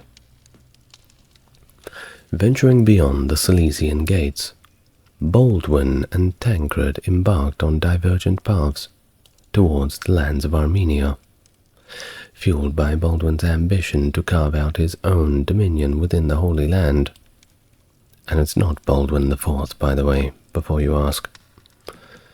Now relying on local Armenian support, notably from the adventurous Bagrat, they separated their forces after leaving Heraclea on the 15th of September.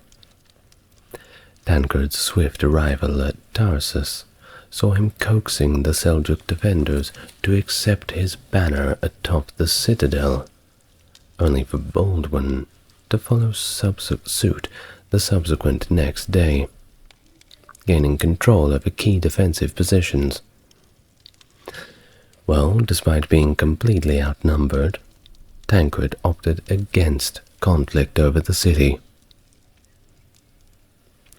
The situation began to escalate when Norman reinforcements were barred entry by Baldwin, leading to their slaughter by the Turks, a tragedy for which Baldwin's troops held him responsible, resulting in a retaliatory massacre of the Seljuk garrison. In the aftermath, Baldwin secured the loyalty of Gunemer of Bologna, a pirate who sailed up to Tarsus, by enlisting his crew for the city's defenses, furthering his campaign's ambitions. Meanwhile, Tancred had claimed Mamistra, only for tensions to flare upon Baldwin's arrival, driven by Norman desires for retribution over Tarsus. This discord saw Baldwin departing for Marash, yet Bagrat's persuasion led him to campaign through Armenian-populated areas, culminating in the capture of strategic fortresses by the year's end, with Bagrat appointed as Ravendel's governor. In the early part of 1098, Baldwin was beckoned to Edessa by Lord Thoros, seeking aid against Seljuk encroachments. Baldwin's departure to Edessa was marked by the detention and interrogation of Bagrat, who was suspected of Seljuk collusion, and a harried journey beset by Balduk of Samosata's forces. Baldwin's entry into Edessa heralded a pivotal alliance, as Thoros conferred upon him a co-regency, solidified by military reinforcements from Edessa. This coalition enabled Baldwin to finally confront Balduk, securing a strategic foothold near Samosata, amidst regional power dynamics profoundly influenced by Baldwin's burgeoning leadership and evolving Crusader presence. While not long after Baldwin's victorious return, the tranquility of Edessa was shattered by a conspiracy among the local aristocracy, seemingly with Baldwin's tacit approval. Very sneaky. This led, as it always does, to a violent uprising, forcing Thoros to seek sanctuary within the city's walls. Baldwin, now seen as Thoros' heir, vowed protection. However, on the 9th of March, when insurgents stormed the citadel, taking the lives of Thoros and his spouse, Baldwin's intervention was notably absent. It's funny how that works. Sure, it's just a coincidence. The following dawn witnessed Baldwin's elevation to Count of Edessa by the citizenry, marking the inception of the Crusader states. Now, the Byzantine Empire, having relinquished Edessa to Seljuk control years earlier, voiced zero opposition to Baldwin's new title, not a single objection. This strategic victory not only fortified Baldwin's position, but also ensured vital resources for the Crusaders' campaign towards Antioch, acting as a bulwark against Seljuk advances and securing essential supplies. Back in Edessa, Baldwin's governance was characterized by shrewd diplomacy and strategic matrimonial alliances, marrying Arda of Armenia, thereby solidifying his position and fostering integration with the local populace. His acquisition of Samosata through negotiations with Balduk marked a pioneering, peaceful accord between the Crusader and Muslim leaderships, showcasing Baldwin's adeptness in both warfare but also diplomacy.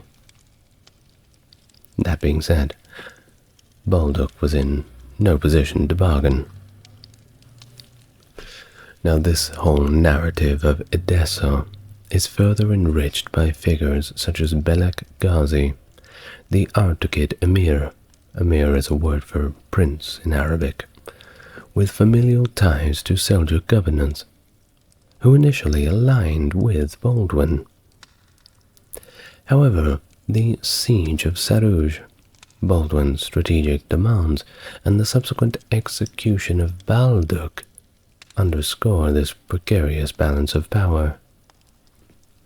The defense of Edessa against Kerboga's formidable siege later on highlighted Baldwin's resilient leadership, inadvertently aiding the Crusaders' pivotal triumph at Antioch, and setting a precedent for the enduring legacy of the Crusader states in the Levant.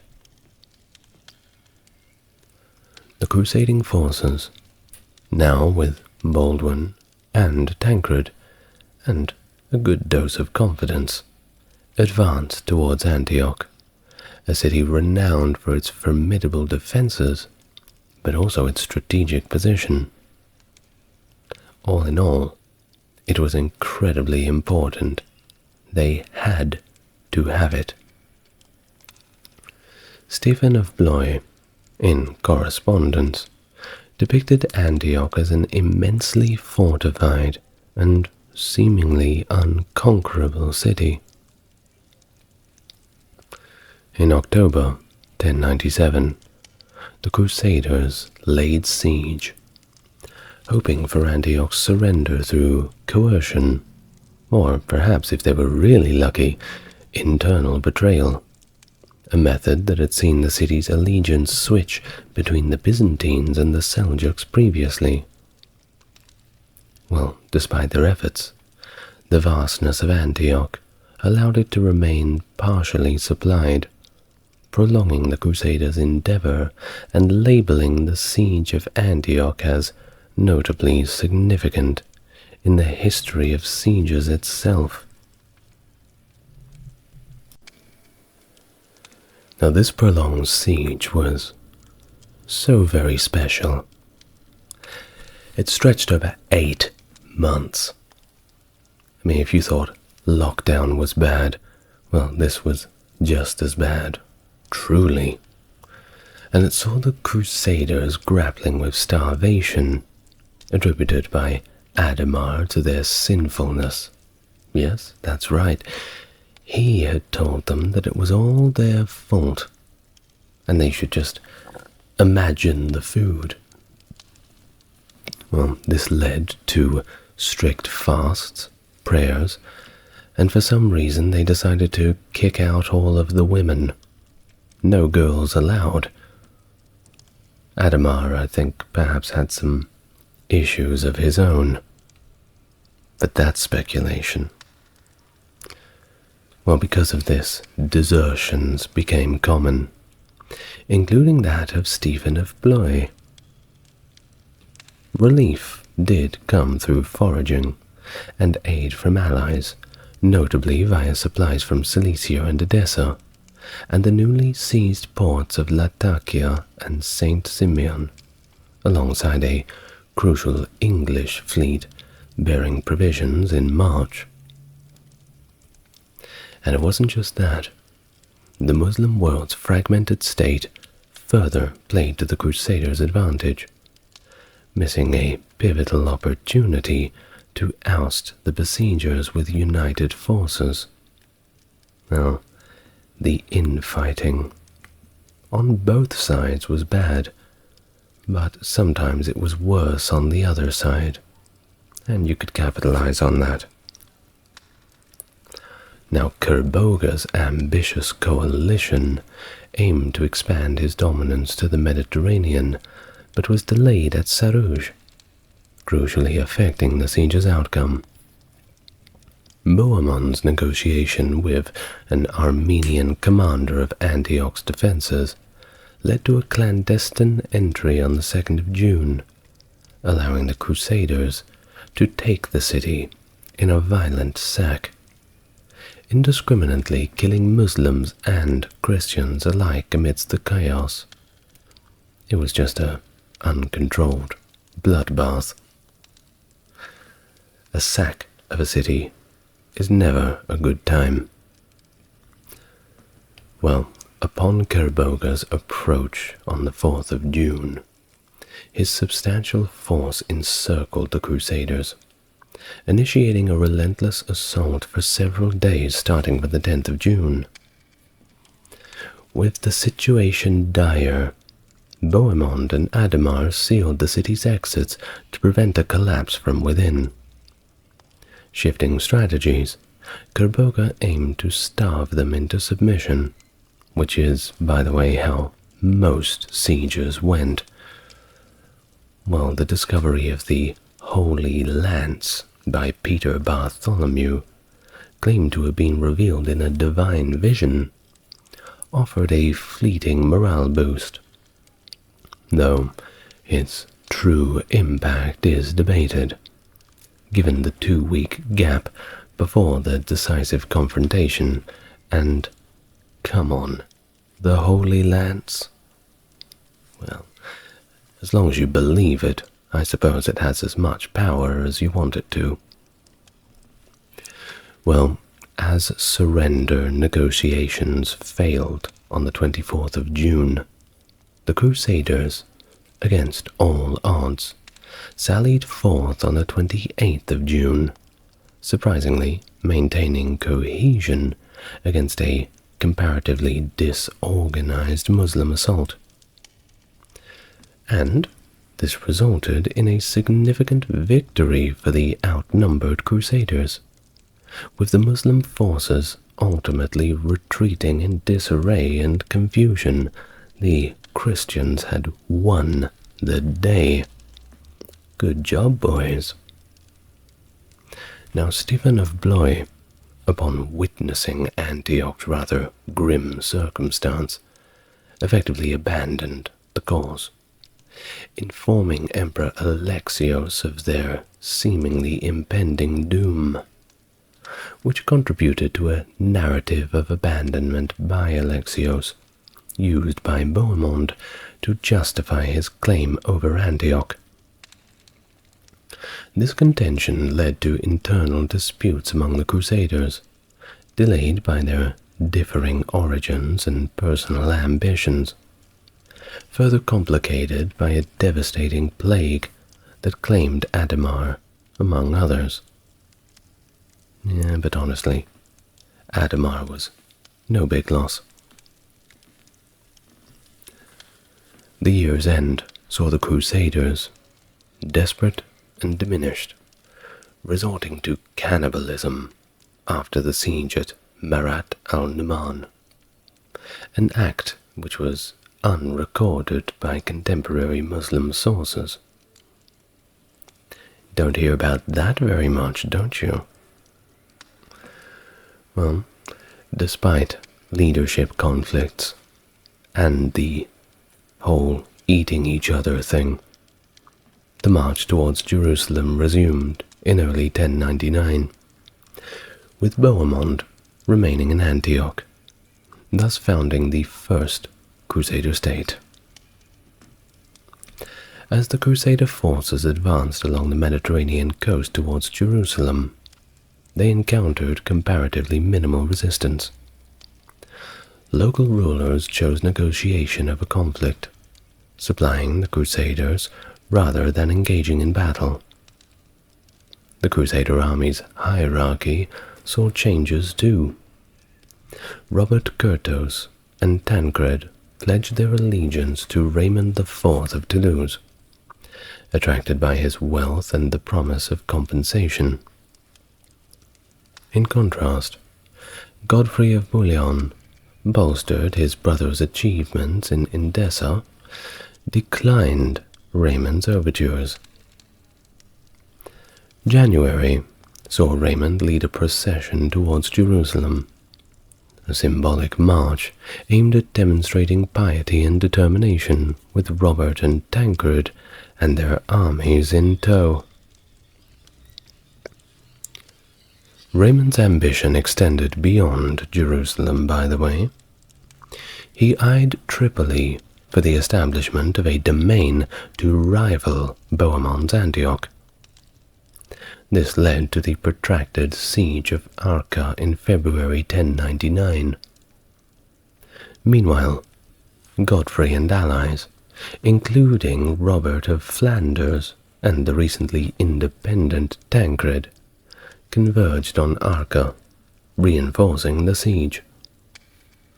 The Crusade's leadership faced a good deal of turmoil, particularly after the divisive ordeal by fire concerning the Holy Lance, which severely dented Raymond's credibility. Wasn't so holy after all, Well, failing to capture Arca, the Crusaders rejected a Fatimid proposal for a peaceful pilgrimage and continued to push on towards the holy city of Jerusalem. The Fatimid governor, aware of the impending threat, took drastic measures to hinder the Crusader advance. Yet the Crusaders' march continued unabated, receiving support from Tripoli's emir and reaching abandoned Ramallah. Upon sighting Jerusalem, the culmination of their long and arduous journey, the Crusaders were overwhelmed with emotion. They'd gotten to the holy city.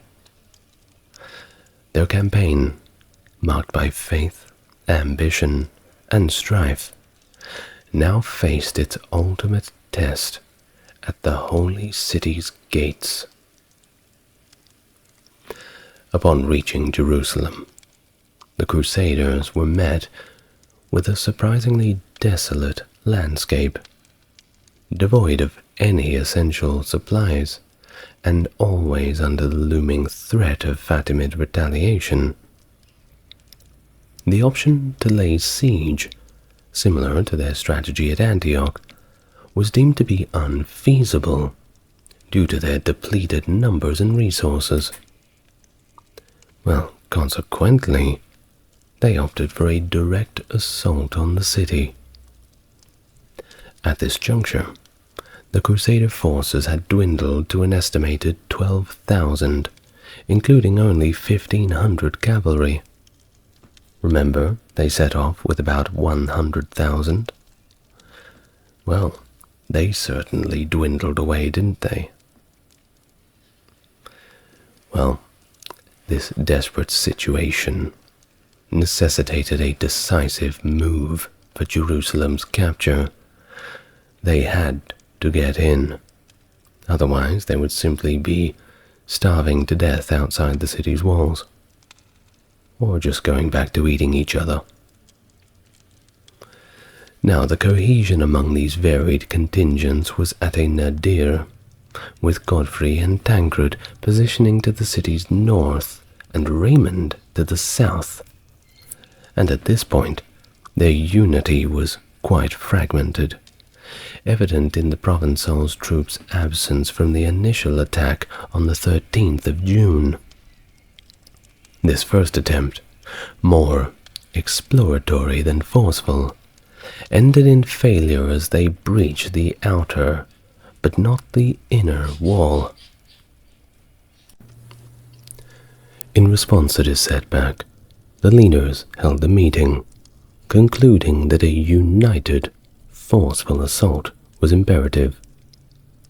The arrival of the Genoese mariners, led by Guglielmo Imbraccio, sorry about butchering that one, at Jaffa on the 17th of June, proved fortuitous, bringing not only skilled engineers, but also critical supplies, including the timber that was needed for siege machinery.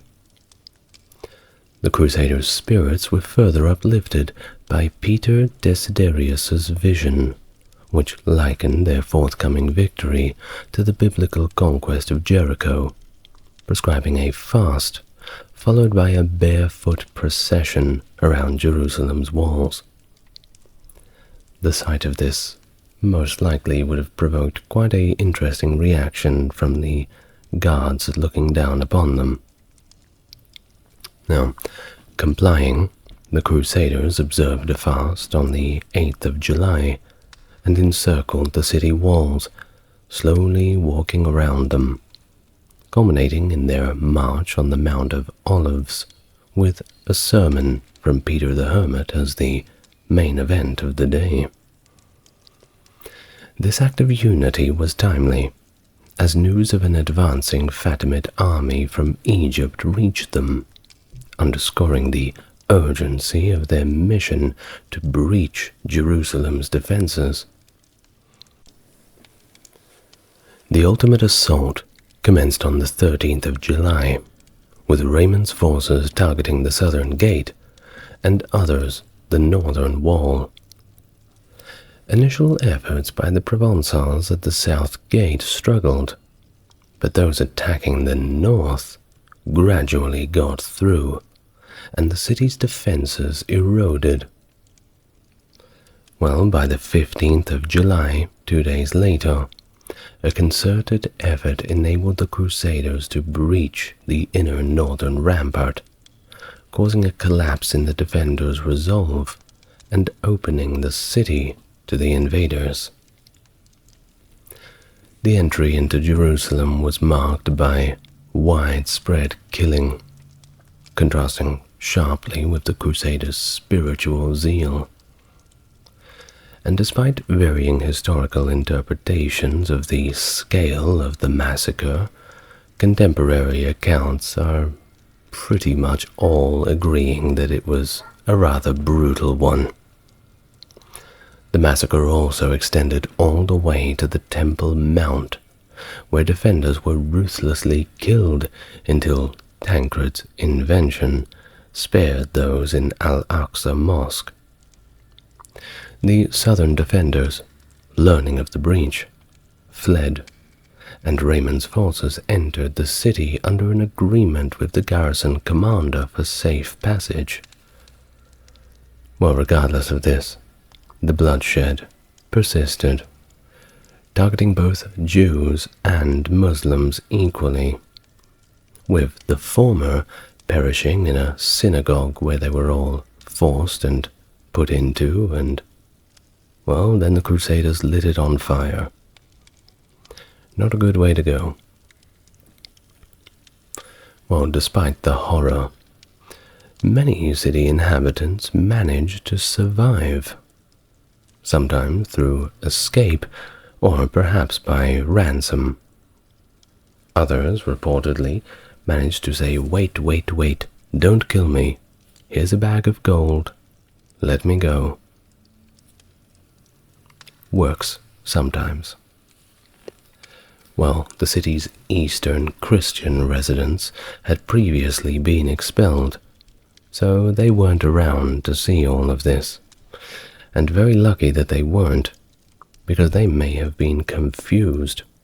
Of course, they may have been killed along with everybody else. I mean, how different would they really have looked? I'm sure God would not have liked that one, wouldn't he? Now, the 22nd of July. On this day, a pivotal meeting took place within the Church of the Holy Sepulchre, aimed at deciding the leadership and governance of Jerusalem. The absence of a clear ecclesiastical authority, due to the recent death of the Greek patriarch, left a void for secular governance, a concept that was actually supported by quite many people. Now, Raymond of Toulouse, despite being a leading figure in the Crusades since 1098, saw his influence gradually wane away, particularly after his unsuccessful siege at Arca and his failed efforts to carve out a territory for himself. He was still somewhat trying to get over the embarrassment, but everybody else knew. It's very hard to forget. His refusal of the crown, citing that only Christ was worthy to be king, could have been a strategy to encourage others to decline the role. Yet Godfrey of Bouillon was quite undeterred. "Give me that crown," he said, likely bolstered by his commanding Lorrainian army and his noble lineage. Of course, the nobility was only noble because it was a right handed down from God, correct? Well, consequently, Godfrey was chosen as the ruler, adopting the title Advocatus Sancti Sepulchri, or Defender of the Holy Sepulchre. This election also managed to rather ruffle some feathers, especially Raymond's, who made a brief but futile attempt to take the Tower of David, before simply giving up and leaving the city with his tail between his legs. Now, it was around this time that the visionary behind the First Crusade, Pope Urban II, actually passed away. Indeed, he passed away on July 29th, 1099, but at this time he was unaware of Jerusalem's fall to the Crusaders. His successor, Pope Paschal II, would lead the Church for nearly 2 decades following these monumental events. And of course, Jerusalem. Well, that city's fate would continue to oscillate back and forth. Held by the Kingdom of Jerusalem until 1291, but briefly falling under Muslim control after Saladin's victory at the Battle of Hattin in 1187. But of course, that's for the next video on the Crusades. Now, in the heat of August 1099, the Fatimid vizier Al-Afdal Shahanshah orchestrated a landing at Ascalon with a formidable contingent of 20,000 troops from North Africa. In response, Geoffrey and Raymond led a considerably smaller force of 1,200 knights and 9,000 infantry to confront the Fatimids on August 9th at the Battle of Ascalon.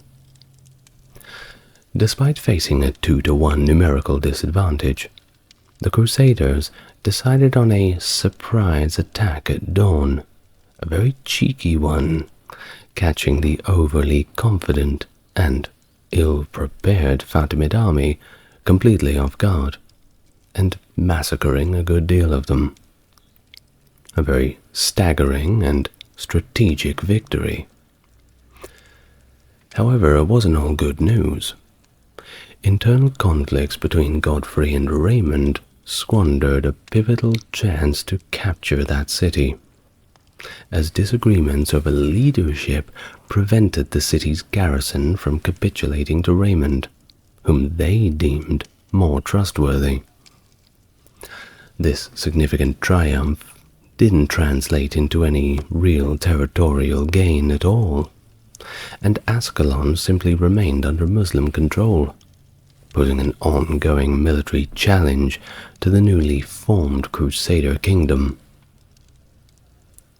Following their vows, a significant portion of the Crusaders deemed their pilgrimage fulfilled and opted to return to their homelands, leaving behind a mere 300 knights and 2,000 infantry to safeguard Palestine. Godfrey's ascendancy to Jerusalem's leadership was chiefly supported by the knights from Lorraine, who, upon his demise after just a year, opposed the Papal League Dagobert of Pisa's intent to transform Jerusalem into a theocracy. Instead, they championed Baldwin to become the inaugural Latin king of Jerusalem. Bohemond, well, he set off back to Europe, aiming to confront the Byzantines from Italy, yet he suffered a defeat in 1108 at Dyrrhachium. Raymond? Well, he died, and following his death, his successors with aid from Genoa succeeded in seizing Tripoli in 1109.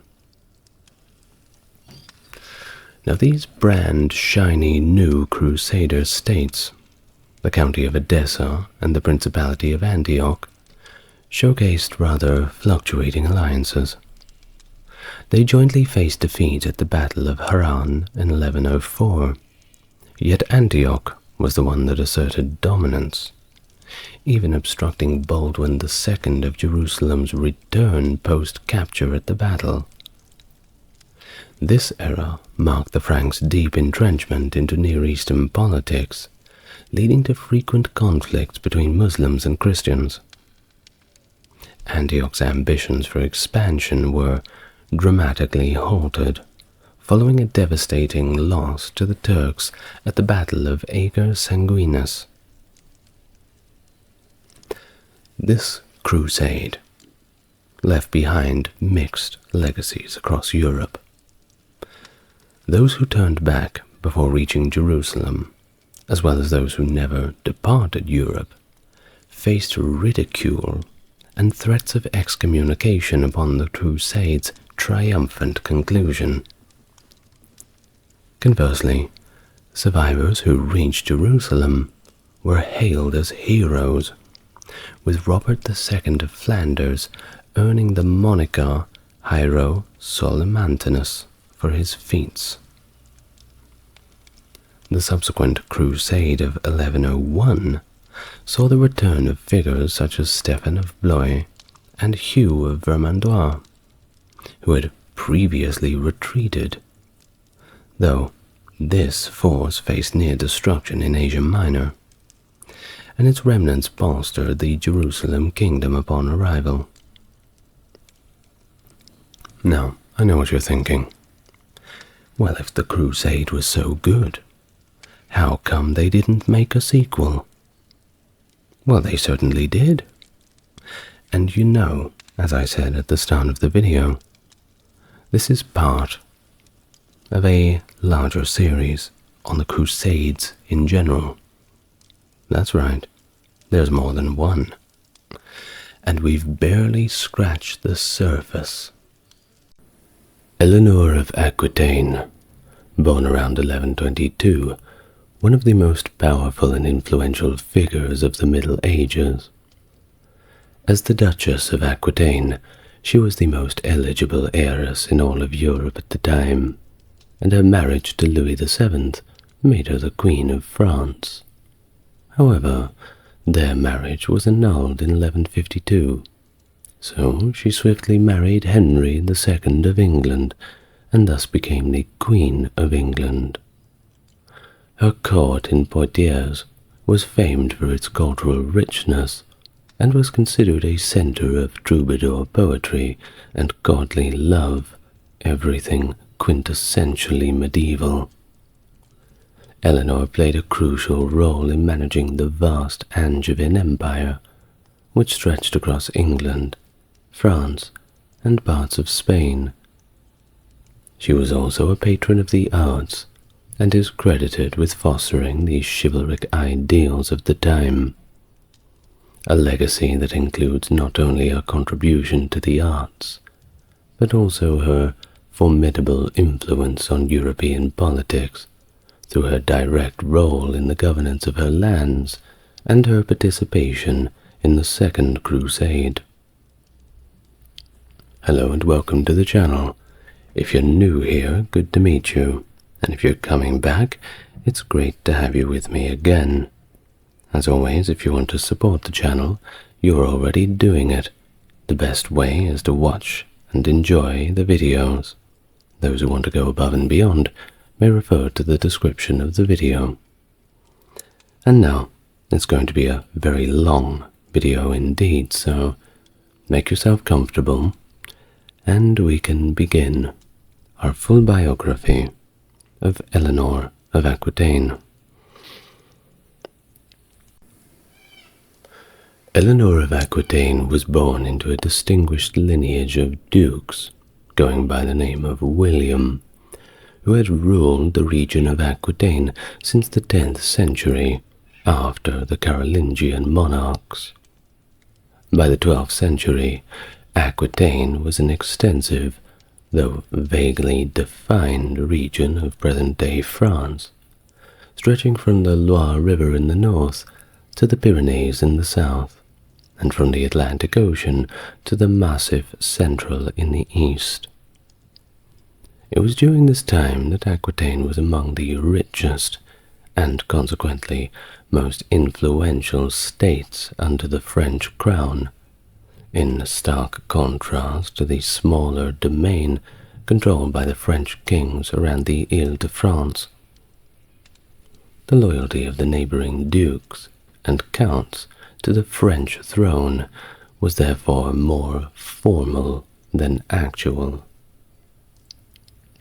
Details about Eleanor's earliest years and schooling are subject to a fair bit of speculation, given the lack of concrete information about aristocratic households of that era. The earliest records mentioning Eleanor date to July of an unspecified year, though it's commonly believed that she was born during her parents' visit to Bordeaux, potentially in her father's castle near Belin. Other speculated birthplaces include Poitiers, Bordeaux's Ombriere Palace, or Nil-sur-Lotis. Initially estimated at 1122 or 1124, Eleanor's birth year is more convincingly set around 1124 due to the late 13th century genealogical records, and also her age at the time of her death. It is these records that indicate that she was 13 at the time of her father's death in 1137, supporting the 1124 birth year, while there are references to a loyalty oath from the Aquitaine lords on her 14th birthday. Her parents likely did not marry before 1121, Her death is noted as either 80 or 82 years old, but we're not going to skip that far ahead. Eleanor was the eldest of 3 children of William X, who was the Duke of Aquitaine, and Eleanor de Châtellerault, the daughter of Aimery I, the Viscount of Châtellerault, and his wife, Dangerot de l'Île-Beauchard, who was also the long-term mistress of William IX. Well, named after her mother, she was baptized as Eleanor, derived from the Latin alia, Aenor, meaning the other Aenor. The name evolved into Eleanor in the northern French languages to Eleanor in English, though the spelling varied throughout her life. Little is known about her educational background. Following the death of her mother and brother in 1130, when she was only 6 years old, the only noted comment on her education comes from the troubadour Bertrand de Born, who mentioned her reading poetry in her native language. Now, Eleanor had initially spoke Poitevin, which is a dialect of northern French langue d'oil, but she was soon introduced to Occitan, the language of the southern poets and courtiers at the Aquitaine court. Following the deaths of her mother and brother, Eleanor became the primary heir to her father's vast domains. Aquitaine, the largest and wealthiest French province at the time, spanned an area equivalent to 19 modern French departments, and about a third of what is considered France at the time. In 1137, Duke William X embarked on a journey from Poitiers to Bordeaux, bringing his daughters along with him. Upon their arrival in Bordeaux, he entrusted them to the care of Geoffrey de Leroux, the Archbishop of Bordeaux, at the Ombriere Castle. The Duke then continued on to the shrine of St. James of Compostela, with other pilgrims, but died there on the 9th of April that year, being Good Friday. Not so good for him, I'm afraid. Well, at the age of 13, Eleanor suddenly became the Duchess of Aquitaine, making her one of the wealthiest and most sought-after heiresses in Europe. Aware of the risks of her potential abduction for her wealth and title, William X, anticipating his death, entrusted his daughters and their inheritance to King Louis VI of France, requesting that the king protect his lands and also find a suitable husband for Eleanor. Until her marriage, the king would have control over her lands. The Duke also ordered his companions to keep his death a secret, until they informed King Louis they were to travel quickly from Compostela across the Pyrenees, stop at Bordeaux to inform the Archbishop, and then hasten to Paris to notify the king. King Louis VI of France, also known as Louis the Fat, and of course in declining health, hence the name, of course, saw this as an opportunity to expand his domain. His son, Louis, originally destined for the monastery, became the heir apparent after his older brother Philip died in a riding accident in 1131. The death of Duke William opened up the possibility of acquiring the rich Duchy of Aquitaine. Thus King Louis, eager to increase the royal domain, which was relatively small, recognized the advantage of securing Eleanor's allegiance through marriage to his son. He understood that the urgency of settling Aquitaine's succession swiftly and the strategic benefits of the union. Consequently, he quickly arranged for his son Louis, accompanied with a significant entourage of about 500 French knights, along with notable figures like Geoffrey II, Bishop of Chartres, Theobald II, the Count of Champagne, and Raoul de Force, the Count of Vermandois, to travel to Bordeaux together. Their mission was to formalize the marriage and thereby secure the vast resources of Aquitaine for the Capetian dynasty, a move that was aimed to ensure a smooth transition and prevent any potential challenges to Eleanor's inheritance and her strategic marital alliance. Very little is documented about Eleanor's time as the Queen of France. She married Louis on July the 25th, 1137, in Bordeaux's Cathedral of Saint André, officiated by the Archbishop of Bordeaux. Right after their wedding, Eleanor and Louis were proclaimed Duke and Duchess of Aquitaine. It was decided that Aquitaine would remain autonomous until Eleanor's eldest son became both the King of France and the Duke of Aquitaine, ensuring that her estates would not merge with the French crown until the next generation. As a wedding gift, Eleanor presented Louis with a rather ornate rock crystal vase. Following their marriage, the couple traveled to Poitiers, where they celebrated with a week of festivities and were invested as Count and Countess of Poitou on August the 8th.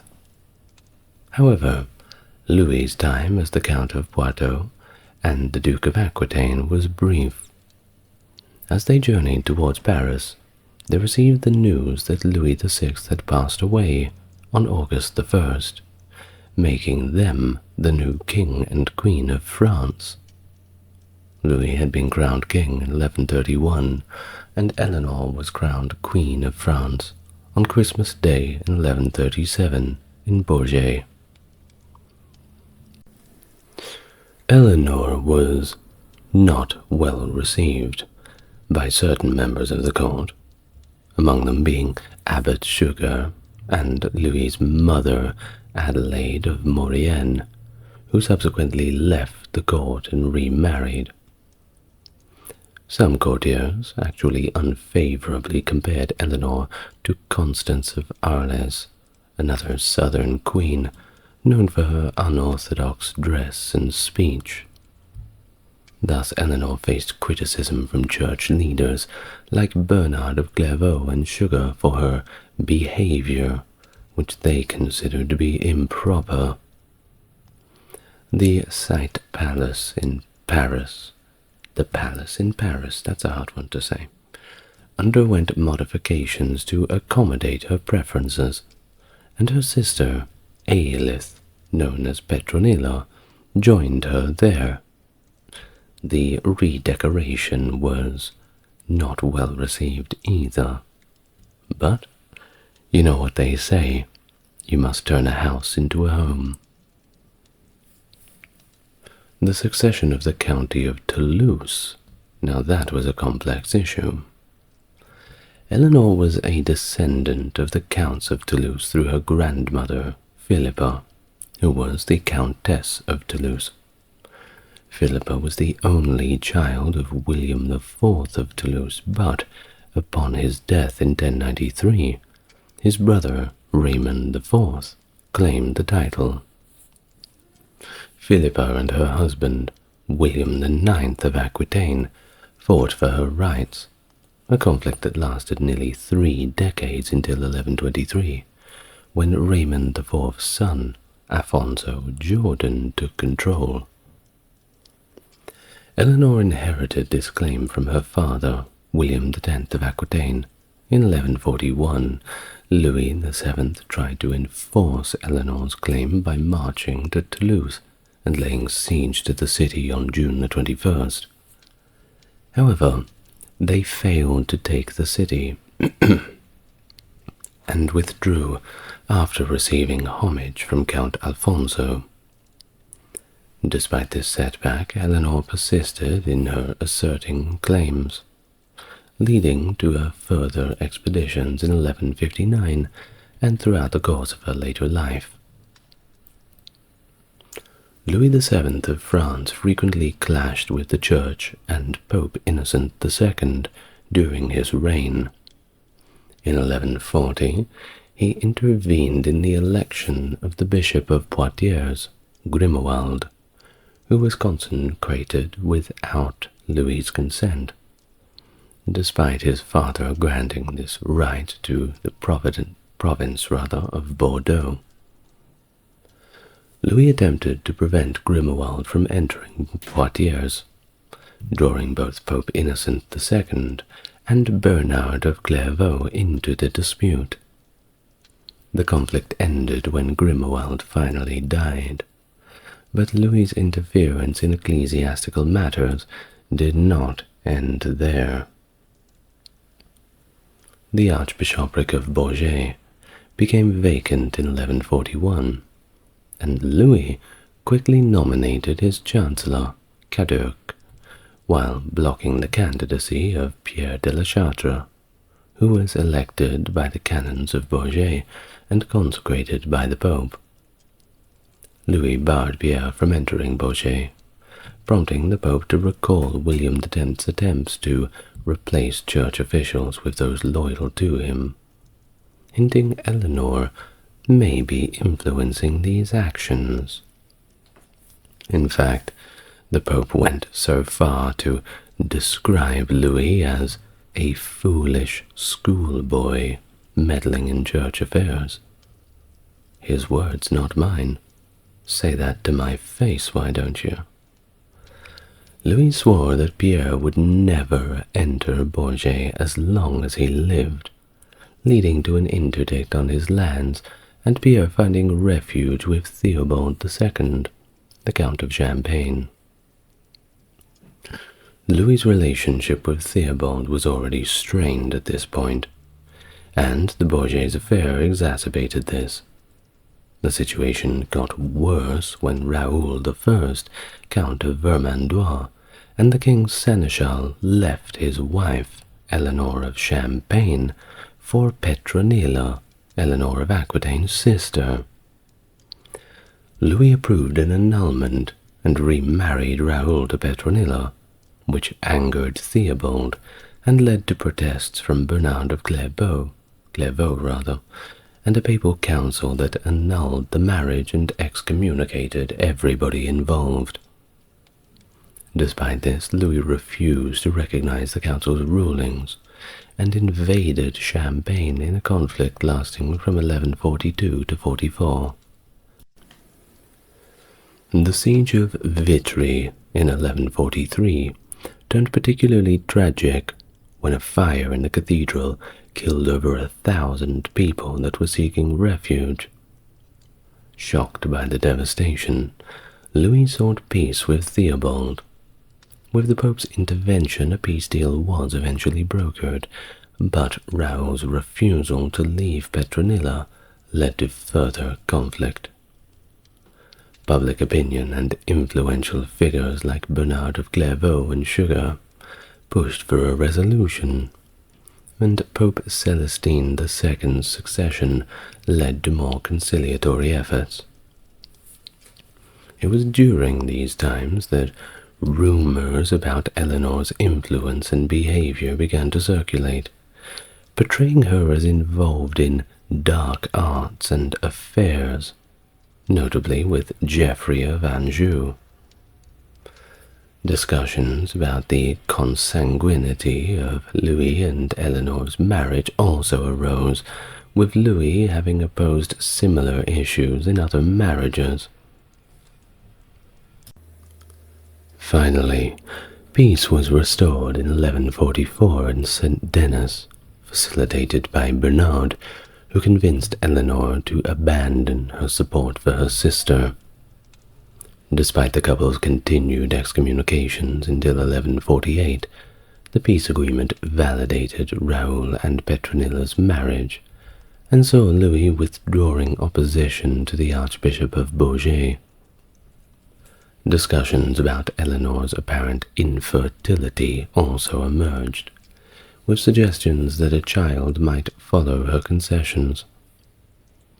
In April of 1145, Eleanor did give birth to a daughter, Marie, and in 1144, the month of June, Louis and Eleanor attended the dedication of St. Denis, where Louis donated that crystal vase as a peace offering. Louis VII's deep remorse over the tragic massacre at Vitry led him to contemplate a pilgrimage to the Holy Land. However, his plans were preempted by pressing matters closer to home. The success of the First Crusade, 1096 to 1099, I have a whole video on it, by the way, had resulted in the creation of 4 crusader states in the Outremer, Outremer being the word for overseas. Well, these were now under the threat after the Zengi and Saracen Turks captured the region of Edessa, which was one of the Frankish states. On December the 24th, 1144, this loss had made the neighboring states of Antioch, Tripoli, and Jerusalem as vulnerable as they were nervous, with Antioch, ruled by Eleanor's uncle Raymond of Poitiers, being particularly at risk. In late 1145, Louis received envoys from the beleaguered Outremer, and appeals were also directed to Pope Eugene III. On December the 1st, the Pope issued a bull urging Louis and all faithful Christians in France to undertake a crusade to the endangered states, promising a full remission of sins for those who participated. Basically, it was a get-out-of-jail-free card. Well, Louis, alongside Eleanor, was in Bourges when this call to arms reached them. Louis immediately declared on Christmas Day his intention to lead the crusade. Due to the lack of enthusiasm among the French nobility, Louis delayed further planning until Easter 1146, enlisting Bernard of Clairvaux to support the crusade at a gathering in Vézelay on March the 31st. Eleanor of Aquitaine took up the cross during Bernard's sermon, indicating her commitment to join the crusade, despite having to leave her daughter behind. She also rallied women from the Aquitanian nobility and around 300 other volunteers. Now, while it was not uncommon for women to participate in crusades, their inclusion was more often than not met with a good deal of criticism, particularly from clerics and other members of the religious orders who may have been influenced by the later accounts of figures like William of Newburgh. Well, either way, by February of 1147, the planning phase had commenced at Étampes, revealing that Emperor Conrad III would also join the crusade. Requests for safe passage through neighboring lands were sent out, and final arrangements were made at St. Denis over Easter, where the Pope appointed Sugar as the regent of France, assisted by Ralph of Vermandois in Louis's absence. Eleanor's decision to join the crusade further fueled her detractors, who spun tales of her and her ladies departing as Amazonian warriors. On the 11th of June, the crusade set out from St. Denis with a force of 25,000 or perhaps up to 50,000 crusaders and pilgrims, depending on what source or estimation you read. They traveled through Metz, crossed the Rhine at Worms, and continued to Regensburg and along the Danube. They met envoys from the Byzantine Emperor Manuel Komnenos and followed the river through Hungary to Belgrade, reaching the Eastern Empire by mid-August. By October the 4th, 1147, they had arrived in Constantinople, where they awaited their seafaring companions. In Constantinople, the French received hospitality from Emperor Manuel Komnenos, with Louis and Eleanor staying in the Philippatian palace. Meanwhile, the German contingent of the Crusade had already crossed into Asia Minor. Once regrouped, the French crossed into Asia on October the 15th, heading south towards Nicaea. Learning that the Germans had suffered a significant defeat at Dorylaeum, the French opted for a safer coastal route to Ephesus, passing through Pergamos and Smyrna, arriving on December 20th. After a brief stay in Ephesus, Conrad and most of the Germans returned to Constantinople by sea, leaving the French to continue their journey. In January 1148, Louis VII made the decision to take an island route towards Laodicea in Phrygia, aiming for a faster path to Antioch via Antillia on the southern coast. They arrived at Laodicea on January the 6th, and then proceeded across the mountainous terrain. During their ascent of Mount Cadmus, one of the highest peaks along their path, Louis managed the rear of the column, safeguarding the unarmed pilgrims and the baggage, while the vanguard, led by Geoffrey de Rancon of Aquitaine and Amadeus III, the Count of Savoy, pushed ahead to the next valley, considering it a superior site to stay the night. This decision left the main body of the column isolated, and thus made them easy targets for a Turkish ambush. The ensuing Battle of Mount Cadmus saw the Turks inflict heavy losses on the French Crusaders. Louis barely escaped, apparently using tree roots to scale up a cliff face, a moment described by Odo of Deul as a divine provision for his safety. However, many were not as fortunate, with Odo lamenting the lack of heavenly aid, except for the coming of night. The chronicler William of Tyre suggested that the disaster was partly due to the excessive baggage purportedly carried for Eleanor and her ladies, and the inclusion of too many non-combatants. Louis's lack of effective leadership and poor tactical decisions contributed to the fiasco. Officially, Geoffrey de Rancon was blamed for the decision to move the camp, but many viewed Eleanor as the true culprit, given Geoffrey was her vassal. This incident further eroded Eleanor's popularity within the Christian ranks, as she was also faulted for the large baggage train and the positioning of her Aquitanian troops. By the 20th of January, the battered and bruised survivors reached Antalya. There they found a shortage of ships and exorbitant fares, leading only the royal party and a few followers to sail out, arriving in Antioch on March 19th. The others? Well, only half of them made it to their destination. It's a rough journey, to say the least. Upon their arrival in Antioch, tensions quickly surfaced between the Crusaders and Raymond of Antioch. Raymond's strategy focused on attacking Aleppo to regain Edessa, which conflicted with Louis's goal of proceeding directly to Jerusalem. However, Louis's forces were significantly weakened, and he had his own personal motives for wanting to continue to Jerusalem.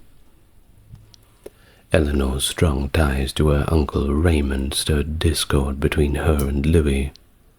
By March the 28th, amidst Eleanor's objections, the French departed Antioch, now reduced to a tenth of their original number.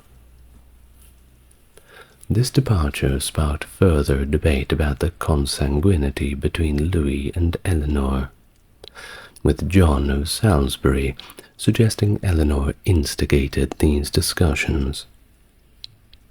Upon reaching Jerusalem in May, the Crusaders were welcomed by Queen Melisende and King Baldwin III. At a strategy meeting in Acre on the 24th of June, they decided to lay siege to Damascus on July 24th, 1 month later, a decision that led to a quick and embarrassing retreat, and effectively marked the end of the Crusade. Well, despite all of this, Louis vowed to remain, digging his heels in until Easter 1149, against the advice of Sugar, his regent. The stay in Antioch and the resultant friction between Eleanor and Louis led chroniclers like John of Salisbury and William of Tyre to suggest an affair between Eleanor and Raymond. This accusation became a permanent part of Eleanor's legend, with some versions even claiming she had liaisons with a Saracen leader, but citation certainly needed on that one.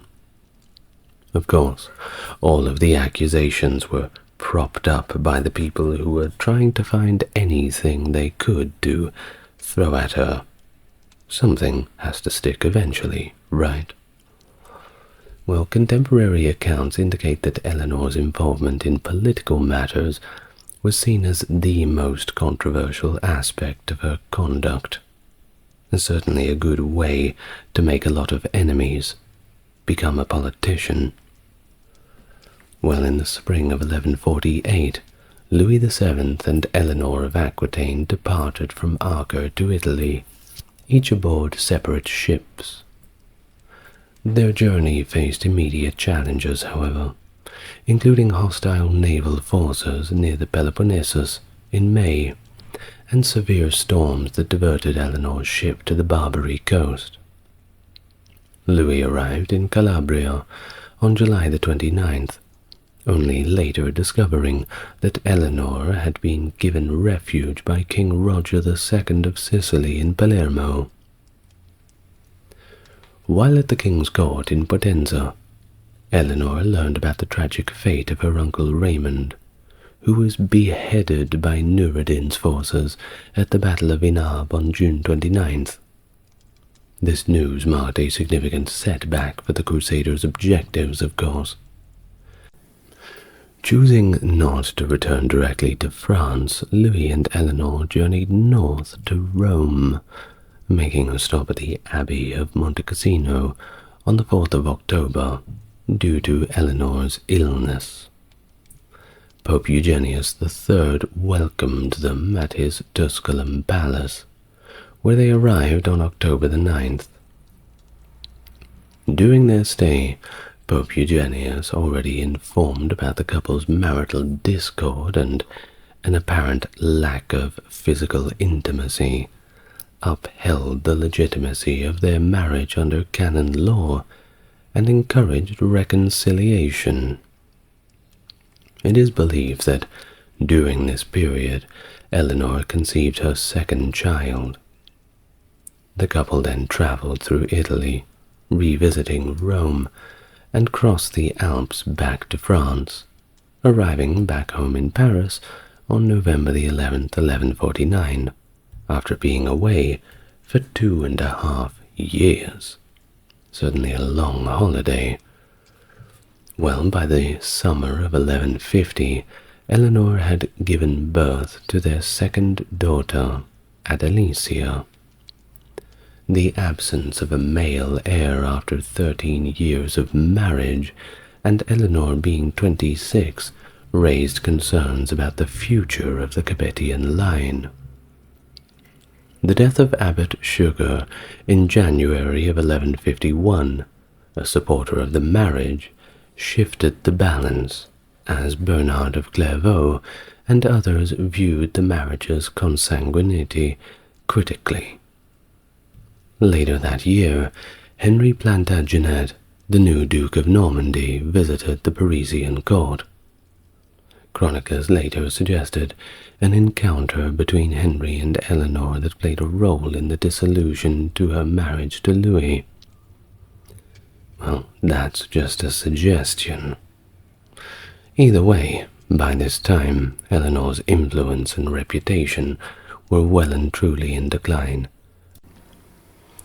In the autumn of 1151, the couple toured Aquitaine, removing French garrisons, replacing them with Eleanor's loyalists.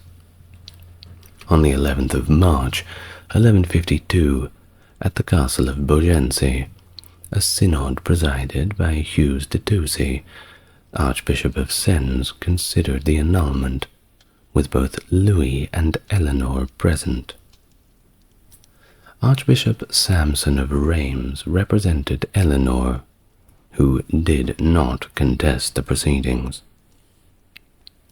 On March 21st, the archbishops, with the approval of Pope Eugenius, annulled the marriage on the grounds of consanguinity.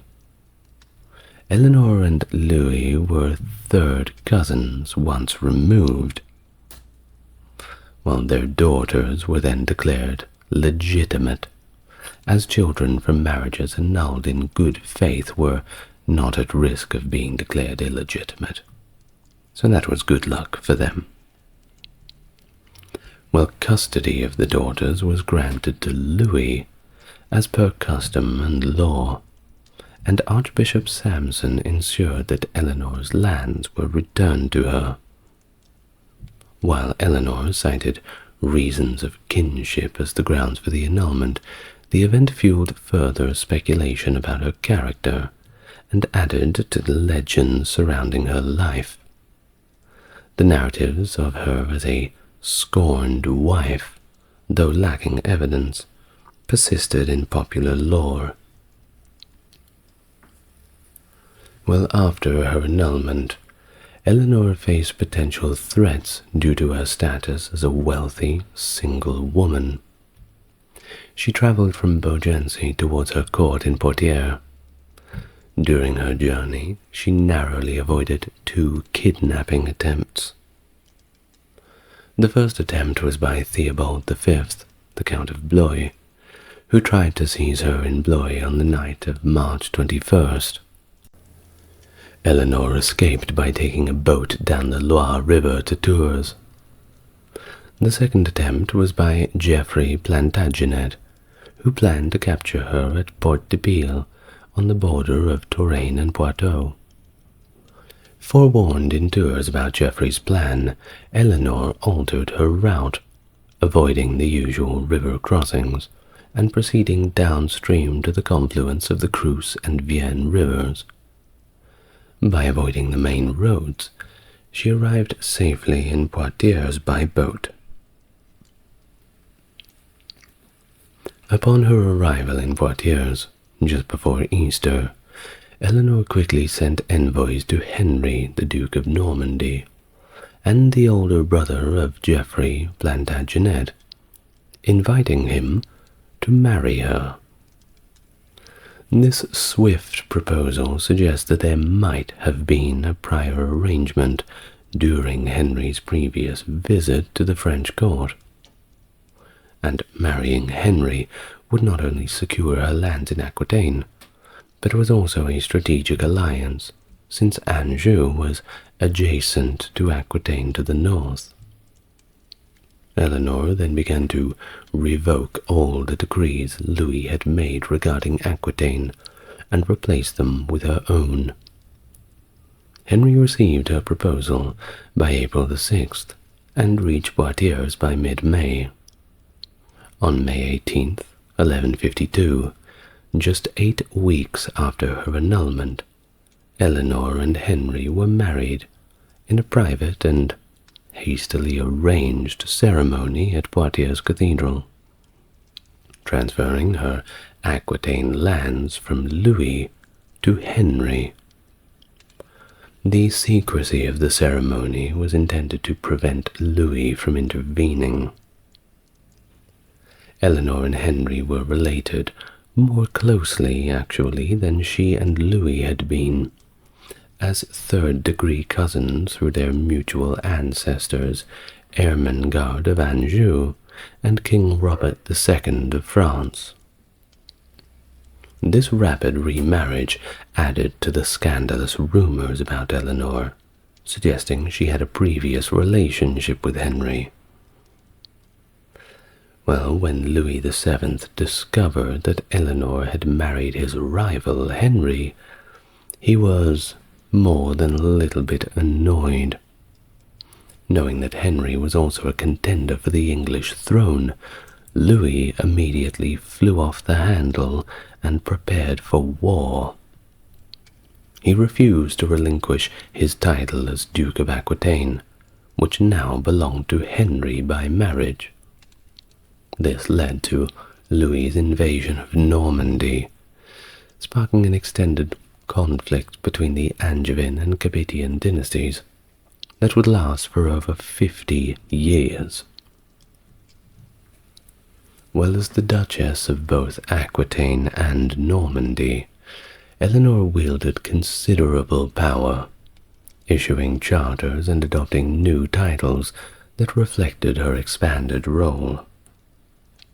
Shortly after their marriage, Henry left to pursue his claim to the English throne, dealing with Louis's invasion, which he quickly repelled. By the fall, Henry had returned to Aquitaine, where the couple installed a stained-glass window in Poitiers Cathedral to commemorate their marriage. By late 1152, they had moved to Rouen in Normandy. In January 1153, Henry sailed for England, leaving the pregnant Eleanor with his mother, Empress Matilda, and his brother William. Their first child, William, was likely born in Angers on August 17, 1153. In England, Henry negotiated a truce with King Stephen at the Treaty of Winchester in November of 1153, agreeing that he would be Stephen's heir. This was confirmed at Westminster during Christmas, and upon his return to France, Henry and the again pregnant Eleanor saw a more cooperative Louis VII, who had reconciled with them and relinquished his claim on Aquitaine. King Stephen of England passed away on October 25, 1154, making Henry the new ruler, now Henry II. Although summoned immediately, they did not cross the English Channel from Barfleur until December the 7th, landing near Southampton near the following day.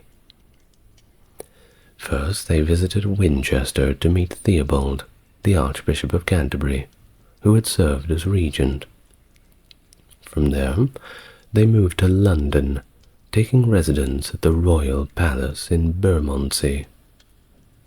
Henry was crowned King of England at Westminster Abbey on December the 19th, 1154, with Eleanor sitting by his side.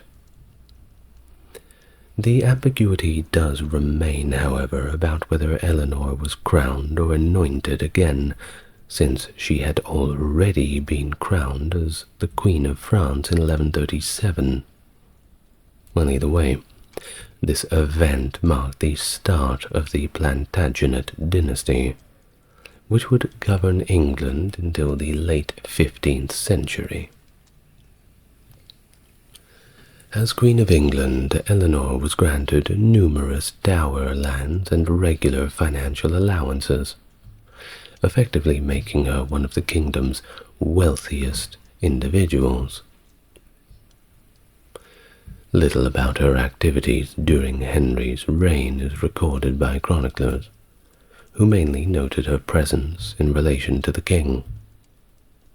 Biographies have been constructed based on these itineraries and surviving official records, such as letters, writs, and charters. Furthermore, the autonomy of queens had been diminishing before her ascension. However, she did take part in the ceremonial occasions, like the Easter or Christmas courts, even though she had never managed to master the English language, which of course was very different in those days. Well, Henry's domain stretched from the Scottish borders to the Pyrenees, and he was often away, travelling more than any predecessor. During these absences, Eleanor often acted as regent or co-regent with the justiciar. Although she sometimes accompanied Henry, she also travelled widely across her domains alone, or perhaps with her children. While claims about her as a patron of the arts are likely exaggerated somewhat, many writers did dedicate works to her, such as Robert Wace's Roman de Bru, and works by William of Blois. Others, like Mary de France, seemed inspired by her, associating her with Arthurian legends of later and former times. Now, on the 28th of February 1155, Eleanor gave birth to their second child, Henry, while the king was away. On January the 10th, 1156, Henry left for one of his many prolonged absences, with Eleanor pregnant again. That spring their son William died, and was buried at Reading Abbey. But in June, their third child, Matilda, was born, and Eleanor travelled to France to join Henry, returning to England in February of 1157. In September, their fourth child, Richard, was born at Beaumont Palace. After 1156, Eleanor's independent rule over her duchy diminished, with her name disappearing, except to confirm Henry's acts. By 1157, Louis VII had remarried and had another daughter, Margaret. Henry II, noticing Louis's lack of a male heir, planned to acquire the French throne by marrying his son Henry to Margaret. He went to France in the August of 1158 to negotiate and took Margaret into his care. He thus stayed away for 4 years, and during this time Eleanor gave birth to their fourth son, Geoffrey, on September the 23rd, 1158, and soon after went to France to join Henry. In 1159, they attempted to enforce Eleanor's claim to Toulouse, straining relations with Louis VII again, as Raymond V of Toulouse was Louis's vassal and relative. Although Henry formed a coalition to conquer Toulouse, Louis aided Raymond. Among Henry's allies was Raymond Berengar IV of Aragon, symbolizing alliances by betrothing his son Richard to Raymond Berengar's daughter. By September, Henry was forced into a truce, marking the start of a 40-year Anglo-French conflict. Eleanor returned to England in December, secured funds for Henry's campaigns, and escorted them to France before returning. In September 1160, Henry II called Eleanor and their children to join him in France after an extended period apart. In that same year, Louis VII's second wife had passed away, leaving him with only daughters, and no male heir. He thus quickly remarried, and Henry saw this as an opportunity to secure alliances by arranging the marriage of Prince Henry and Margaret, despite their young age. And this was also without Louis's knowledge. Well, Eleanor stayed in France, and in September 1161 she gave birth to their daughter Eleanor in Domfront, Normandy.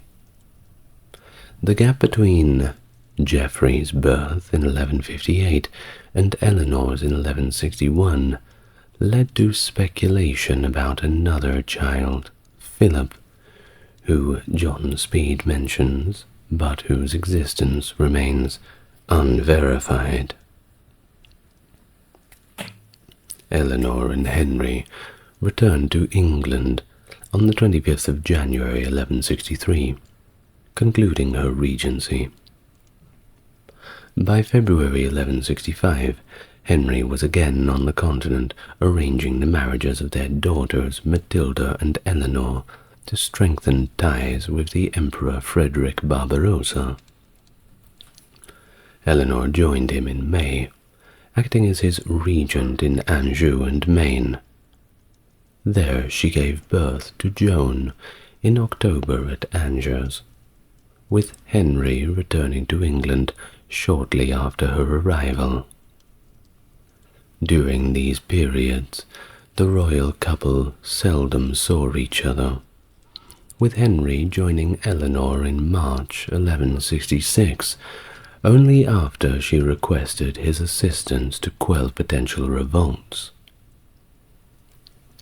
The time of separation fueled rumors about Henry's infidelities, notably his affair with one Rosamund Clifford, which became public by late 1166 and was acknowledged by 1174. But Eleanor's response to these affairs, well, it was seemingly indifferent. In fact, she even raised Geoffrey of York, the illegitimate son that Henry acknowledged, at Westminster. Well, after Joanna's birth, Eleanor had stayed at Angers, with Henry not joining her for Christmas, but arriving by Easter when she conceived their last child, John. They spent Christmas 1167 together at Angers, and in 1168 Eleanor brought 11-year-old Matilda to the continent for her marriage to Henry the Lion, Duke of Saxony. Henry's relationship with Thomas Becket also deteriorated during this period, beginning in 1163. Becket, who was once a close ally and the Archbishop of Canterbury, sought Eleanor's help during his exile in France from 1164, though she appeared to favor reconciliation. In December of 1167, Eleanor moved her possessions to the Argentan and celebrated Christmas there before moving to Poitiers. Henry accompanied her, then left to deal with the Lusignan family's rebellion. Eleanor was left in charge, showcasing her governance skills until 1173, hinting at a potential marital discord. Well, by 1168, Eleanor, who was 44 years old at that time, had finished up her childbearing years, having borne 8 children, including 3 future kings. Louis VII's son, Philip Augustus, born in 1165, ended Henry's hopes of adding the French throne to his empire through alliances. In 1163, Henry's ongoing feud with Becket had begun, straining their friendship and political alliance. Becket's attempts to involve Eleanor were minimally documented, with evidence suggesting that she was in the middle of them advocating for peace. Well, after gathering her possessions in December 1167, she moved to Aquitaine for Christmas, and then proceeded to Poitiers, her governance base amidst Henry's military campaigns. Her leadership in Poitiers lasted until 1173 rather, enhancing her role in managing Aquitaine's rebellious vassals. This period marked the end of Eleanor's direct involvement in the English regency, as she shifted focus to managing her continental domains. Her influence and the couple's intermittent separations fed into the narratives of their strained marriage, further complicated by Henry's known infidelities, and Eleanor's pragmatic management of their shared political responsibility. During the 5 years that followed their separation, speculation about the motives behind Eleanor and Henry's distance, whether for political strategy, growing estrangement, or a mix of both, has been widespread. Eleanor had indeed performed her royal duties, producing heirs and establishing alliances through her children, but by then there was only so much she could have done. Additionally, she took proactive steps to impose order in the historically turbulent Aquitaine and maintained her responsibilities as the Angevin queen, even acting as regent in various territories. It is suggested that it was Eleanor who actually initiated the separation, an action that Henry seemingly did not bother to contest. Well, the exact details of Eleanor's life in this period is a little unclear, but it is known that she and Henry had spent Christmas of 1168 apart, she being in Poitiers and he in the Argenton. In January the 6th, 1169, Henry, alongside his 2 eldest sons, met with Louis VII in Montmirail. The Treaty of Montmirail, which resulted from this meeting, had lasting effects on Henry's family, with Henry dividing his territories among his sons and arranging a marriage between Prince Richard and Louis's daughter Alice. Beyond managing his vassals and maintaining diplomatic ties with the French king, Henry was also focused on securing domestic alliances. He arranged betrothals for Geoffrey and Joanna, with Constance of Brittany and King William II of Sicily respectively, and initiated marriage negotiations for John with Alicia, the eldest daughter of Humbert III, Count of Savoy. To ensure a smooth succession, Henry sought to crown his heir, Prince Henry, despite ecclesiastical opposition. The ceremony took place in 1170 on the 14th of June, after which he was known as Henry the Young King. While Henry and Eleanor communicated during this period, they seldom saw each other, except at major celebrations like Christmas at Beau-le-Roi near Bayeux in 1170 and at Chinon in 1172. Despite the rumors of their growing alienation, Eleanor increasingly exerted her independence in governing her duchy, notably altering her formal address to exclude the kings, referring instead to her faithful followers. So it was during this time that tensions were really ramping up between Henry II and his young sons, who were impatient to exercise the authority over the Angevin Empire territories allocated to them at Montmirail, rather than waiting for their father's demise. You know what young people are like. Always in a hurry. Well, Louis VII, recognizing an opportunity to exploit these familial rifts, now that the young king was his son-in-law, invited him and Queen Margaret to Paris in November 1172 to talk about and foster the ambitions of the young and impatient king. Eleanor of Aquitaine's time in Poitiers from 1168 to 1173 is often cited as highly influential in cultural history, yet the specifics of this period remain largely unknown.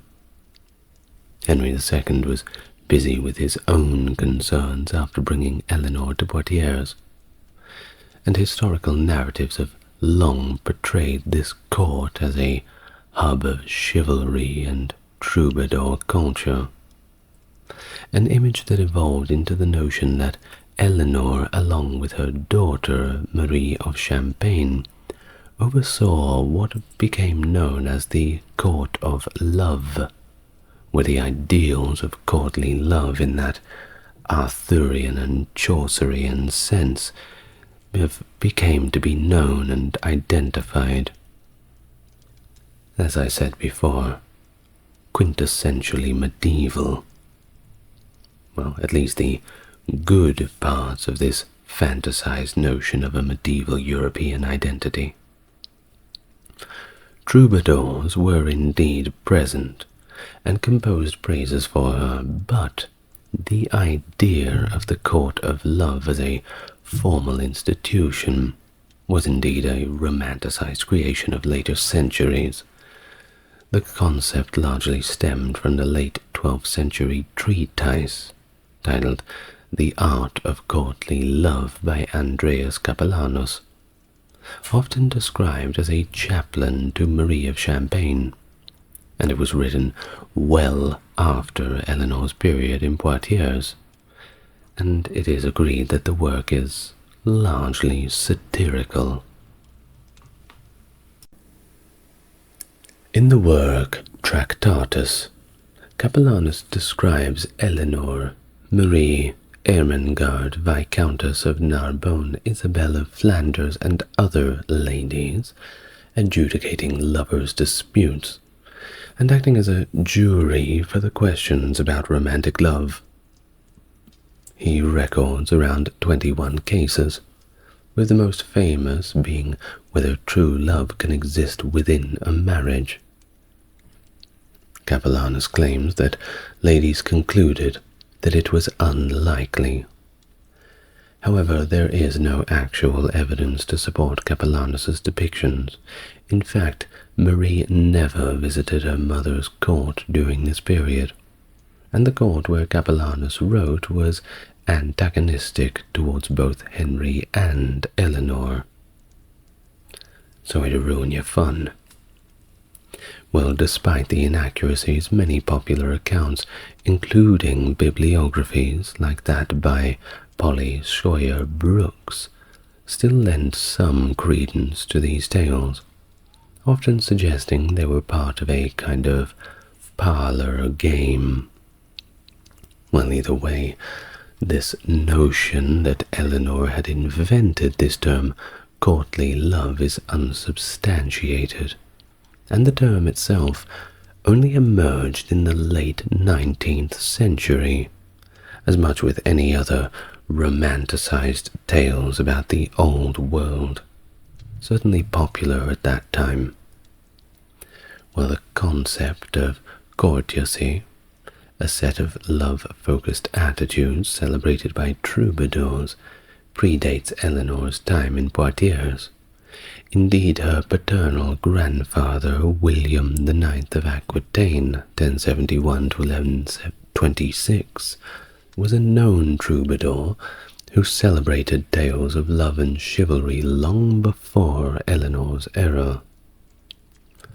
Thus, while fin amour became popular and spread through the courts of the south in the early 12th century, and troubadours like Bernard de Ventadorn and Arnaud Guilhem de Marsan were present at her court, much of what is said about Eleanor's role in these cultural developments is speculative. Well, I think we can put that away for a while. But don't let the truth spoil your imagination. If you want to have fun thinking about these sorts of things, go ahead and do it. It's not like you're going to be submitting it to any peer review. I don't think it's any harm, unless we're making films presented as historical fact. That is crossing the line. But feel free to engage in the realm of historical fan fiction. Now, from February 21st to 28th, 1173, Henry and Eleanor were at Montferrand for the betrothal of their son Prince John to Alice of Maurienne. However, the event was overshadowed by a growing conflict between Henry II and his son, Henry the Young King, over the allocation of royal powers. After Montferrand, the royal family moved to Limoges, where tensions increased further. In March, Henry II and the young king travelled together to Chinon, arriving on March the 5th. The following morning, Henry II discovered that the young king had fled to Paris to seek the support of Louis VII, who then declared his support for the young king as the new reigning monarch. This marked the beginning of the revolt of 1173–74, a significant conflict in the reign of Henry II. Chroniclers at the time often blamed Eleanor for the conflict, because of course they did. It's just another thing that contributes to her controversial reputation, whether it be based in fact or simply because people did not like her. Do you think people would do that? Spread lies and rumors about people they don't like? Perhaps they would. Well, these people had suggested that she might have encouraged her sons to rebel, although they typically added phrases at the end such as, "so it was said," to indicate a speculative nature of these claims. But the insinuation was there. Those who wanted to believe it certainly didn't need much convincing. Confirmation bias, we call it. William of Newburgh recounted that the young king, and I quote, devised evil against his father, with the advice of Louis VII, and went to Aquitaine to incite his brothers Richard and Geoffrey to rebellion, allegedly with Eleanor's tacit approval. Thus, Richard of Hoveden provided a slightly different perspective, noting that Eleanor sent her younger sons to France to join their older brother against their father. In the spring, Eleanor attempted to travel to Paris to join her sons, but was captured en route to Chartres and taken to Henry II in Rouen. Her arrest was kept a deep secret, and she was confined for over a year in an undisclosed location. Meanwhile, Louis VII held a court in Paris, where the French nobles pledged their allegiance to the young king. Of Henry II's sons, only the young John remained loyal to his father. Hostilities thus began in May, with the forces of the young king and Louis VII invading Normandy, but neither side gained a decisive advantage in 1173.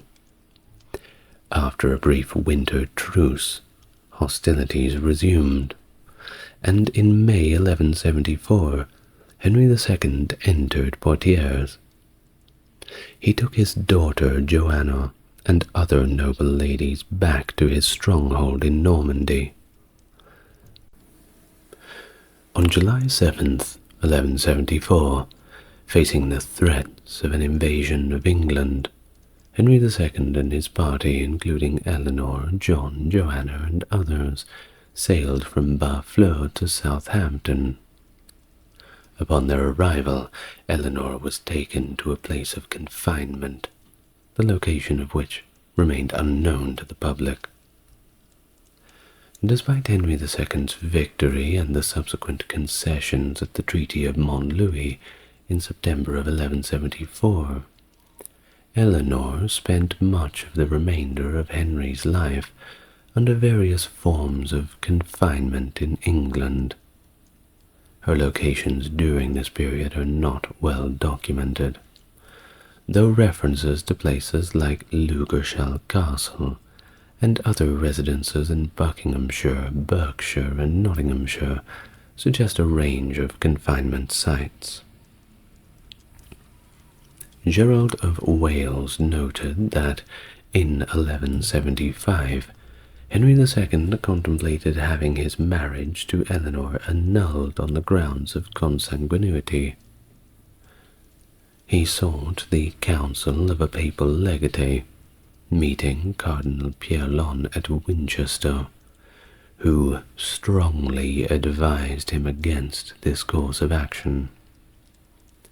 The following year, Henry attempted to persuade Eleanor to become a nun at Fontreval, but she resisted this proposal with the support of the Archbishop of Rouen.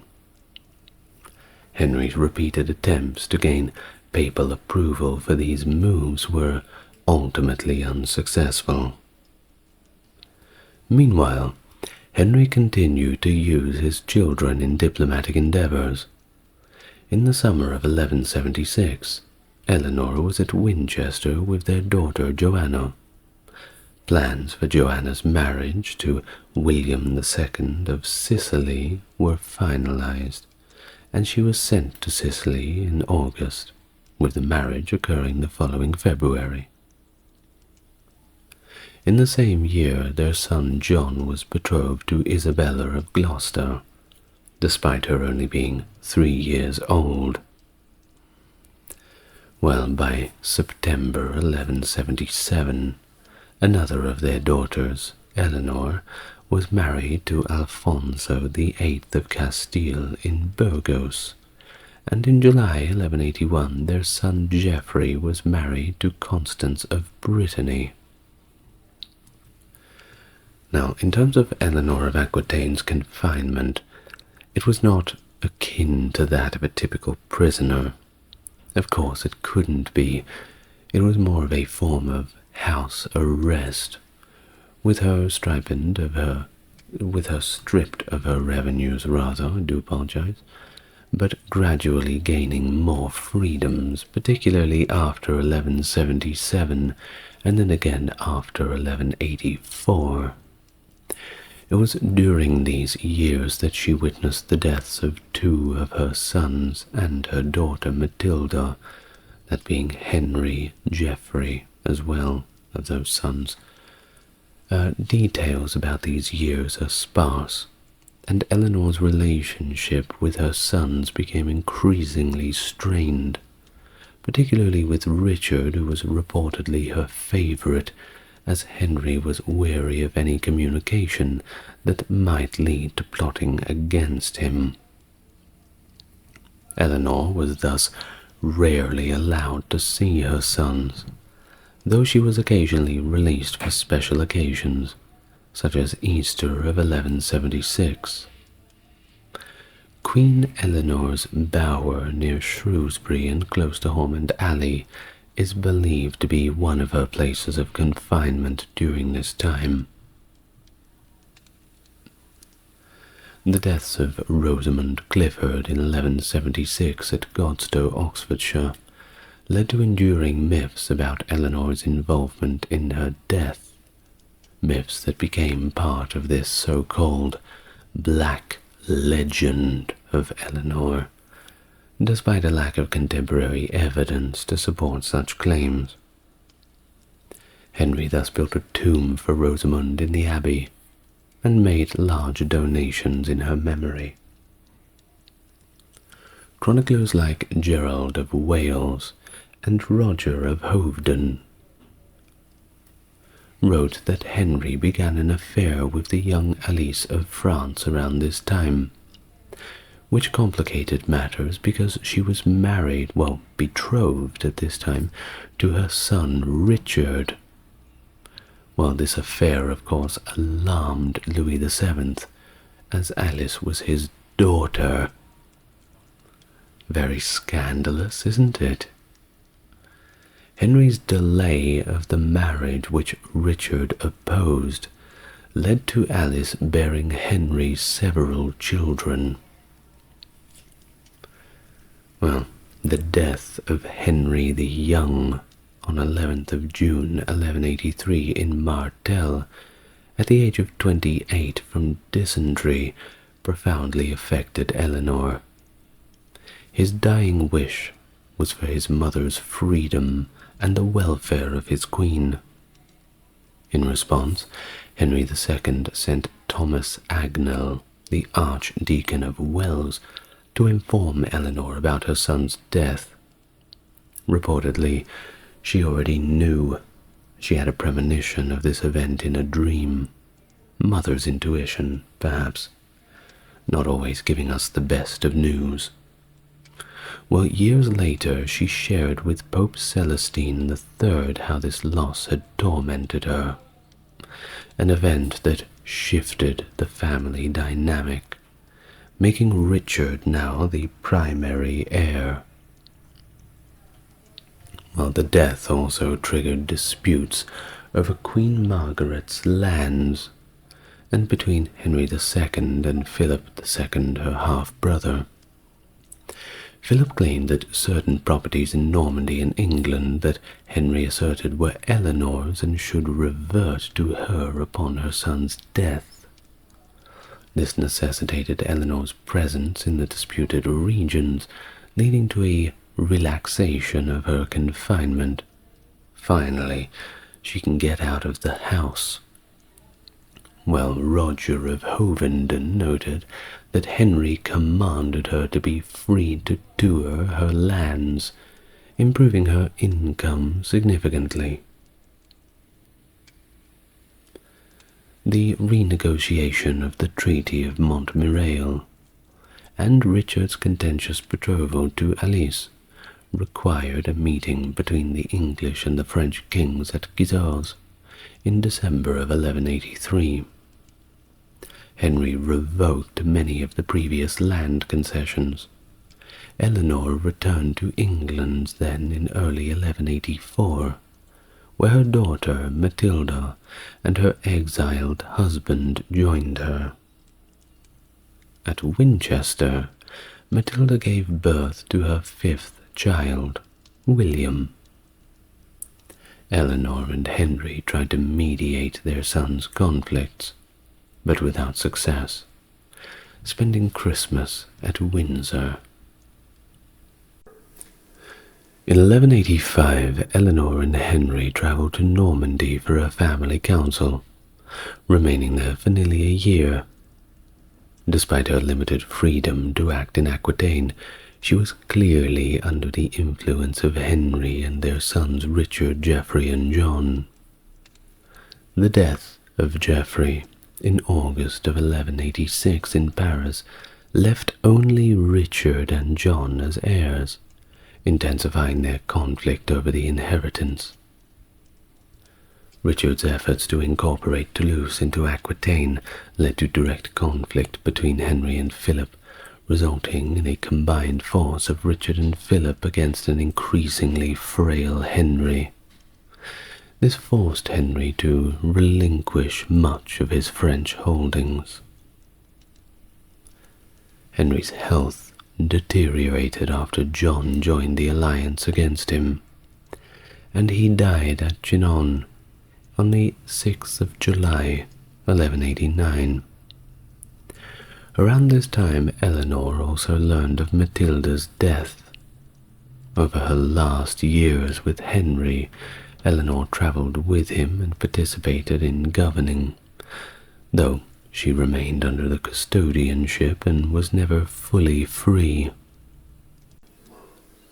Henry's death had marked the end of their complex marriage and Eleanor's long imprisonment, paving the way for her to play a more active role in the years that she had left. Upon the death of Henry, Richard became the uncontested heir to the throne. One of his initial actions as king was to order William Marshal to immediately release his mother from imprisonment. Upon Marshal's arrival in England, he found that Eleanor had already been released by her custodians. At 65 years old, Eleanor immediately assumed the role of Regent of England, acting in Richard's stead while he remained in France. Eleanor travelled to Westminster and received oaths of loyalty from numerous lords and prelates on behalf of the new king, signing herself as Eleanor by the grace of God, Queen of England. Now that's a signature with some weight of authority, don't you think? On August the 13th, 1189, Richard arrived in Portsmouth from Barfleur and was greeted with great enthusiasm. From 1190 to 1194, Richard I was largely absent from England, first participating in the Third Crusade from 1190 to 92, and subsequently being held captive by Henry VI, the Holy Roman Emperor. During this period, royal authority in England was formally exercised by a council of regency alongside a series of chief justiciars. William de Longchamp from 1190-91, Walter de Coutances from 1191 to 93, and followed by Hubert Walker. Although Eleanor did not hold a formal office during Richard's absence, she arrived in England with Coutances in June of 1191, and wielded significant influence over English affairs and the actions of Prince John until Richard's return. She was indeed instrumental in raising the ransom demanded by Henry VI for Richard's release, and played a key role in the negotiations with the Holy Roman Emperor that ultimately secured her son's freedom. Her influence is also evident in the numerous letters she wrote to Pope Celestine III regarding Richard's captivity. One of her letters from 1193 expresses her deep personal suffering due to her son's imprisonment, writing and using the words that she was wasted away by sorrow due to the ordeal, as any mother would be. We can all agree on that. Well, she outlived her son Richard, who died in 1199, and then saw the reign of her youngest son, King John, in the same year. A truce between Philip II of France and John led to an agreement that Philip's 12-year-old heir, Louis, would marry one of John's nieces, the daughters of his sister, Eleanor of England, Queen of Castile. Eleanor of Aquitaine, then 77 years old, was tasked by John to travel to Castile to choose one of his nieces as the bride. Well, despite her advanced age, Eleanor set out from Poitiers. Shortly after her departure, however, she was ambushed and captured by Hugh IX of Lusignan. Eleanor negotiated her release by agreeing to his demands and continued her journey, crossing the Pyrenees into the kingdoms of Navarre and Castile, and by the end of January 1200 she arrived in Castile safe and sound. Eleanor's daughter, Queen Eleanor of Castile, had two unmarried daughters of her own, Urraca and Blanche. Eleanor chose the younger daughter, Blanche, for the marriage, and after a 2-month stay at the Castilian court, Eleanor journeyed back across the Pyrenees with her granddaughter Blanche. They celebrated Easter in Bordeaux, where the famous warrior Mercadier came to escort them north. Tragically, Mercadier was killed shortly after by a rival mercenary, a blow that profoundly affected Eleanor. Too fatigued to continue to Normandy, she and Blanche travelled slowly to the Loire Valley, where Eleanor entrusted Blanche to the Archbishop of Bordeaux and retired to Fontevraud Abbey. Eleanor's health declined in early 1201. When war broke out between John and Philip II, Eleanor supported John and travelled from Fontevraud to Poitiers to prevent her grandson Arthur I, Duke of Brittany, from seizing control. Arthur, a rival to John for the English throne, besieged Eleanor at Mirabeau. John quickly had marched to her rescue, captured Arthur, and likely his sister Eleanor, the fair maid of Brittany.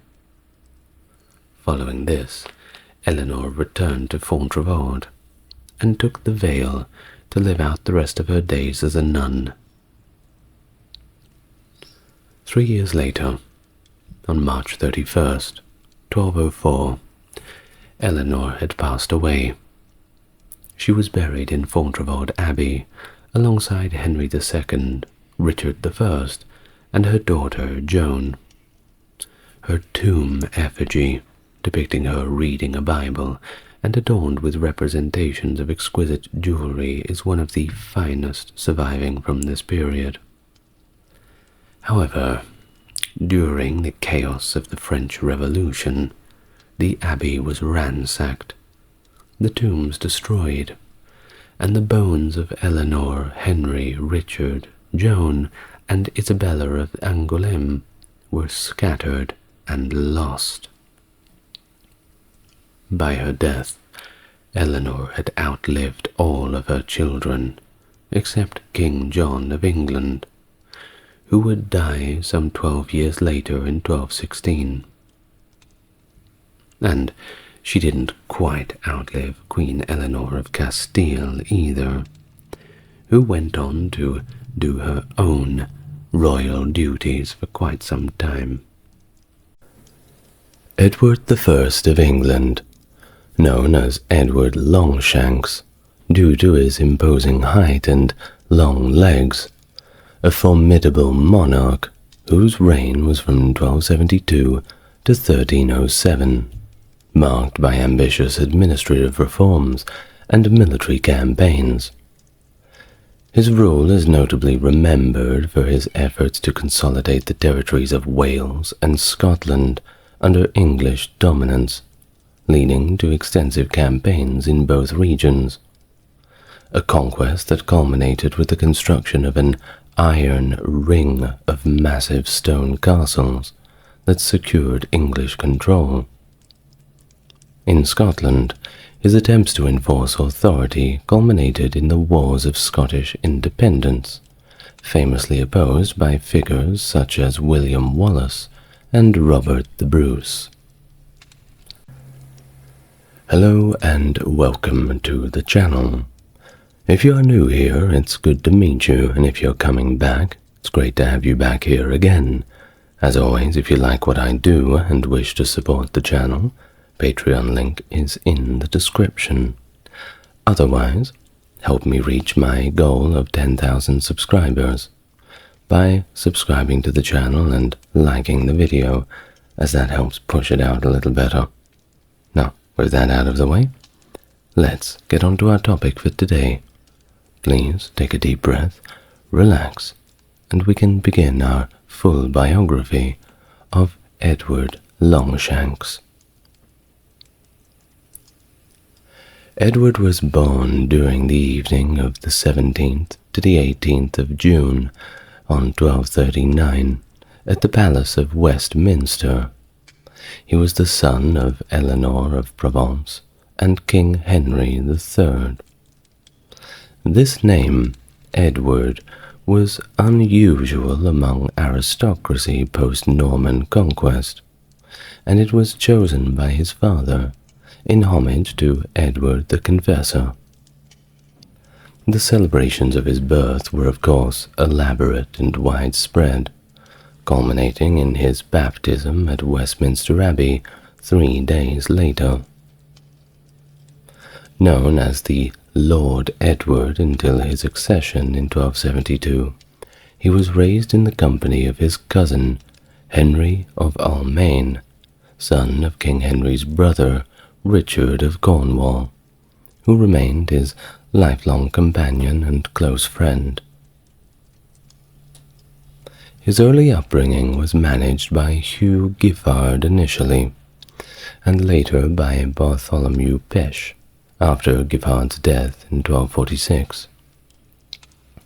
Well, in terms of education, it was pretty typical for a noble of his time. We're talking about topics such as military strategy, though specific details are scarce, along with the general education in rhetoric and philosophy, theology, the like. Throughout his childhood he faced several health challenges, notably in the years 1246, 47, and 1251. But regardless of that, he managed to develop into a strong and athletic individual, standing at an impressive 6 feet 2, that's 188 centimeters for those living in civilized countries, which earned him the nickname Longshanks. His physical prowess was an asset in his military and equestrian activities, and despite a reported lisp, he was apparently a very persuasive speaker. In response to fears of a Castilian attack on the English-held territory of Gascony, a marriage was arranged in 1254 between the then 15-year-old Edward and Eleanor of Castile, then 13, the half-sister of King Alfonso X of Castile.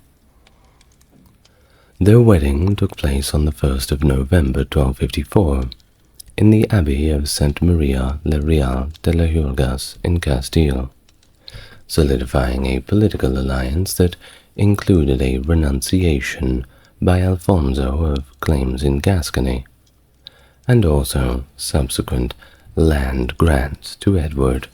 Always helps grease the wheels a little. This union later enabled Edward to inherit the county of Ponthieu in 1279, but we'll get to that a little later. Henry III had granted Edward extensive lands, including parts of Wales, Ireland, and Gascony in 1254, though he retained significant control over these, particularly the income from Ireland.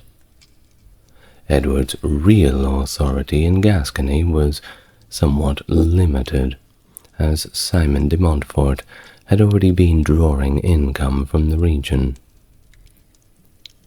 After his marriage to Eleanor, the couple entered Gascony, where Edward began to assert more political independence, proclaiming himself as its prince and lord. From 1254 to 1257, Edward's actions were heavily influenced by his mother's Savoyard family, especially her uncle, Peter II of Savoy. After 1257, his affiliation shifted towards the Lusignan group, led by his father's half-brothers, including William de Valence. This alignment with the foreign-born Lusignans was pretty unpopular among the established nobility, and this set the stage for future conflicts among the barons. Chroniclers like Matthew Paris critiqued Edward's circle for their disruptive behavior, casting Edward's leadership qualities in questionable light during these formative years. Edward began demonstrating his political autonomy as early as 1255, notably siding with the Solar family against the Colomb family in Gascony. This stance conflicted with King Henry III's preference for mediating between local disputes, showing Edward's early streak of independence. By the May of 1258, discontent with royal governance led to provisions of Oxford, aimed at primarily curtailing the influence of Edward's political allies, the Lusignans. Initially, Edward resisted these reforms staunchly in support of his allies.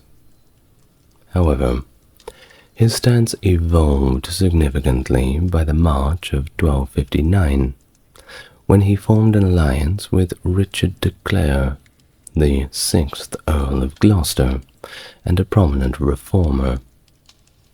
By the October of that same year, Edward openly declared his support for the baronial reform movement led by Simon de Montfort, the Earl of Leicester.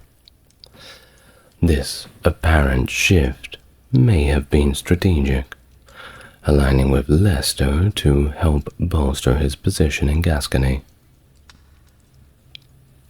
When King Henry III departed for France in November, Edward's actions verged on insubordination. He appointed several reformers to key positions, leading his father to suspect a possible coup. Upon Henry's return, the father and son were estranged until reconciled through the efforts of Richard of Cornwall and Archbishop Boniface. In November of 1260, Edward's alignment shifted again as he rejoined the Lusignans, who were then exiled in France. Returning to England in 1262, he experienced financial disputes with some of the Lusignans, leading to further estrangement. King Henry then assigned him to military campaigns in Wales against Lewin ap Gruffudd in 1263, which achieved very minimal success and saw Edward's forces surrounded and besieged. Things began to change again with the return of Simon de Montfort in England in 1263, reigniting baronial demands for reform. As the king appeared somewhat likely to capitulate, Edward adopted a more decisive role in defending royal prerogatives. He reconciled with previously alienated allies, including Henry of Almaine and John de Warenne, the 6th Earl of Surrey, and successfully captured Windsor Castle from the rebel forces. The series of events culminated in the Mise of Amiens, brokered by King Louis IX of France in 1264, which decisively favored the royalist cause, but also set the stage for further conflicts. From 1264 to 1267, during the Second Barons' War, Edward took an active role in the conflict against the baronial forces led by Simon de Montfort. The hostilities began when Edward captured Gloucester, which was under rebel control. Following this, Edward engaged Robert de Ferrers, the 6th Earl of Derby, and managed to negotiate a truce.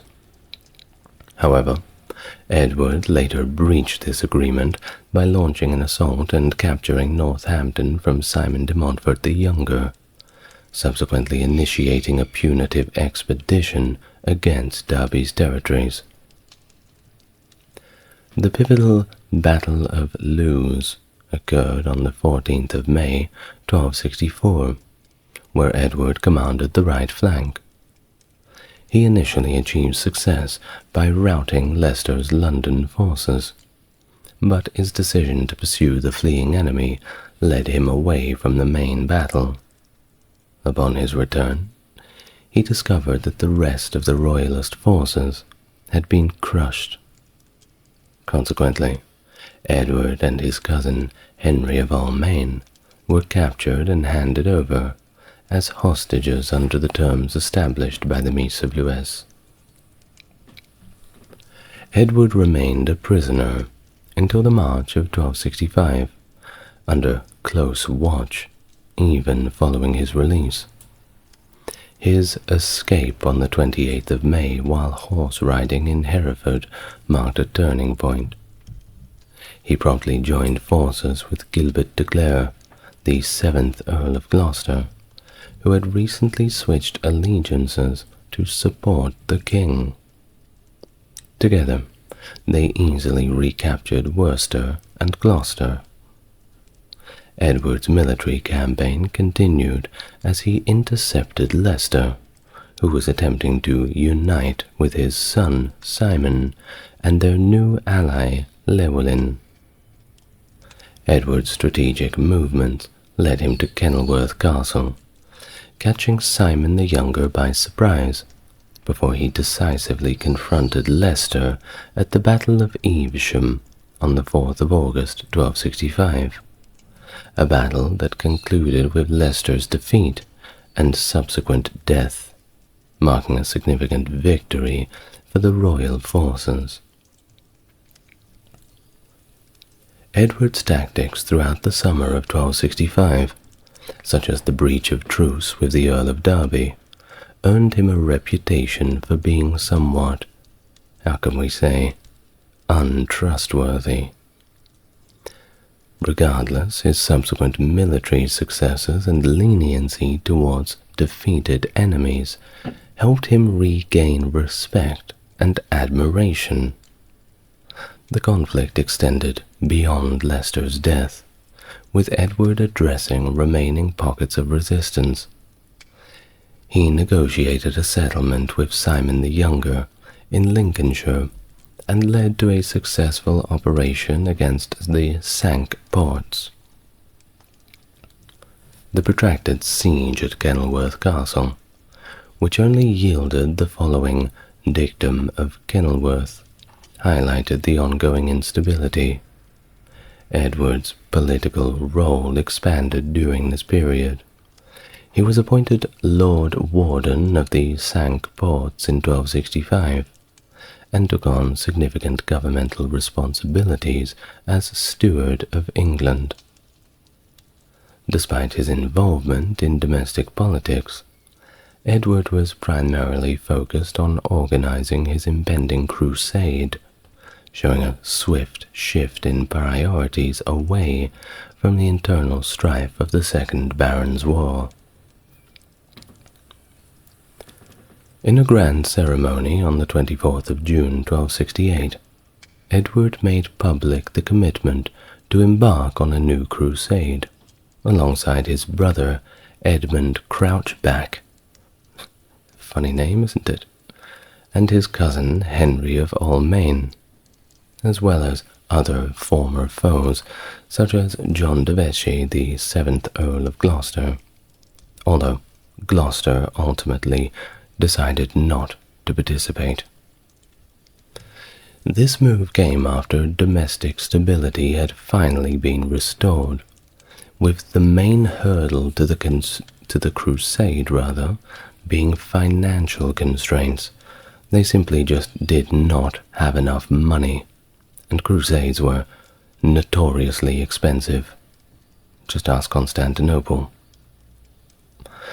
Well, King Louis IX of France contributed a loan of about £17,500 to the cause. However, additional funds were of course necessary, and this led to the levy of a direct tax on the laity in the May of 1270, and this was significant since it was the first tax since 1237, which Parliament actually sanctioned in exchange for the reconfirmation of the Magna Carta and restrictions on Jewish moneylending. Thus, Edward set sail for France on the 20th of August 1270.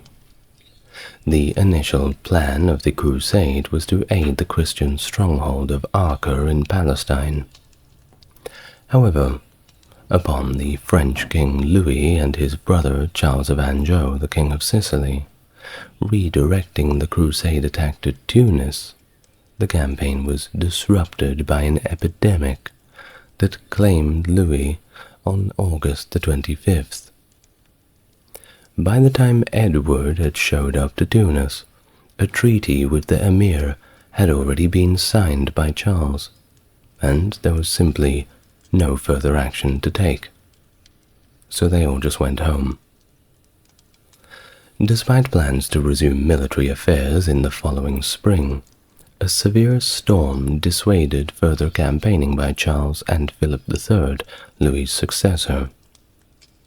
Undeterred, Edward sailed from Sicily and landed at Acre on the 9th of May 1271. Upon arrival, Edward found the Christian forces in Acre under significant pressure from the Muslims, led by the Mamluk Sultan Baibars. Despite the limited impact on his forces, Edward's presence bolstered the city's defense, and he conducted a series of military engagements, including a raid, albeit a futile one, at St. Georges-de-l'Ebene, and a strategic but ultimately unsuccessful raid on Carcun, a potential launch point for the recapture of Jerusalem. Diplomatic efforts to align with the Mongols against Baibars yielded a temporary distraction, but ultimately no strategic advantage. With the situation growing ever more and more desperate, a 10-year truce with Baibars was signed by Hugh III of Cyprus in May of 1272. The following month, Edward survived an assassination attempt by the Nizari Ismailis, allegedly under orders from Baibars. They say allegedly, but it was pretty obvious. Though he did kill the assassin, the attack left Edward severely weakened, hastening his decision to conclude the crusade.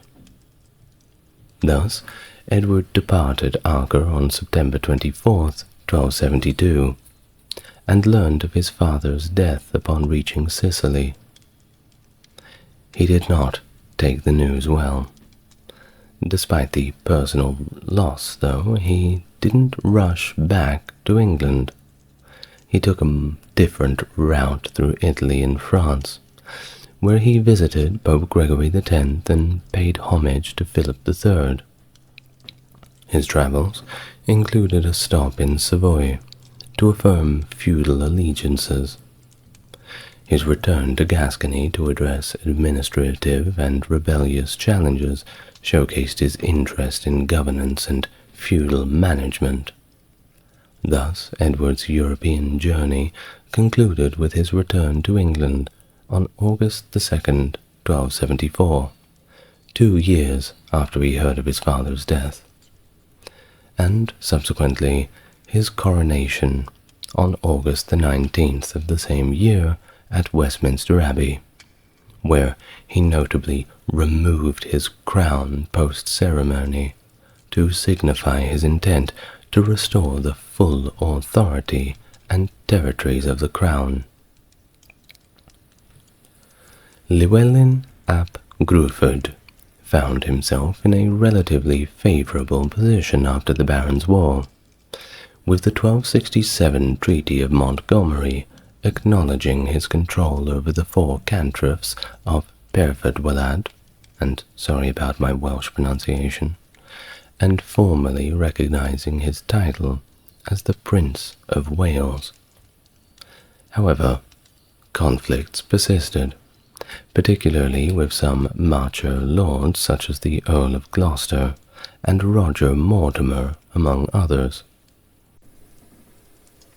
The situation was worsened in 1274, when Llywelyn's younger brother Dafydd and another Welsh prince by the name of and I'll do my best, Gruffudd ad Gwenwynwyn, after a failed attempt on Llewellyn's life, defected to the English side.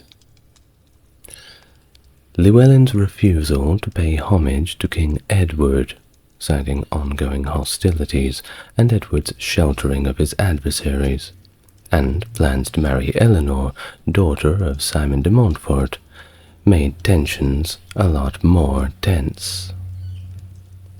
Now, it leads us to November 1276, where Edward I responded by declaring war on Llewellyn. The campaign initially involved leaders like Roger Mortimer and included significant forces, reflecting Edward's comprehensive approach to the conflict. Despite early successes, Llewellyn faced internal weaknesses among his followers. By the July of 1277, Edward had launched a full-scale invasion, amassing a large army that faced very little resistance and led to Llewellyn's quick capitulation. Thus, the Treaty of Aberconwy later that year significantly reduced Llewellyn's territory to the land of Gwynedd and curtailed his power, though he was allowed to retain the title of Prince of Wales, so small victories, take it where you can get it. However, the war reignited in 1282 under different circumstances. It was characterized by broader Welsh support and a stronger nationalistic fervor spurred by opposition to the new English laws, which were not very popular. The conflict began with a revolt led by David ap Gruffudd, and quickly saw other Welsh leaders, including Llewellyn, join. The Welsh initially saw success, such as the defeat of the English forces at the Battle of the Llandeilo Fawr. However, the campaign turned against the Welsh with the capture and subsequent execution of Dafydd and the death of Llewellyn at the Battle of Orowyn Bridge, which marked significant blows to Welsh independence. Edward I's conquest led to the Statute of Rhuddlan in 1284, integrating Wales into the English legal framework and initiating a policy of English settlements and extensive castle building, supervised by the master architect James of St. George. These castles, such as Beaumaris and Caernarfon, were not only military bastions, but they also served as symbols of Edward's authority and intent to maintain dominion over Wales. The birth of Edward's son, the future Edward II, at Caernarfon Castle in 1284, was likely a staged event to cement the symbolism of English permanence in Wales. In 1301, the child was made the first English Prince of Wales, a title intended to signify the integration of Wales under English governance and provide the prince with a substantive role in the English aristocracy. Edward's aspirations for another crusade influenced much of his foreign policy until 1291, aiming to orchestrate a pan-European crusade by preventing conflicts among European rulers. A key issue was the tension between the French Capetian House of Anjou, ruling southern Italy, and the Crown of Aragon in Spain. The Sicilian Vespers uprising in 1282 against Charles of Anjou, where the Sicilians sought aid from Peter III of Aragon, led to the Aragonese War. During this conflict, Charles of Anjou's son, Charles of Salerno, was captured, escalating tensions and raising the threat of a broader European war. Edward intervened to mediate between France and Aragon in Paris in 1286, facilitating a truce that included the release of Charles of Salerno. Despite Edward's efforts, the fall of Acre to the Mamluks in 1291 was a significant setback to his crusading plans, marking the end of the era of Christian strongholds in the Holy Land. Edward also devoted considerable attention to Gascony, his French duchy. In 1278, he appointed a commission to investigate governance there, leading to widespread administrative changes. His personal visit in 1286 was marked by a serious accident in which he survived a fall from a tower, an event followed by the expulsion of Jews from the region, ostensibly as a gesture of thanks for his survival. The status of Gascony as part of the Kingdom of France continually posed diplomatic challenges, notably in 1294, when Edward's refusal to appear before the French King Philip IV to discuss maritime conflicts led to the temporary forfeiture of the duchy. Thus, Edward's engagement with the Mongol Empire was another facet of his international policy, aimed at forming an alliance to reclaim the Holy Land, and he wasn't the first one with that idea. Both sides were trying to get the Mongols to do as they wanted them to do. Well, contacts included receiving Mongol envoys in Gascony in 1287, and sending his own ambassadors to the Mongols, reflecting a serious consideration of a Mongol-European alliance that, if came to fruition, could certainly turn the tide in the Near East. While the death of his wife, Eleanor of Castile, in November of 1290, had a profound effect on Edward, who commemorated her with the Eleanor crosses, marching each overnight stop of her funeral procession. The political necessity later led him to marry Philip IV's sister Margaret in 1299, a union simply meant to secure peace with France. The marriage concluded, and the protracted Anglo-French conflicts that had drained the resources and achieved little, culminating in a peace that saw the partial return of Gascony to English control in 1303. By the 1280s, the relationship between England and Scotland was marked by relatively peaceful coexistence, at least compared to before. The issue of homage was less contentious compared to Wales, and in 1278, King Alexander III of Scotland, who was also Edward's brother-in-law, paid homage to Edward. But this was understood to be for Alexander's English lands only. The real complications began following the death of Alexander III in 1286, who left behind his 3-year-old granddaughter, Margaret, as his sole direct heir.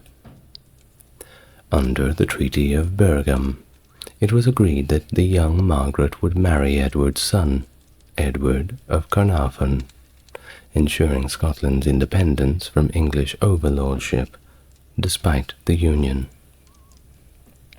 However, Margaret's untimely death in Orkney in 1290 during her journey from Norway to Scotland precipitated a succession crisis, known as the Great Cause, with no clear heir to the Scottish throne. Amongst the numerous claimants, John Balliol and Robert de Bruce were the primary contenders. Thus, the Scottish nobility requested Edward's involvement in the adjudication, but not as an arbitrator. This decision was to be made by 104 auditors, appointed equally among the claimants and Edward, who would choose the final 24 from among Scotland's most senior political figures. Initially indifferent to the matter of suzerainty at Birgham, Edward now seized the opportunity to assert some of his authority, insisting on being recognized as Scotland's feudal overlord if he could indeed resolve the dispute. The Scots were not happy with this, and they resisted it, arguing that without a king they lacked the authority to agree on such terms. The issue was, however, temporarily resolved when the claimants agreed to temporarily cede authority over Scotland to Edward until a king could be chosen and agreed upon. In November of 1292, and after quite a lengthy process and debate, John Balliol was finally declared king. Edward's dominance over Scotland did not end with Balliol's coronation, however. He overstepped his bounds by agreeing to hear appeals against decisions made by the Scottish guardians during the interregnum, and further strained relations by demanding Balliol attend the English Parliament to answer charges in a legal dispute, which was, of course, an affront to Scottish sovereignty. Stay in your lane. Well, Edward's subsequent demand for Scottish military support against France was the last straw, leading Scotland to ally with France and attack Carlisle, albeit unsuccessfully, but they were still rather angry. In retaliation, Edward invaded Scotland in 1296, capturing Berwick upon Tweed in a very savage assault, and crushing the Scottish resistance at the Battle of Dunbar. Edward then took symbolic control by removing the Stone of Destiny to Westminster and deposing Balliol, who was imprisoned in the Tower of London. English administrators were installed to govern Scotland. Though Edward's campaign was initially successful, this dominance was not to last. Edward was known far and wide for his formidable and sometimes volatile temperament. One incident vividly illustrating this intimidating presence involves the Dean of St. Paul's, who collapsed and died from fright before he could protest Edward's heavy taxation in 1295. Another case involved the 14th century Archbishop of York, whose death was attributed to Edward's severe treatment of him. Edward's fierceness was not just a matter of hearsay.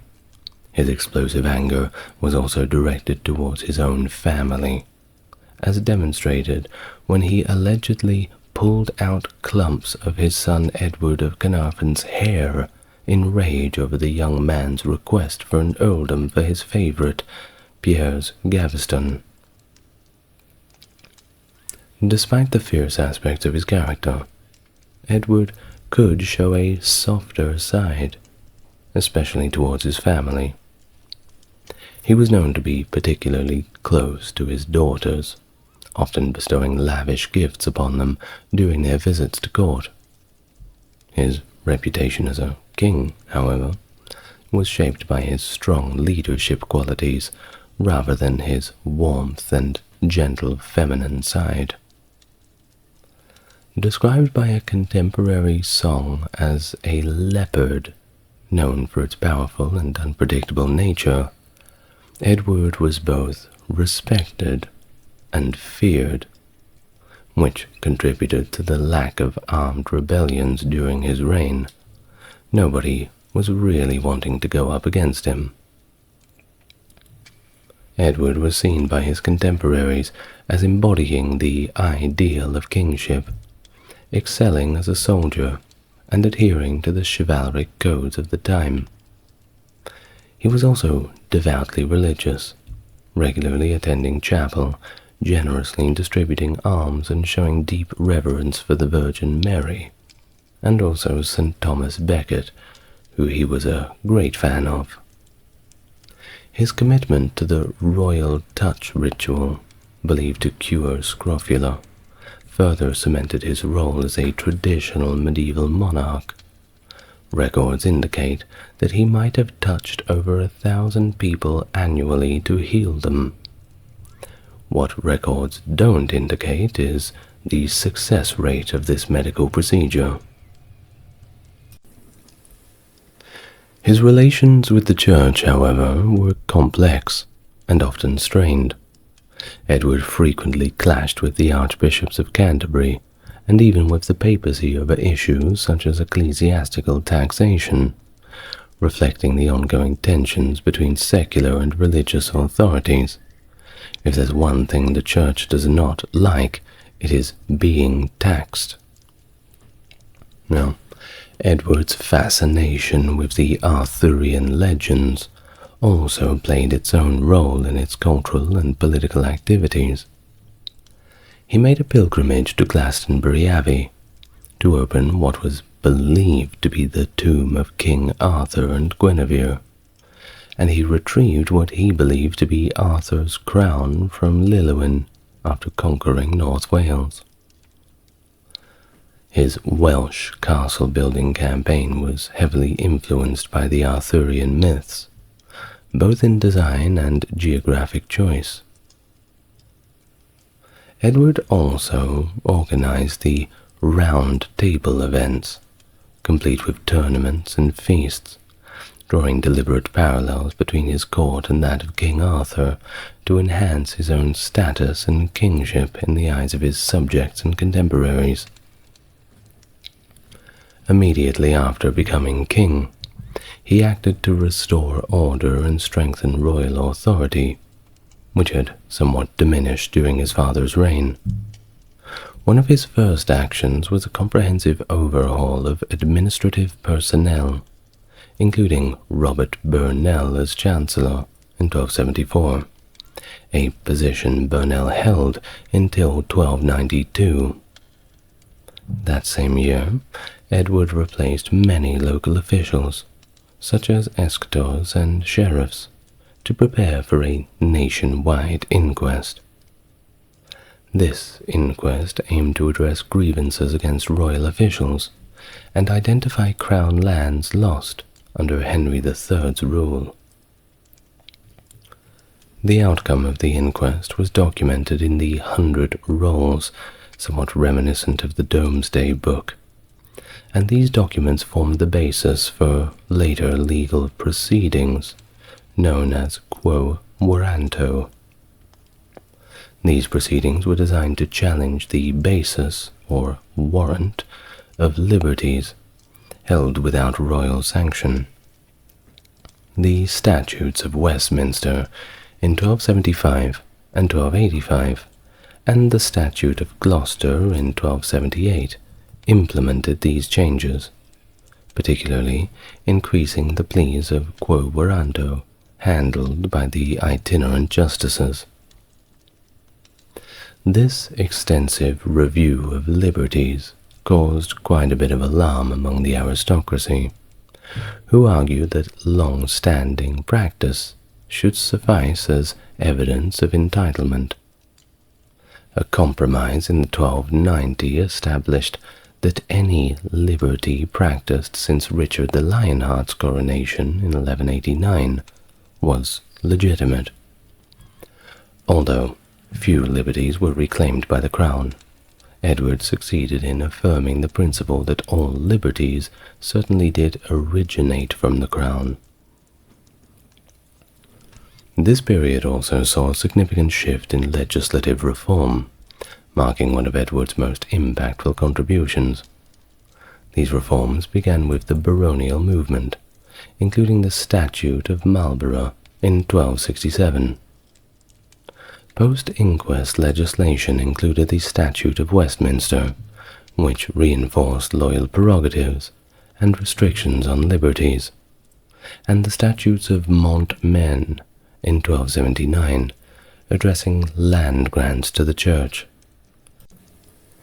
The subsequent legislation, such as the Statute of Merchants in 1285 for debt covery, the Statute of Winchester in the same year for local security, and Quia Emptores in 1290 for land ownership disputes, set a new foundation in English law. Edward's legislative efforts culminated with the Great Statutes, concluding around the death of Robert Burnell in 1292. His reign was also marked by significant financial and administrative reforms, beginning with a complete overhaul of the coinage system. By 1279, Edward had introduced new and higher quality coins, including the unsuccessful groat, and innovated the minting process itself, shifting from stamping coins from sheets to cutting blanks from a silver rod, a technique introduced by the moneyer William Turnimere. This method was not only more efficient, but also curtailed the prior practice of minting coins with the moneyer's name, reflecting a move toward a greater centralization under the Crown's control.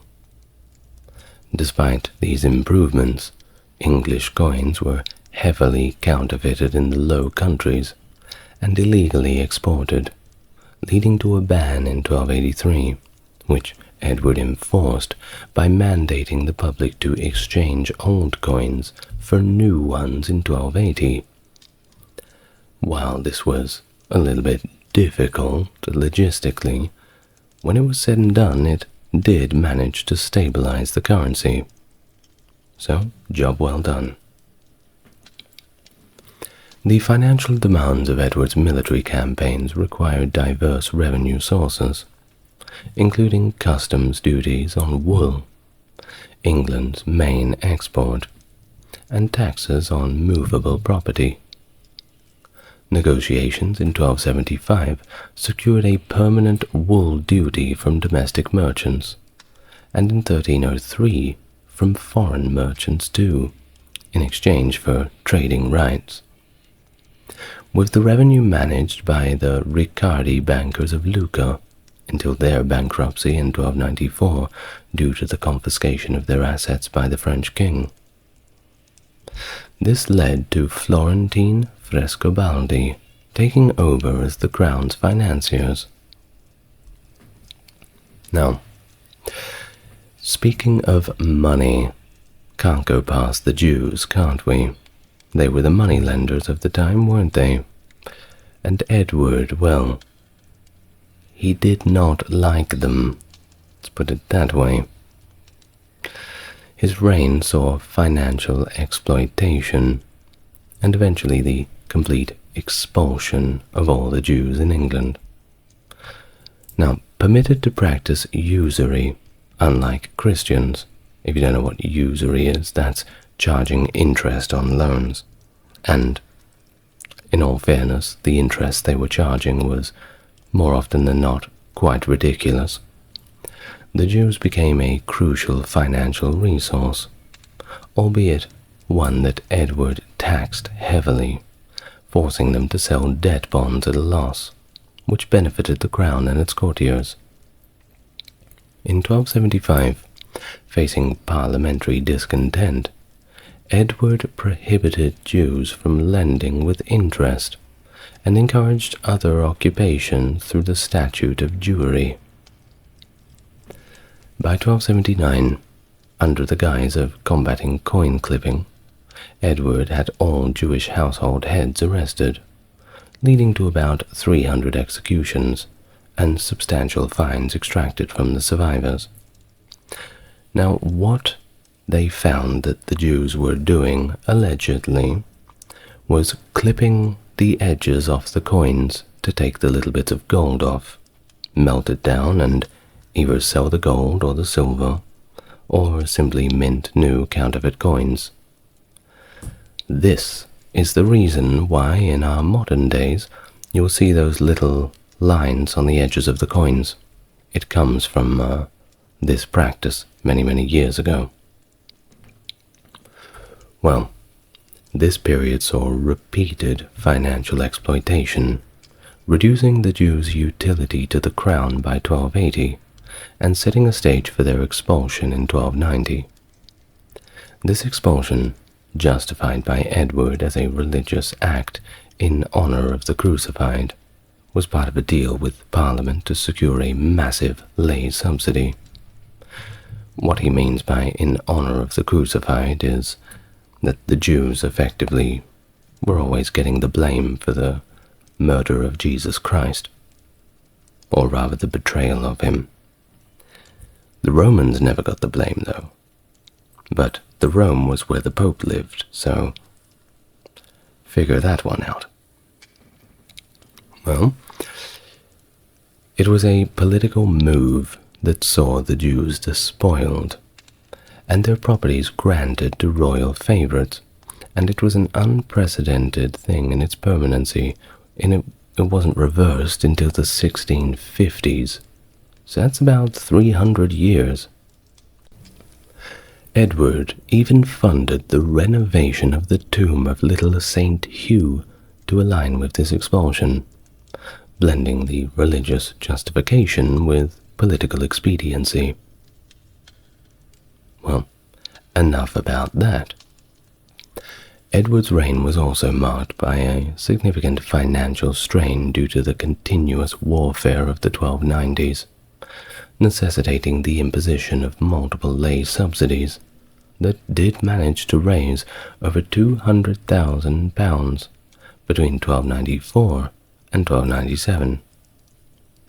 This financial burden was compounded by prices, including the seizure of wool and hides, and the imposition of an unpopular additional duty on wool known as the maltolk, which was perceived as an unjust levy.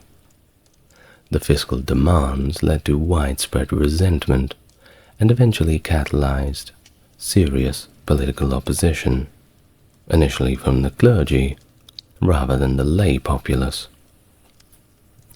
In 1294, Edward's demand for half of all clerical revenues was met with some resistance, but the king enforced compliance through threats of outlawry, securing the necessary grants. However, the situation escalated when Archbishop Robert Winchelsea, who had been absent in Italy, returned in 1295, and was immediately confronted with another royal demand for clerical taxes. This tension between ecclesiastical and royal authority intensified in 1296, with the issuance of the papal bull Clericus Laicos, which prohibited clergy from paying taxes to lay rulers without the Pope's explicit consent. When the clergy cited this bull to refuse Edward's tax demands, the king responded by declaring them outlaws. That ought to show him.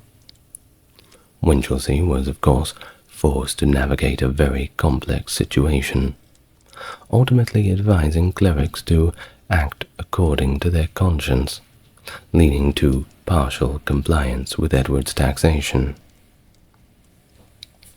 Resistance from the lay nobility emerged more gradually.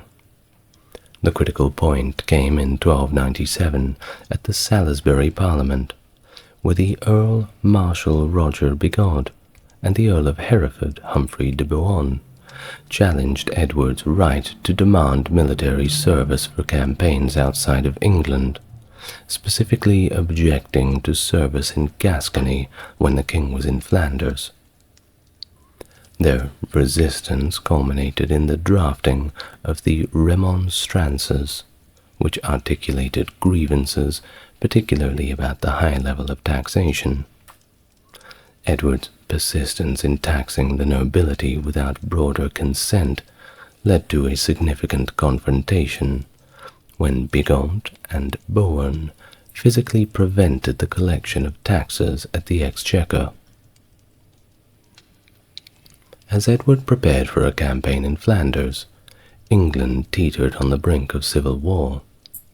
However, the Scottish victory at the Battle of Stirling Bridge on September 1297 shifted the political landscape, uniting Edward and the English magnates against a common enemy.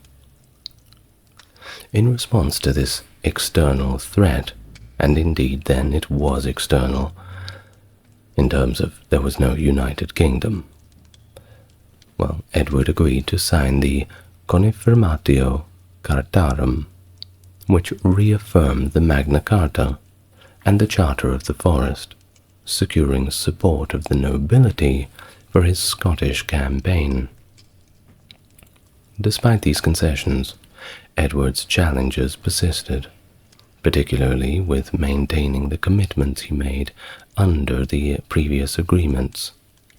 Over time, the death of key opponents like De Bohun and the negotiation of favourable terms with others like Bigod eased Edward's political struggles.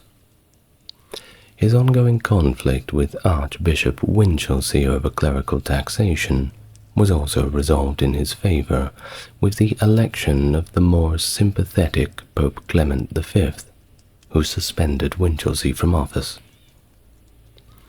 Edward's initial military success in Scotland in 1296 did not secure a lasting peace, as resistance quickly re-emerged under leaders like William Wallace and Andrew de Moray. William Wallace, of course, being the title character of the Braveheart films that you're all so familiar with, which are good films. I don't care if they're not historically accurate. I'm not one of those people who's going to sit there and dig my heels in and not enjoy it just because they're wearing kilts or just because the colors are wrong on the English uniform. I'm not one of those people. Just enjoy the movie. Well, despite a major victory at the Battle of Falkirk in 1298, Edward failed to capitalize on this success, and ongoing guerrilla attacks by the Scots continued to thwart the English war effort. Well, eventually they captured and executed William Wallace in 1305, which was intended as a decisive blow to the Scottish resistance, make them all feel scared and frightened. But it didn't. The rise of Robert the Bruce as King of Scotland in 1306 revitalized the Scottish struggle for independence, catching Edward completely off guard and marking the beginning of a new and formidable phase of the opposition. In February 1307, Robert the Bruce renewed his campaign for Scottish independence by gathering forces and, by May, defeating Aymer de Valence at the Battle of Loudon Hill. Edward I, determined to quell Bruce's uprising, mustered his strength and marched north. However, his health was failing. He had developed dysentery during the journey. By the 6th of July, Edward had reached Berge-by-Sands near the Scottish border, where his condition worsened. The following day, as his servants attempted to help him sit up and eat, he died in their arms. Legends and narratives about Edward's final wishes vary. One tradition claims he requested his heart to be taken to the Holy Land with a crusading force. Another tale, less substantiated, suggests he desired his bones to be carried on future military campaigns against the Scots. A more historically credible account from the Chronicles states that, on his deathbed, Edward charged important barons like Henry de Lacy, 3rd Earl of Lincoln, and Guy de Beauchamp, the 10th Earl of Warwick, to guide and protect his son, specifically instructing them to ensure that Piers Gaveston, who he had exiled, did not return. This directive was, however, ignored by his son Edward II, who recalled Gaveston, recalled Gaveston almost immediately after his succession. Edward I's remains were transported south and lay in state at Waltham Abbey before being interred at Westminster Abbey on the 27th of October. The funeral, relatively modest by royal standards, reflected the financial constraints at the time, costing a total of £473. His tomb, a simple Purbeck marble sarcophagus, lacked the regal effigy typically associated with monarchs, possibly also due to these fiscal limitations. In 1774, the Society of Antiquaries in London opened Edward's tomb, noting the preservation of his body and measuring his height. His tomb bears the inscription, added in the 16th century by Abbot John Feckenham, which reads in English, "Here is Edward I, Hammer of the Scots, 1308. Keep the troth." This refers to his reputation as the Hammer of the Scots, a nickname reflecting his military campaigns in Scotland, though this was not an epithet used in his own time, but rather added later on. The 100 Years' War, a prolonged series of conflicts lasting between 1337 to 1453, primarily fought between England and France. The struggle was ignited by disputes over territorial claims and the legitimacy of the French throne, particularly after Edward III of England claimed the French crown, citing his mother's lineage as the basis for his right to rule.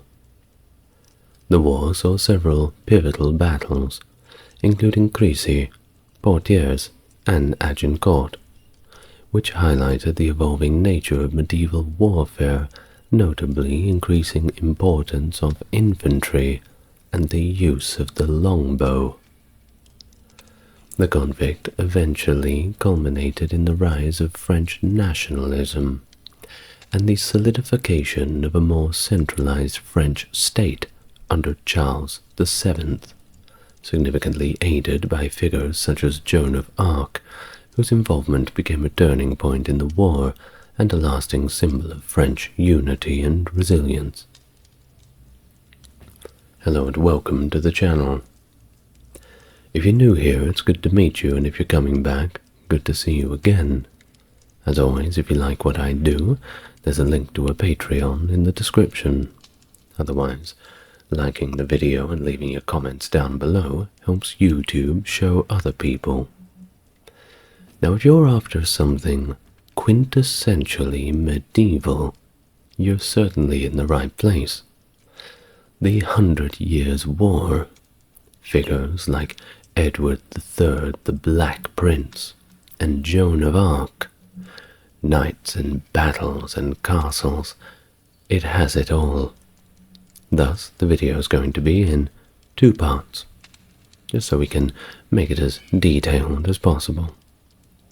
Of course, a war of this magnitude could have 10, 15, 20 parts, but I'm going to try and keep it just to 2 parts, for all of our sakes. Now, without further ado, I would like you to become relaxed, take a deep breath, and we can begin. When Charles IV of France died in the year 1328, Edward III of England was the closest male relative, through his mother Isabella, Charles' sister. The legal question at hand was whether Isabella could pass on a claim she herself could not hold, as succession laws restricted the crown to male heirs. The French aristocracy instead chose Philip, the Count of Valois, Charles IV's first cousin, to become King Philip VI, setting a precedent for the French crown's succession that Edward III and his descendants would contest for generations. Initially quite hesitant, the young Edward III, aged 17, and Duke of Aquitaine, formally paid homage to Philip VI in 1329. Gascony, a significant part of Aquitaine in southwestern France, was pivotal economically due to its claret wine trade with England, which the English had gained quite a taste for, thus bringing considerable revenue to the English crown. Now, the Gascons, having distinct language and customs, preferred the more hands-off governance of their distant English king over the more direct control of a French monarch. Despite Edward's homage, the French continued to meddle in Gascon affairs, including military skirmishes and bureaucratic pressures in the region, especially in the French-controlled area of Agenais. Additionally, the French summoned support from local lords for potential conflicts, indicating ongoing tensions despite Edward's formal submission. The broader politics of the landscape was also tense. During the 1330s, France supported Scotland, England's adversary, complicating relations even further. In Flanders, while the cities relied on English wool and favored England, the nobility was pro-French. The situation escalated when Philip VI gathered a fleet for a crusade, later repurposed as a threat in the English Channel, signaling aggressive intentions towards their northern neighbors. Influential in Edward's court was Robert III of Artois, an exile from the French court due to a dispute with Philip VI. In 1336, Philip demanded Robert's extradition from Gascony, threatening severe consequences. This demand, coupled with the confiscation of Edward's territories in Gascony and Ponthieu the following year, was cited as a direct cause for escalating conflict. The seizure of Gascony by Philip VI in 1337 marked a critical moment, prompting Edward III to devise a military strategy aimed at maintaining English control in Gascony while also preparing an invasion from the north. This dual approach was to be supported by a broad alliance of continental allies, to whom Edward pledged over £200,000, an amount that is equivalent to around £65 million today. I believe that's about $70 million, something like that. To fund this costly venture, Edward capitalized on England's wool trade, planning to sell 30,000 sacks through English merchants to generate an estimated £200,000, which would be loaned to him for the war effort.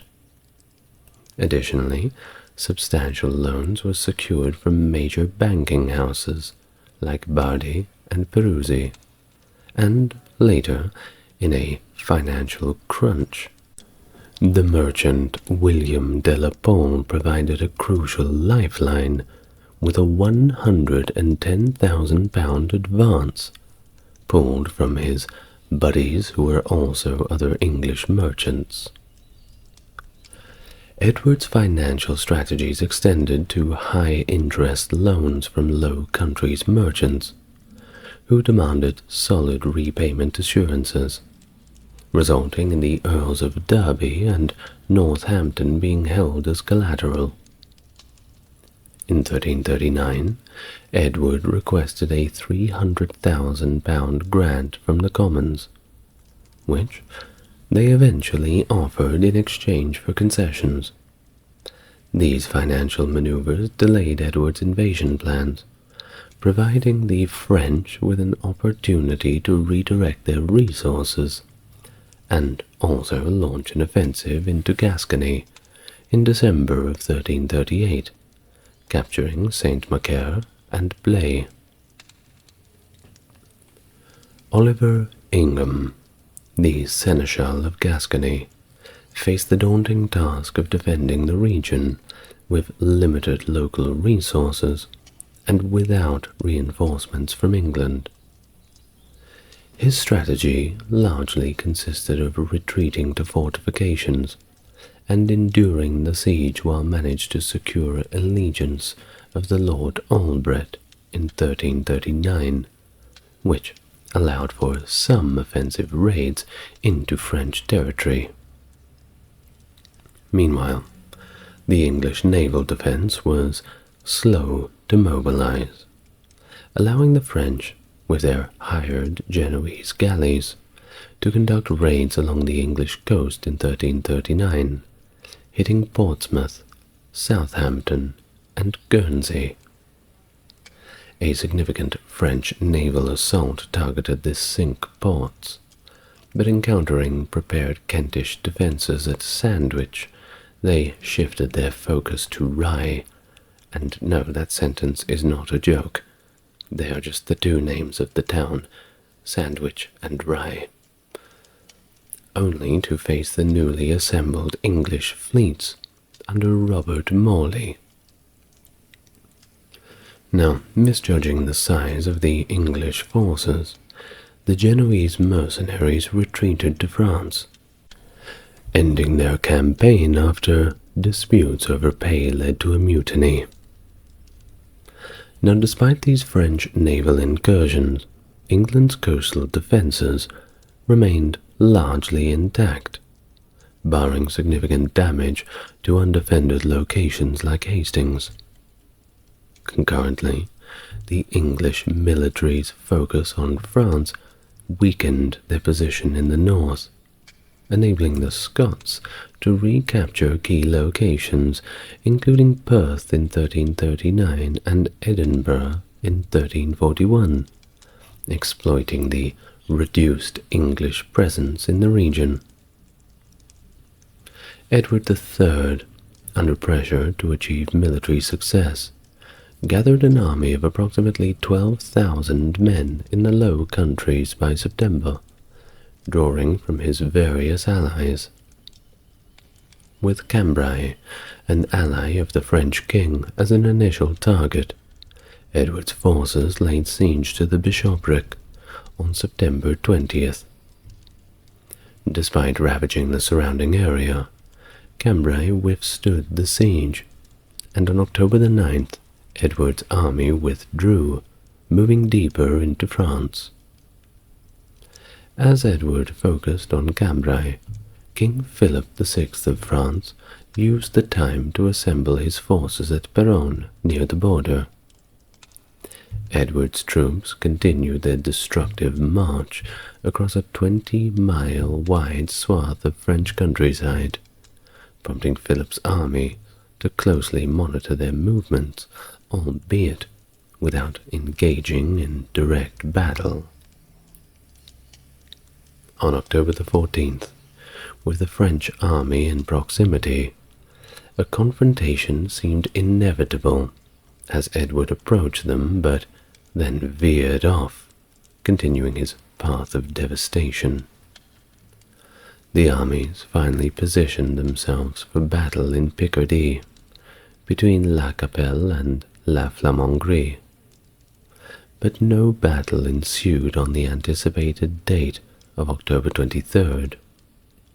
At nightfall, Edward strategically retreated from France, ending his campaign without a decisive conflict. And the French? They chose not to pursue them. Meanwhile, the economic ramifications of Edward's embargo on English goods to Flanders which remained loyal to Philip, incited a revolt in 1337 due to the absence of essential English wool and food supplies. Jacob van Artevelde, leading the revolt, negotiated Flemish neutrality in exchange for lifting the embargo. By December, Flanders was prepared to formally support Edward's cause against Philip, with Ghent, Ypres, and Bruges recognizing Edward as the King of France. This political maneuver aimed to consolidate Edward's alliances in the Low Countries, enabling his supporters to assert their allegiance to what they saw as the legitimate King of France.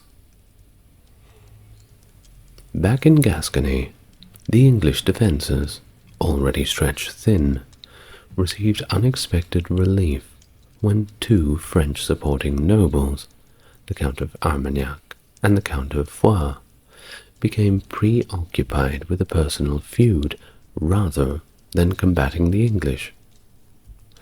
Additionally, significant support came from the Albret family, notably Bernard Hayes, the Lord of Albret, who declared allegiance to Edward in the same year of 1339.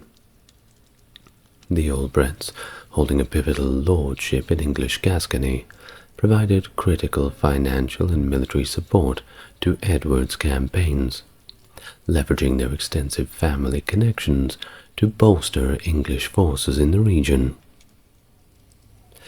In 1340, the French amassed an impressive invasion fleet, including French, Castilian, and Genoese ships, totaling around 400 vessels gathered together in the Zwain estuary. Lacking purpose-built warships, Edward III of England modified deep-draft merchant ships, known as cogs, for naval use. Edward set up his command on the cog Thomas and sailed from Orwell, Kent, on June 22nd to meet the superior French fleet the next day. The French fleet adopted a defensive stance off Sluis, aiming to block Edward from landing. Initially feigning retreat, the English capitalized on a favorable wind shift in the late afternoon to launch their attack, positioning themselves with the wind and the sun at their backs. Edward devised a tactical formation, sending ships in groups of 3, 2 filled with archers, and another filled with men-at-arms. The proximity of the French ships to one another hampered their mobility, allowing the English archers to decimate the French from close range before the men-at-arms boarded to complete the assault. This decisive action at the Battle of Sluis nearly annihilated the French fleet, ensuring English dominance over the Channel and thwarting further French invasions. Meanwhile, in spring of the following year 1340, Philip VI of France had planned a major offensive against Edward III's allies, but shifted focus following the calamitous defeat at the naval battle of Sluis. Edward split his forces. One contingent under Robert of Artois faced a destructive encounter in Artois on June 26th, while Edward himself commenced the siege of Tournai, a significant city which was then a part of France. The prolonged siege lasted until September, when Philip approached the main French army, leading to a stalemate and the eventual signing of the Truce of Esplechin on September the 25th, 1340. This truce paused hostilities for 9 months, marking the end of the conflict's initial phase, but certainly not the end of the conflict. Now, the war's financial and political toll was of course substantial, prompting a reassessment of alliances and military strategies. The German princes withdrew from the coalition, leaving only the Flemish burghers as steadfast allies. Back in England, Edward faced increasing domestic opposition due to the high costs and minimal gains of his continental campaigns, compounded by significant territorial losses in Scotland. The financial strain pushed Edward towards bankruptcy, necessitating selective repayments of debts. While some creditors received full payment, others, notably the major Florentine banking houses of Bardi and Peruzzi, did not. Contemporary chronicler Giovanni Villani, connected to the Peruzzi, exaggerated Edward's debts somewhat, which were substantial but not solely responsible for the Florentine financial crisis. He was probably just trying to blame it on an outside influence. Good strategy. Indeed, the broader economic turmoil in Florence, including the bankruptcy of the Acciaioli, a major financial company that had no dealings with Edward at all, indicates that the English king's defaults were, yes, a contributing factor, but definitely not the sole cause of the disruptions. Well, upon the death of John III, Duke of Brittany, April 30th, 1341, a contentious succession crisis unfolded due to his lack of direct heirs. The key contenders for the dukedom were his younger half-brother, that being John of Montfort, and his niece, Joan of Penthièvre, the daughter of his brother Guy. Despite Jean's close blood relation to John III, the recent French laws concerning female inheritance, which had barred Edward III from the French throne, suggested that women might not be eligible to inherit significant titles.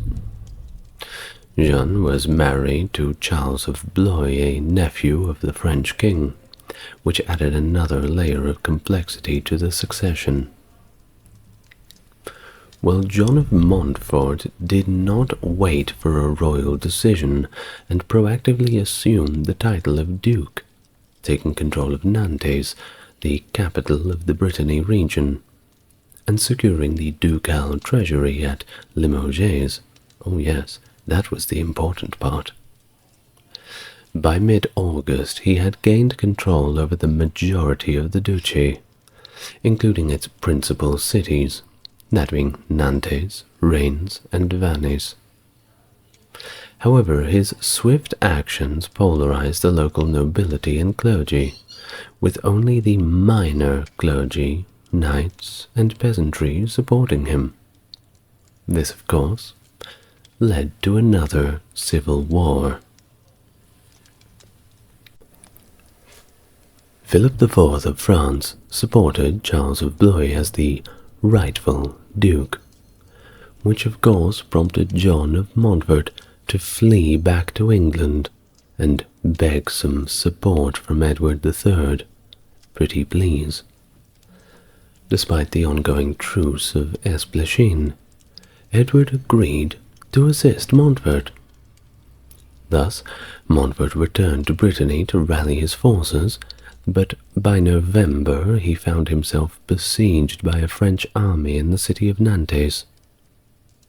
The city's residents eventually surrendered him up to the French, and he was taken back to Paris for an extended stay in the dungeons.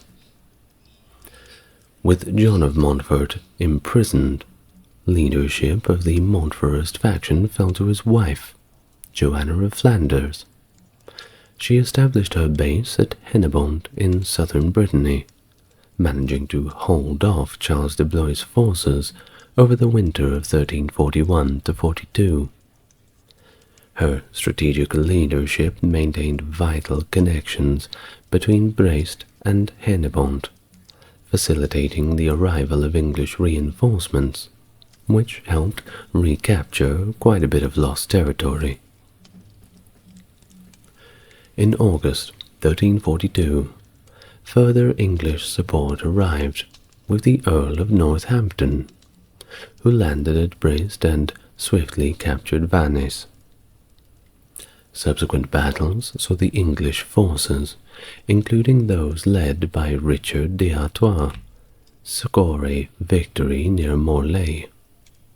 However, Robert d'Artois, wounded in the taking of Vannes, later died in England, and the French, under Olivier de Clisson, retook Vannes.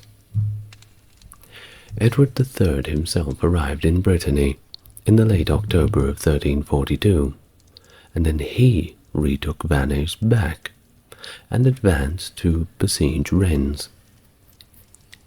The French mobilized to confront him, but the potential clash was avoided when two cardinals brokered the truce of Malestroit on January of 1343. Despite the official truce, hostilities persisted in Brittany, with Edward III finally consolidating control in the May of 1345. The prolonged truce between England and France, officially established to facilitate peace talks and address mutual war exhaustion, significantly impacted both nations. In England, the heavy tax burden, coupled with the manipulation of the wool trade, left Edward III grappling with substantial debts, which he spent the subsequent years trying to clear. The economic strain was evident as the king struggled to balance the fiscal demands of warfare with domestic economic stability. Back to France, under King Philip VI, they faced their own set of financial challenges. The absence of a centralized authority capable of imposing taxes across the kingdom forced the crown to negotiate directly with various provincial assemblies. During the truce, many of these assemblies resisted tax levies, adhering to traditional feudal customs that exempted them from taxation, during peacetime at least. To generate revenue, Philip VI resorted to debasing the coinage and implementing two highly unpopular taxes, as opposed to the popular ones, I suppose. These taxes being the foage, or the hearth tax, and the gabelle, a tax on salt. Now, of course, a tax on salt is serious business, because everybody uses salt. You have to preserve your food somehow, don't you? So a tax on salt was basically like putting a tax on grain or any sort of other common food stuff, going up to the northern Europe and putting a tax on potatoes. It's basically the same. So this was not good for the lower classes, but certainly gets you quite a lot of money if you can keep the people paying it. Well, these measures only added to the already discontent public's woes, and it only really made things more unstable in France. Well, in 1343, significant administrative changes occurred in Gascony, a key region for the English side. Oliver Ingham, the then Seneschal of Gascony, was recalled back to England, and Nicholas de la Beche replaced him. De la Beche's tenure was marked by strict adherence to the Truce of Malestroit, although he struggled to maintain civil peace within the duchy. The increasing insecurity in the region was evident as de la Beche required a substantial armed escort to follow him around everywhere he went. That ought to tell you something, reflecting the growing unrest and the challenges of enforcing the truce. While the truce had also unintended consequences for the numerous soldiers left unemployed by the cessation of hostilities. You know, when you build a wartime economy, you have so many people engaged in conflict, and all of a sudden, they're all unemployed. They have nothing to do. They either get very drunk and cause trouble, or go and start fulfilling careers in other areas. Most of the time it's the former. While many of these soldiers, rather than returning to a life of poverty, going back to being peasants in the fields, formed or joined what were called routier companies. That was bands of mercenaries that roamed around the countryside looking for work. Now, as these groups, comprising veterans from various regions including Gascony, Brittany, other parts of France, Spain, Germany, and England, exploited their military skills to rob and loot local communities. Indeed, they were more just bandits than mercenaries. When a job came up, sure, they would take it on, make a bit of money. Some local lord or noble wanted some people shaken down for some tax money or whatever else it was. But most of the time the more direct approach seemed to be a little bit more time efficient. They were basically turning into the few hundred years earlier Vikings that had invaded. And they were effectively the same sort of thing. Well, of course, these sorts of routier companies were quite a few, and they were notorious for their ruthlessness, often resorting to methods as far as torture and murder to sustain themselves. Your money or your life. The routier companies frequently sieged strategic towns or castles, using them as bases to plunder the surrounding areas. Their presence became a significant problem during the truce, as they would demand ransom from towns to avoid complete devastation. The issue of routiers persisted as a major security concern until the 15th century, when reforms in taxation allowed for the establishment of a regular army, incorporating many of the more disciplined routiers and restoring a measure of order to the regions afflicted by their depredations. Well, on July the 5th, 1346, Edward III embarked on a significant campaign, departing Portsmouth with a fleet of approximately 750 ships, carrying between 7,000 to 10,000 men. Accompanying him was his son, Edward the Black Prince, who had recently turned 16 years old and been titled the Prince of Wales. I have a full video on him, by the way, if you want to go watch that. Well, the expedition marked the start of a major invasion across the English Channel, and on July the 12th, Edward's forces made landfall at Saint-Vaast-la-Hauge on the Cotentin Peninsula. Now, we're very lucky to have a chronicle from Jean Froissart, which describes the events here, so we'll read from a contemporary source now. When the King of England arrived in the Hauge Saint-Vaast, the king issued out of his ship, and the first foot that he set on the ground, he fell so rudely that the blood burst out of his nose. The kings that were about him took him up and said, "Sir, for God's sake, enter again into your ship, and come not a land this day, for this is but an evil sign for us. Then the king answered quickly and said, Why, this is a good token for me, for the land hath desire to have me. Of which the answer all his men were right joyful. So that day and night the king lodged on the sands, and in the meantime discharged the ships of their horses and other baggages. There the king made 2 marshals of his host, the one the Lord Geoffrey de Harcourt, and the other the Earl of Warwick, and the Earl of Arundel. And he ordained that the Earl of Huntingdon should keep the fleet of ships with 100 men of arms and 400 archers.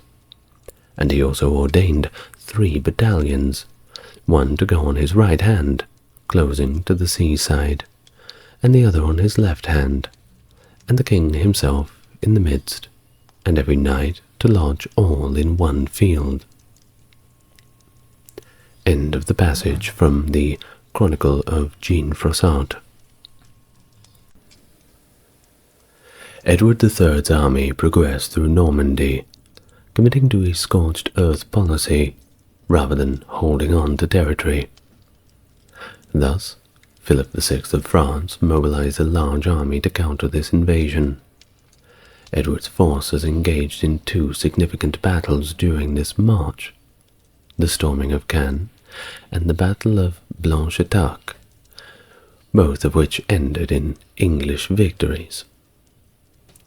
Unable to outmaneuver Philip's forces definitively, Edward positioned his army at Crécy, where the ensuing Battle of Crécy took place. Despite the French numerical superiority, their attacks were systematically thwarted by the skilled English and Welsh archers. The French forces suffered heavy casualties and were ultimately forced into retreat, marking a decisive and, frankly, humiliating defeat for Philip. Well, following the victory at Crécy, Edward continued north and laid siege to Calais, successfully capturing the strategic port city in 1347. This victory was complemented by another English success at the Battle of Neville's Cross, where the Scots under David II were defeated, significantly diminishing the Scottish threat. While the onset of the Black Plague in 1348 stalled further military campaigns as it ravaged populations across Europe, including England and France, straining military and financial resources. By 1350, Philip IV, the sixth rather, had passed away, and his son, John II, ascended to the French throne, continuing the conflict. During this period, tensions escalated between England and Spain due to repeated Spanish acts of aggression against English maritime interests. Well, they weren't going to have that, weren't they? In response to the reports of the Spanish arming themselves in Flanders, Edward III remarked on their continuous provocations and prepared for a confrontation.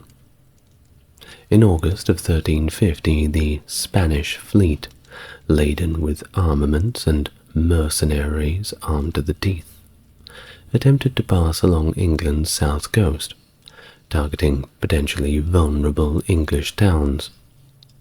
Edward's fleet intercepted them at the Battle of Winchelsea on the 29th of August, 1350. The battle, which lasted until dusk, saw English archers inflict severe losses on the Spanish before boarding their ships. The engagement ended with significant Spanish losses, capturing nearly half of the fleet, while the remnants fled under the cover of night, mirroring the earlier naval triumph at Sluis. Well, Despite the presence of a truce, the spirit of chivalry and rivalry persisted in Brittany, culminating in the Battle of the 30 in 1351.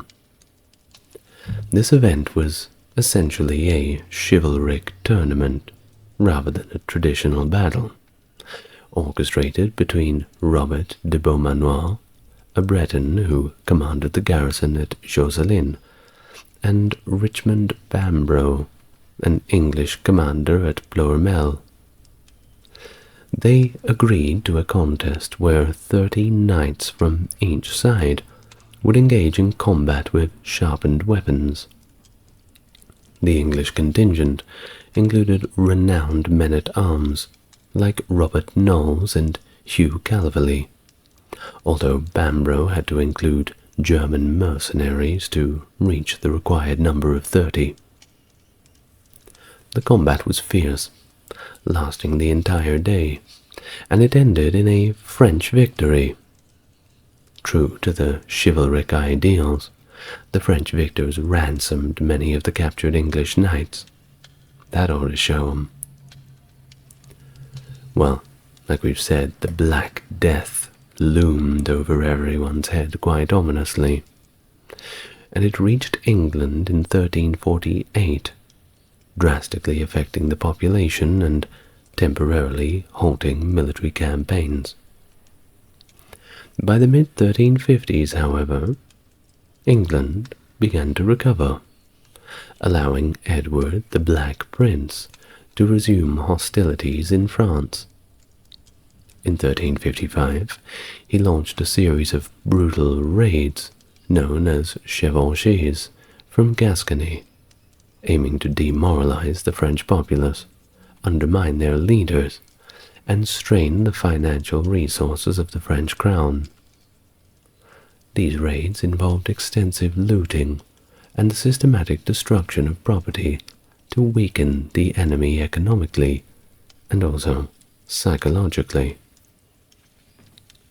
The conflict escalated in the August of 1356, when the Black Prince himself, leading a campaign deeper into French territory, found himself and his army threatened by a larger French force under King John II. The ensuing confrontation at the Battle of Poitiers on the 19th of September 1356 initially saw the English forces, reliable on their formidable longbowmen, successfully repelling multiple French cavalry charges. Good old longbow, nothing beats that. Well, as the battle intensified, and the English archers began running out of arrows, the situation grew a little desperate. However, a tactical maneuver by the Gascon noble, Captal de Buch, led to a flanking attack that captured King John II and even several of his nobles, turning the tide decisively in favor of the English. The capture of the French king led to a significant political instability in France, naturally. A truce was hastily signed with Edward III, and the absence of King John caused governmental functions to falter. The ransom for the king was initially set at 2 million écus, but John, valuing his status, insisted it be raised to 4 million, underscoring the high stakes and heavy burdens of ransom warfare during the period. Well, it culminated in the First Treaty of London in 1358, which established the ransom for King John II at France at 4 million, with the initial payment due by November 1st, 1358. However, the French never paid. In response, the Second Treaty of London was signed on March 12th of the following year, 1359, which stipulated that, in place of John, hostages would be held, including 2 of his sons, several nobles, 4 Parisians, and 2 citizens from each of the 19 upper major French towns. With these hostages secured, John returned to France to raise the necessary funds, while the treaty granted England vast territories, effectively restoring the Angevin Empire. During John's efforts to collect the ransom, his son Louis of Anjou escaped from captivity in Calais in 1362. Ashamed by his son's actions, and preferring to adhere to the code of honor, John voluntarily returned to captivity in England, where he remained until his death in 1364. His funeral in England was marked by great chivalry, honoring him as a noble adversary, and one who acted in the proper and upright manner befitting of a king. Well, meanwhile, France faced internal turmoil with the 1358 Jacquerie peasant revolt, driven by the war hardships and abuses by nobles and mercenary companies. This revolt saw peasants, led by Guillaume Caille, committing atrocities against the nobility in northern France, before being decisively defeated at the Battle of Melun, which was, of course, followed by brutal reprisals. In 1359, leveraging the instability of France, Edward III sought to capture Reims, aiming to strengthen his position. Despite extensive preparations by the city's inhabitants, Edward's siege lasted 5 weeks but ultimately failed. Edward then moved his army to Paris and later to Chartres. At Chartres, a catastrophic hailstorm caused significant casualties, prompting Edward to consider peace a little bit more seriously. Negotiations initiated by the Dauphin led to the drafting of the Treaty of Brittany, ratified at Calais on October the 24th, 1360. This treaty saw Edward renounce his claim to the French throne in exchange for full sovereignty over an expanded Aquitaine and Calais. In the aftermath of the Treaty of Brittany in 1360, where Edward III of England renounced his claim to the throne in exchange for full sovereignty of Aquitaine, relative peace ensued between England and France. Relative. However, regional conflicts continued, notably in Brittany and Castile, which influenced the broader Anglo-French negotiations. The War of Breton Succession, a significant regional conflict, persisted despite the formal peace. The English supported the Montfort family, representing the male line of succession in Brittany, while the French, they backed the House of Blois, advocating for the heir general based on Brittany's acceptance of female succession. This divergence led to prolonged hostilities, culminating in the English-backed John of Montfort defeating and killing the French-supported Charles of Blois at the Battle of Auray in 1364. Although John of Montfort secured his position, he had to acknowledge the suzerainty of the French king to maintain his title peacefully, diminishing many of the strategic benefits for England. While during this period of the nominal peace, many soldiers once again found themselves without employment, leading to widespread pillaging across France. These conditions prompted Charles V of France to engage these forces under Bertrand de Guesclin, a skilled Breton commander, to intervene in the Castilian War on behalf of Henry of Trastamara against Pedro the Cruel of Castile. Pedro, seeking assistance against Du Guesclin and his supporters, enlisted the aid of the Black Prince, who successfully reinstated him after the Battle of Najera. However, Pedro's failure to compensate the Black Prince and his allies led to his ultimate downfall, with Henry of Trastamara reclaiming the throne and establishing alliances against England. It was this shift that significantly impacted English interests in Castile, culminating in attacks on English merchants and naval raids along England's southern coasts, which shifted maritime dominance back towards France.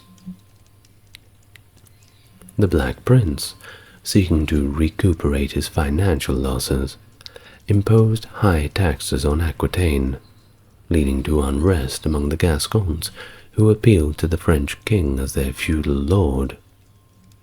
However, by the terms of the Treaty of Brittany, the French king had relinquished his suzerainty over Aquitaine. The French court, revisiting these terms, claimed that Edward III's renunciation was flawed, asserting ongoing French suzerainty over the region. When Charles V summoned the Black Prince to address these grievances, he refused. Tensions then escalated, leading to the renewal of hostilities in what became known as the Caroline phase of the 100 Years' War.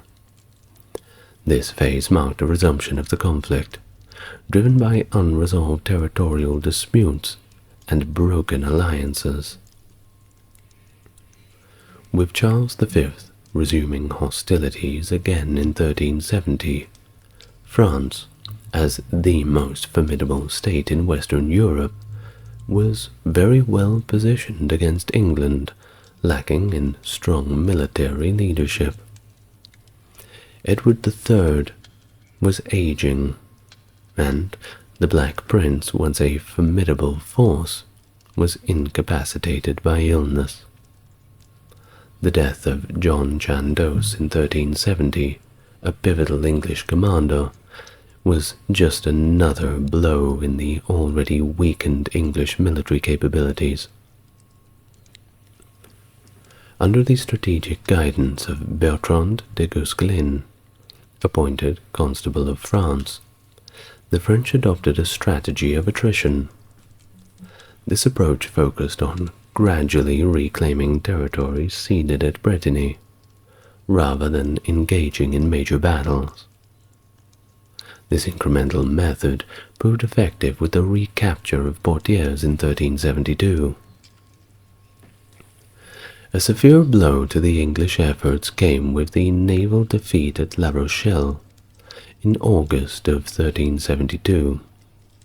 An English convoy, vital for supplying reinforcements and funds to Aquitaine, was intercepted and defeated by a Castilian fleet. This loss not only deprived the English of crucial resources, but also heightened their vulnerability to French and Spanish raids, further isolating Gascony and spurring domestic opposition for the war.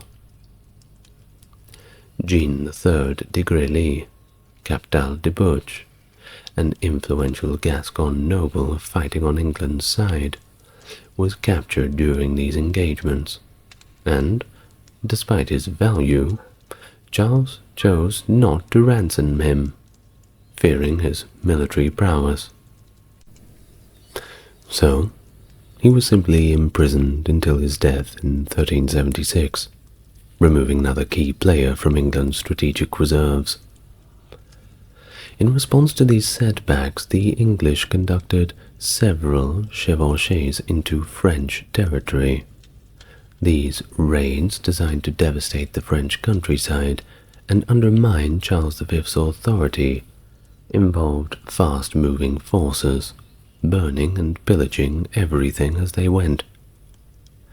John of Gaunt's chevauchée of 1373 was particularly ambitious, planned over 3 years to traverse from Calais to Aquitaine, and despite initial successes, Charles V's tactics of avoiding confrontation and protecting his peasantry in fortified towns blunted the impact of these raids.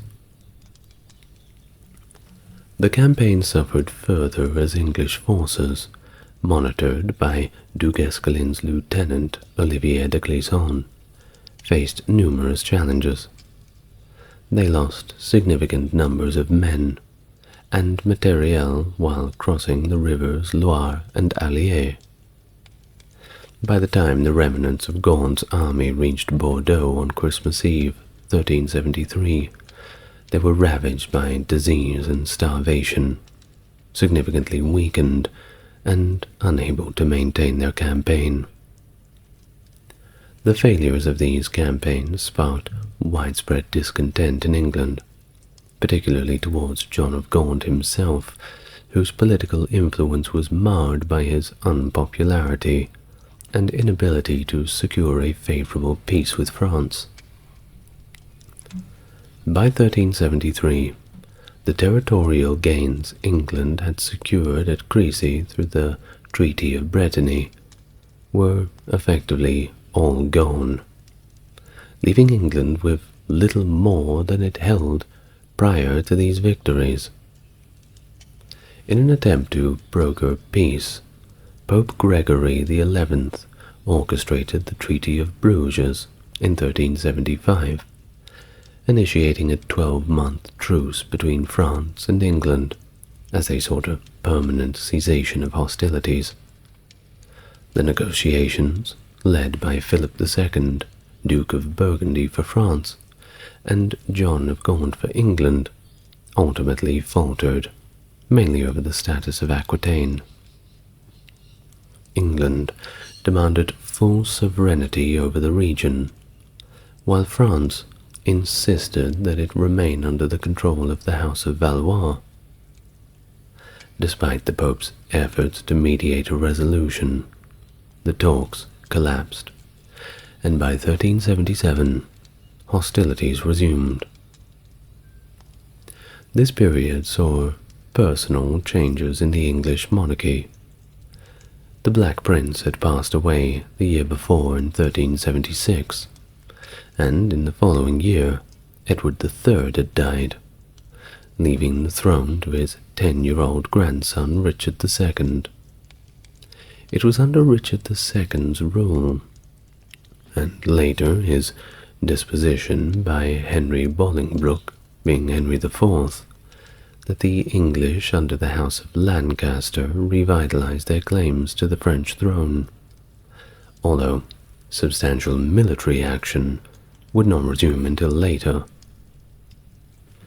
Charles V of France died in September of 1380, and his young son, Charles VI, succeeded him, with the county governed by a regency led by his 3 uncles. Despite the military successes during his reign, Charles V's policies unraveled posthumously. He had ended the war taxes, which were critical for funding the French military efforts. When the Regency attempted to reintroduce these taxes, widespread popular revolts, known as the Harel, erupted, starting in Rouen and spreading to Paris and other northern cities. The regents were compelled to repeal the taxes to quell the unrest. Power to the people. Further complicating the politics was the onset of the Great Schism in 1378, instigated by Charles V's support for the Avignon Pope Clement VII. This schism split the Church and diminished the papal authority significantly, undermining efforts to mediate peace in the 100 Years' War. The fractured papacy, struggling with its internal legitimacy, was unable to exert meaningful influence over the warring factions. Thus, Despite numerous peace conferences through the late 14th century, no lasting resolution was achieved, and the war dragged on, fueled by deep-seated national rivalries and intermittent hostilities.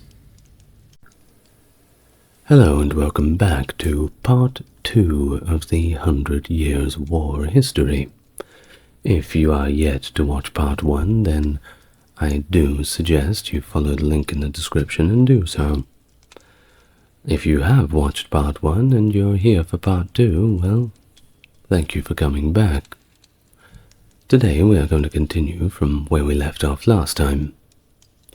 And while we have already briefly covered the Caroline phase of the war, I'd like to briefly refresh us before we go any further.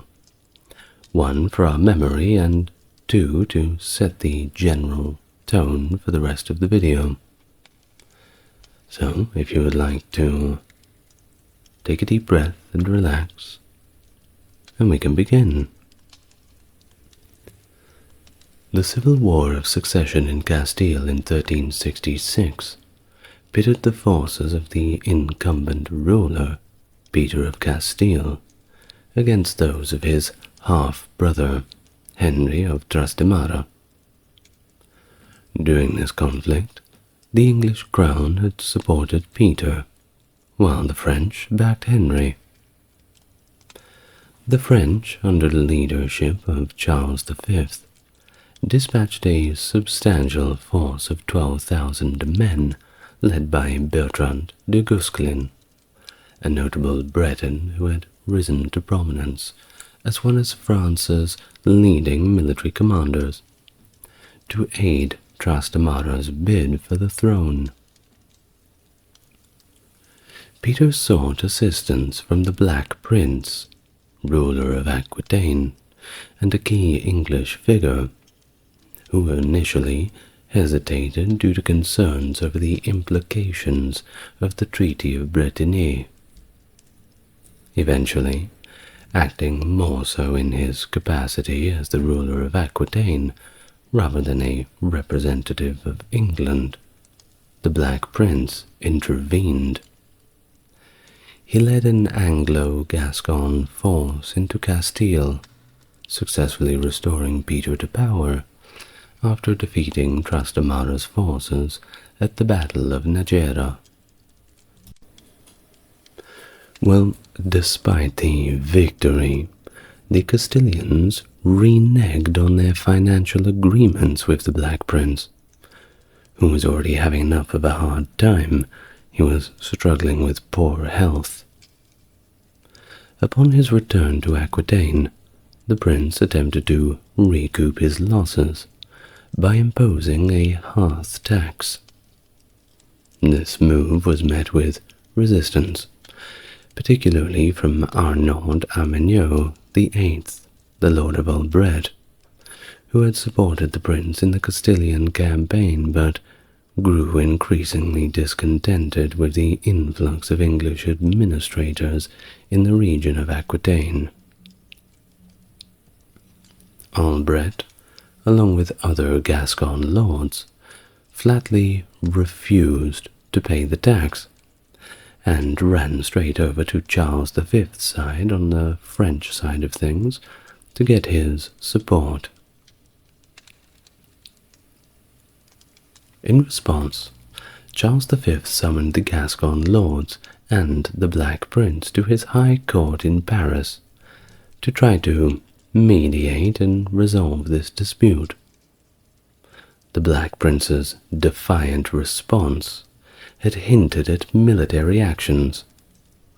He had basically said, yeah, I'll show up, and I'll bring a few thousand men with me and mop the floor with you. This, of course, did not ease tensions. In fact, it led to the resumption of the war. Edward III subsequently reclaimed his title as King of France, but by the end of 1369, Aquitaine was engulfed in another revolt, largely spurred by Charles V's declaration that all English possessions in France were now forfeit. Meanwhile, Henry of Trastamara seized the opportunity to launch a second invasion of Castile, with the Black Prince no longer present to defend Peter. This culminated in the Battle of Montiel in the March of 1369, where Peter was killed, effectively ending his rule and allowing Henry to assume complete control. The new Castilian regime aligned itself with France, providing naval support that was instrumental in the French victory over the English fleet at the Battle of La Rochelle in 1362, marking a significant shift in the naval power dynamic, as the British, before this battle, had already won significant naval victories and effectively controlled the English Channel. Well, after La Rochelle, that changed. In the August of 1373, John of Gaunt, together with John de Montfort, the Duke of Brittany, embarked on a military campaign from Calais, commanding a force of over 9,000 men. This operation, a typical chevauchée, which was kind of like a raid essentially, initially was met with very little resistance, as French forces were way too dispersed and spread out to effectively counter the English movements. In some areas, there were simply no French soldiers at all, and the English just walked right in like they owned the place. In fact, if you ask them, they did own the place. Well, however, as the English army went further south, this was not the case. The French began to gather their forces and adopted a strategy of avoiding direct engagement, specifically under the directives of Charles V. No, instead they targeted smaller detachments of the English army that had become separated from the main group, either for raiding or foraging for food. They set up ambushes, they lied in wait, they placed bait for them to come and take. You would find the French hiding in little farmhouses, waiting for the English to come and pick the food out of the fields. Out would come the French to, well, do whatever they needed to do. Well, this tactic of shadowing and harassment culminated in October of that same year, 1373, when the English found themselves completely surrounded and cornered against the river Allier by 4 different converging French armies. Managing to cross at the bridge at Moulins, the English, however, suffered significant losses. And it wasn't just losses in terms of manpower. All their baggage and everything they had looted was gone. The French just simply took it all back. The dire situation for the English continued and continued to worsen as they moved across the harsh terrain of the Limousin Plateau, facing increasingly severe weather conditions. Thus, the army suffered substantial losses, both human and equine, with many soldiers compelled to abandon their armor and march on foot due to the exhaustion and death of their horses. In fact, food became so scarce that they would choose between transport and a meal. The poor old horses, well, I can't feel too sorry for them. Horse is pretty nice, actually. I've been to Kyoto, don't worry. Well, by December, the remnants of Gaunt's army had reach the relative safety of English-controlled Gascony, and ultimately arrived in Bordeaux, albeit in a state of utter destitution, having lost more than half of the 30,000 horses they had initially set out with. So, more or less, this whole ordeal, though it started out pretty well, quite promising, it ended up being a gigantic waste of time, with a lot of dead men and a lot of dead horses, albeit most likely very tasty ones.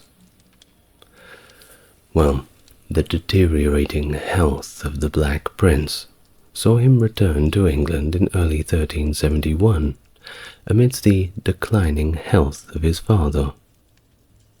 The Black Prince's condition worsened, leading to his death on 8th of June 1376.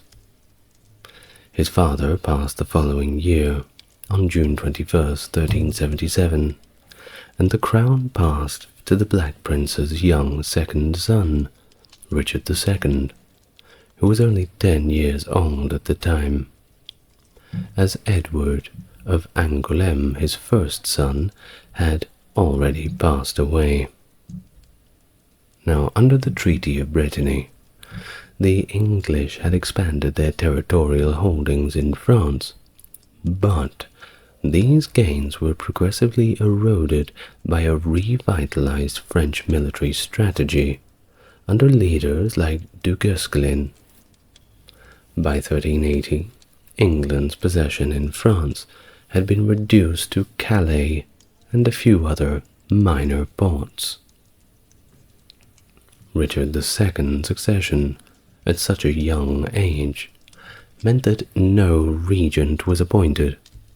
Instead, governance was managed by successive councils, a structure preferred to a potential regency under John of Gaunt, who it was pretty obvious to anybody who had been in a 5-foot radius of him, he was very much eyeing off the throne for himself.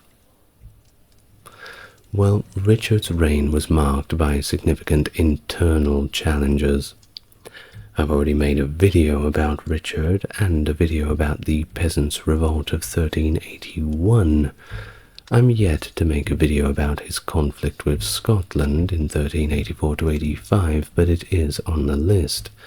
But one thing you can be sure of is Richard was a busy boy. His fiscal policies, particularly the levies imposed to fund military endeavors and fortify Calais, contributed to the growing discontent with his rule. In 1380, the Earl of Buckingham led another expedition to support the Duke of Brittany, laying siege to Nantes in November. However, the lack of expected support from the Duke of Brittany and severe attrition forced Buckingham to lift the siege by January 1381, with Brittany compensating him quite nicely to withdraw. Well, it was around this time, 1380, the death of Charles and Du Guesclin left France without its strategic leadership, and of course the young Charles VI ascended to the French throne. The governance of France was managed by his uncles during a regency, continuing the war effort against England, but hampered by quite a bit of internal strife and financial constraints. In 1386, Philip II of Burgundy failed attempt to invade England, highlighted the ongoing financial and logistical challenge that France was facing, exacerbated by failed tax levies and widespread resistance from the populace. Indeed, to fund the wars of aggression, they decided to tell the people, we're going to tax you and take more of your money. The people did not like this, and they got very angry, Seeing how angry the people were, the government changed their mind. Crazy how that works, isn't it?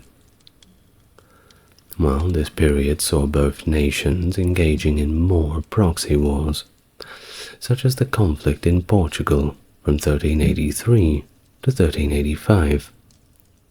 And while wars were still going on, this reflected a broader slowdown in the pace of the 100 Years' War, at least between France and Britain, and it led to the period between 1389 and 1415, which is referred to as the Second Peace.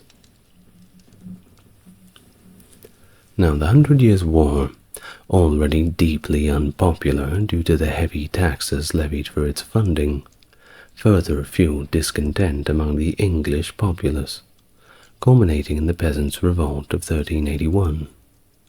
The revolt was partly motivated by the financial strain by the ongoing war efforts. Richard II, who ascended the throne as a child, displayed very little interest in war. Really, he preferred instead to focus on the consolidation of power around his own court and favoring his close friends and advisors. This approach, of course, alienated many, including powerful lords within his realm, who thought that having a ruler who didn't want to fight everyone next to him was a little bit of a strange idea. Well, by 1388, an influential group of nobles, known as the Lords Appellant, frustrated with Richard's governance and his circle, seized control of the government for themselves. They managed to charge 5 of Richard's closest associates with treason during the so-called merciless Parliament. Although they took control of the council, the Lords Appellant struggled to muster the necessary financial support to rekindle the war efforts in France. The tide turned for Richard in the year 1389, following the return of his uncle, John of Gaunt, from Spain.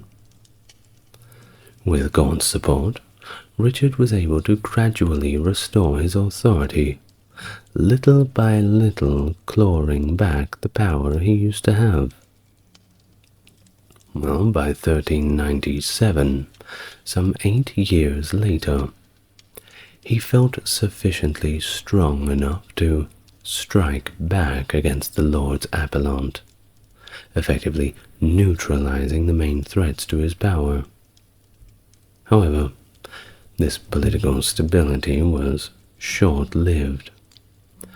Following John of Gaunt's death in 1399, Richard disinherited Gaunt's son, Henry of Bolingbroke, who then returned from exile, quickly gathered support, and ultimately deposed Richard, declaring himself Henry IV.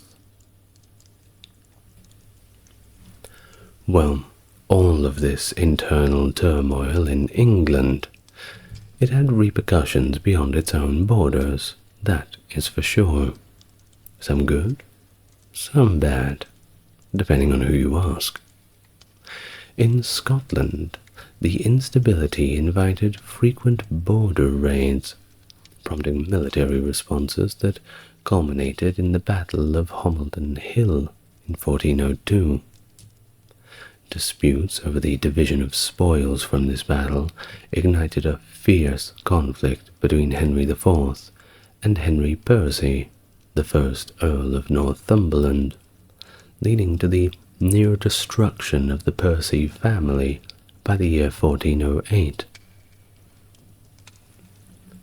In Wales, Owain Glyndwr capitalized on the chaos in England by declaring himself the Prince of Wales in 1400, leading a significant rebellion against English rule, the most severe of rebellions since Edward I's conquest of Wales in the late 13th century.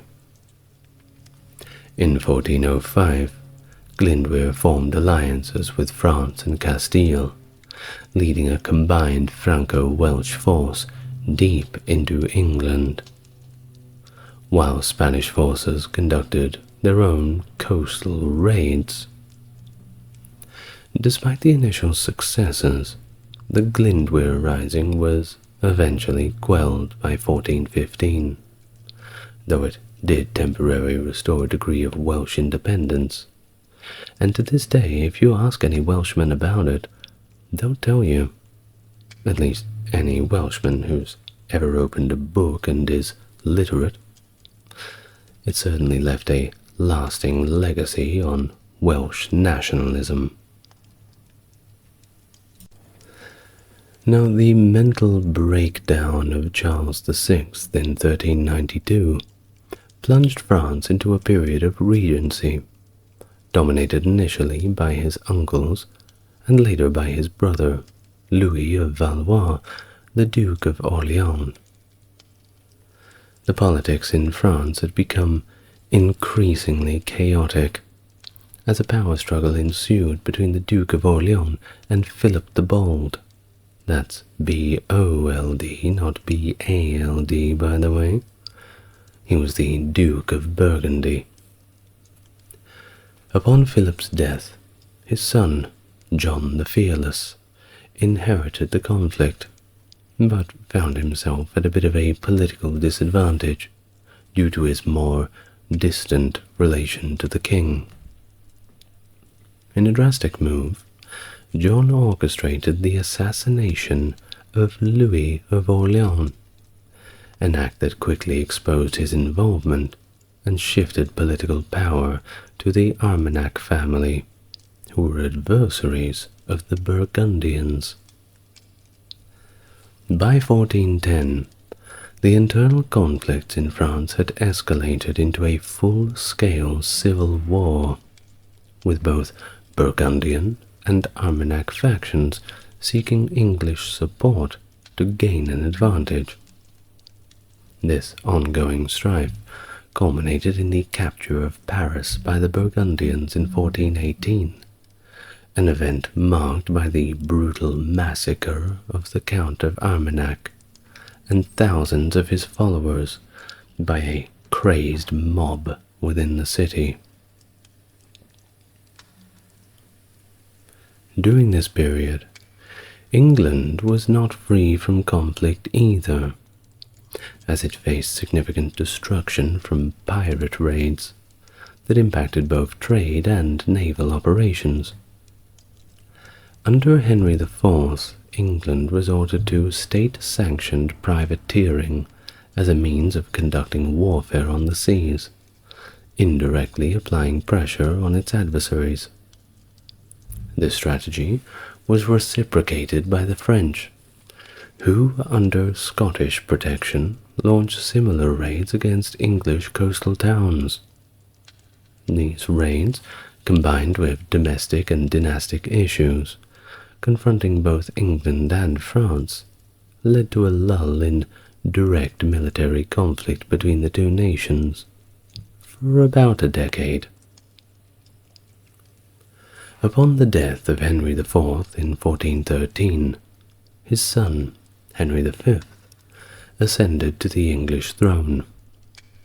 Meanwhile, in France, the ongoing mental illness of Charles VI meant that governance was effectively in the hands of the royal princes, whose rivalries only deepened the divisions within the country, as they were all kind of just waiting for Charles to go away, and however they were going to make that happen, well, that wasn't important. Well, in 1414, Henry V received ambassadors from the Burgundian faction at his court in Leicester. He also sent envoys to the French court with demands for territorial concessions and the marriage to Catherine of Valois, Charles VI's daughter. In August of 1415, King Henry V of England embarked on a significant campaign, by sailing to France with a force of approximately 10,500 men. His initial target was the port city of Harfleur, which capitulated after a prolonged siege on September the 22nd. The extended resistance at Harfleur consumed much of the campaign season, forcing Henry to adjust his strategy. Instead of marching directly on Paris, he opted for a raiding expedition across France towards the English-held Calais. During this maneuver, reminiscent of earlier English campaigns such as Crusade, Henry's forces found themselves outnumbered and completely depleted of supplies, compelling them to engage a considerably larger French army at the Battle of Agincourt.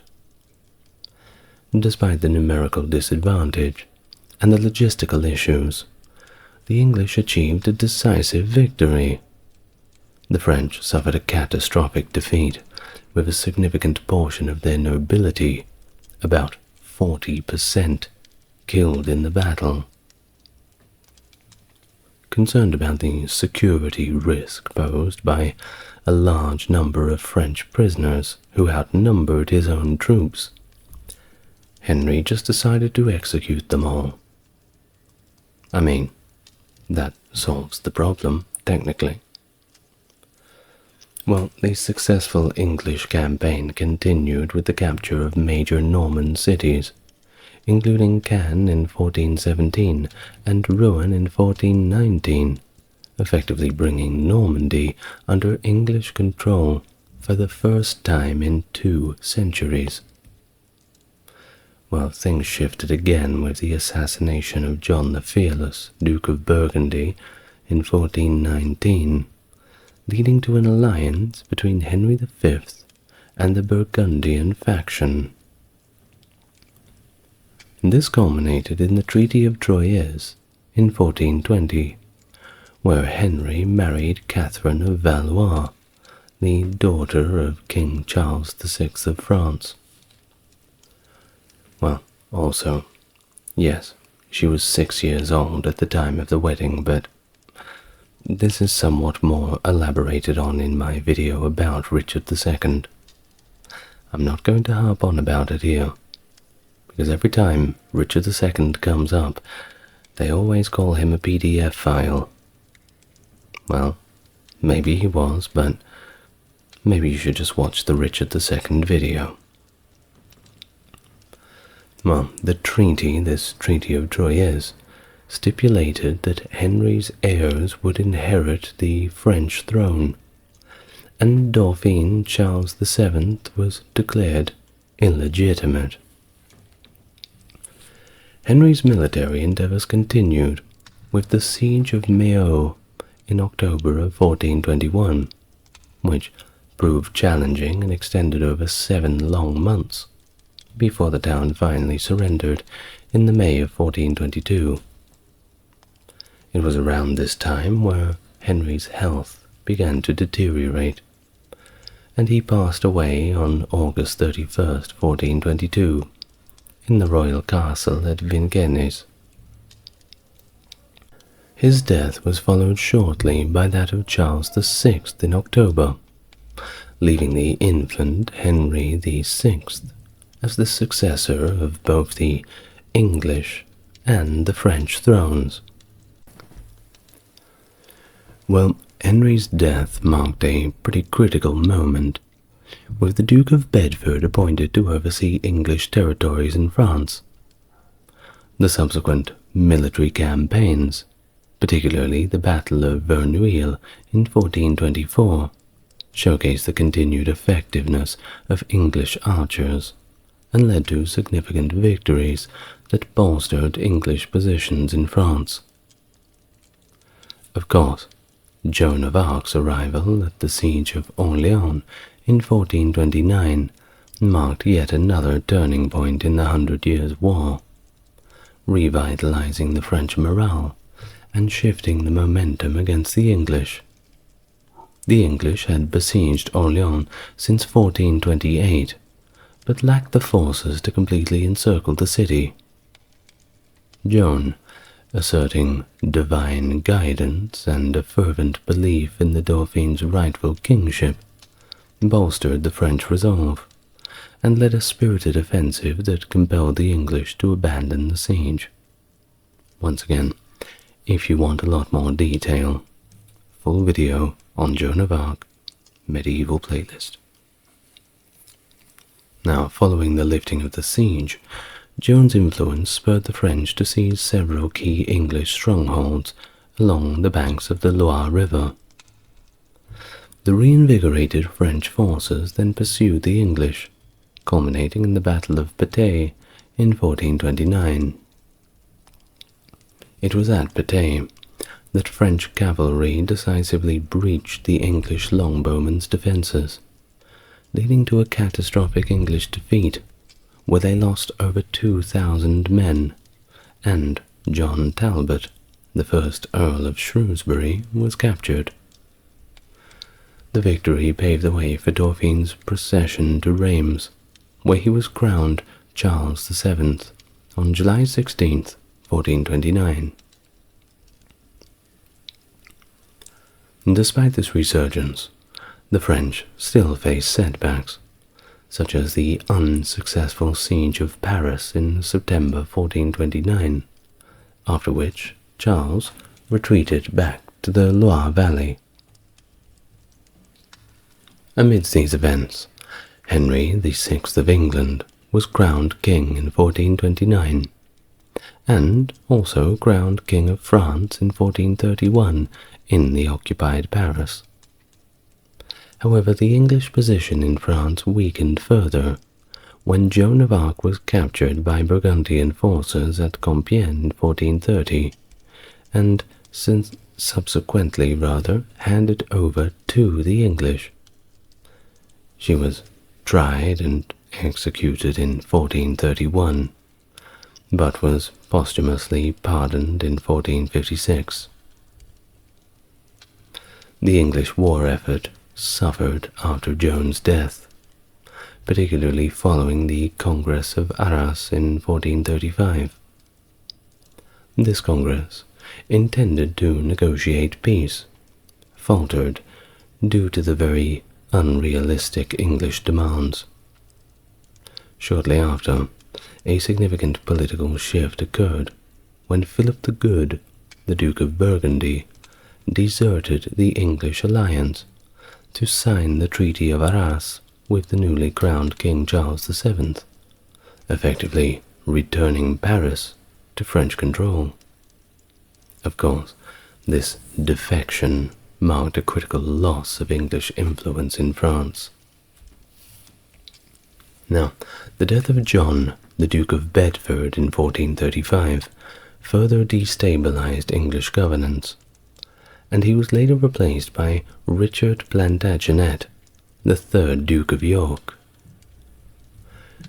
During the intermediate periods of truce throughout the 100 Years' War, Charles VII utilized the time effectively to centralize and strengthen the French state. This period allowed for significant reforms in military organization, shifting from traditional feudal levies to a more structured and professional army, which could leverage its numerical superiority much more effectively. Innovations in artillery during this time, catapults, trebuchets, and the like, also meant that the French could conduct sieges with greater efficiency, employing cannons as well to breach castle walls that previously would have withstood prolonged sieges. By 1449, the French had managed to retake Rouen, and momentum continued in their favor. In 1450, at the Battle of Formigny, French forces under the command of the Count of Clermont and Arthur de Richemont, Earl of Richmond, dealt a critical blow to the English. Richmond's timely flank and rear attacks were pivotal, as they came just as the English were close to defeating Clermont's forces. The following year, Charles VII focused on Gascony, the last English stronghold in France. Bordeaux then fell in June 1451, but was briefly retaken by the English under John Talbot in October of 1452. The English hold was definitively ended following their defeat at the Battle of Castillon in July of 1453. The battle, marked by the effective use of French artillery arranged by Jean Bureau, resulted in heavy English casualties, and also the death of Talbot. Although the Battle of Castillon in 1453 is traditionally and frankly widely considered the endpoint of the 100 Years' War, the formal state of war between England and France continued until 1475, where they signed the Treaty of Picquigny. This treaty, which secured peace by offering Edward IV of England a significant cash sum and even an annual pension, effectively ended English claims to French territories. Now, despite this, the title of King of France continued to be claimed by English monarchs all the way up to the year 1803, a practice finally abandoned during the Napoleonic Wars as a gesture towards the exiled French king living in England. Now, the war's aftermath saw significant unrest back in England as landowners dealt with the financial repercussions of lost territories. This discontent is often cited as the contributing factor to the civil strife that preceded it, the War of the Roses, which erupted in 1455. The conclusion of the 100 Years' War in 1453 marked a pivotal moment in European history, ending a chaotic and tumultuous era that had its origins all the way back in the Norman conquest of 1066, when William the Conqueror, Duke of Normandy, became the King of England. A complex feudal allegiance was established. As a vassal to the King of France through his holdings in Normandy, yet an equal as King of England, William's dual roles planted the seeds of a centuries-old Anglo-French conflict. It was this duality that created inherent tensions, as his successors on the English throne inherited not just a kingdom, but a contentious claim over a vast French territory. Well, by the war's end, England was stripped of its expansive continental dominions, retaining only the port of Calais, until it was also lost in 1558.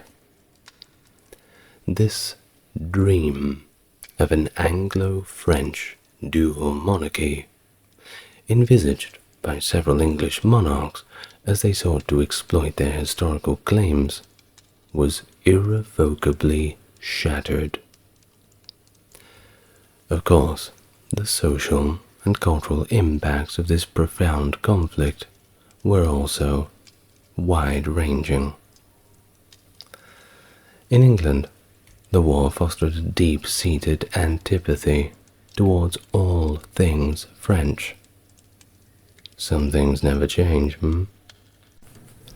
Well, despite this, the Norman conquest of all these earlier times had definitely woven French into the very fabric of English society. In fact, the only reason why I'm speaking the way I speak, and you are understanding me the way you do, is because of the amount of French that was rammed into the English language, whether you like it or not. Well, French was the language of the ruling classes, you see. Also law and high commerce until the mid-14th century, when more proper English began to reassert itself. But you see, by then, English had changed so much. Of course, it didn't help when the plague happened and we had something called the Great Vowel Shift. But, well, once again, a story for another video. Well, by 1385, and that's after the plague, French was no longer used in the educational system, signaling a shift towards linguistic and national identity. Albeit, they didn't go back to the old ways. The repercussions of the war weren't just limited to territorial and linguistic changes, but they were rather instrumental in reshaping the national identities of both England and France. In France, the devastation wrought by decades of warfare on French soil paradoxically accelerated the centralization of royal power, moving the country towards a more modern state system. The French monarchy thus began to consolidate power, reducing the influence of feudal lords and laying the groundwork for a centralized administrative and military apparatus. Conversely, in England, the political and financial upheaval resulting from the military failures abroad sowed the seeds of internal conflict and led quite directly to the Wars of the Roses. This dynastic civil war from 1455 to 1487 further drained English resources and stability. Just one war after another. In fact, it's been highlighted by modern historians how opposition to the protracted war in France helped mold political culture in England, fostering a growing aversion to military conflicts perceived as contrary to national interests. But then again, who decides what is contrary to national interest? This sentiment became particularly pronounced as the economic and human costs of such wars became deeply apparent, without any corresponding benefits. Further complicating things during this period was the devastating impact of the Black Plague, which drastically reduced populations all across Europe. France saw its population cut in half, with Normandy and Paris experiencing more severe declines.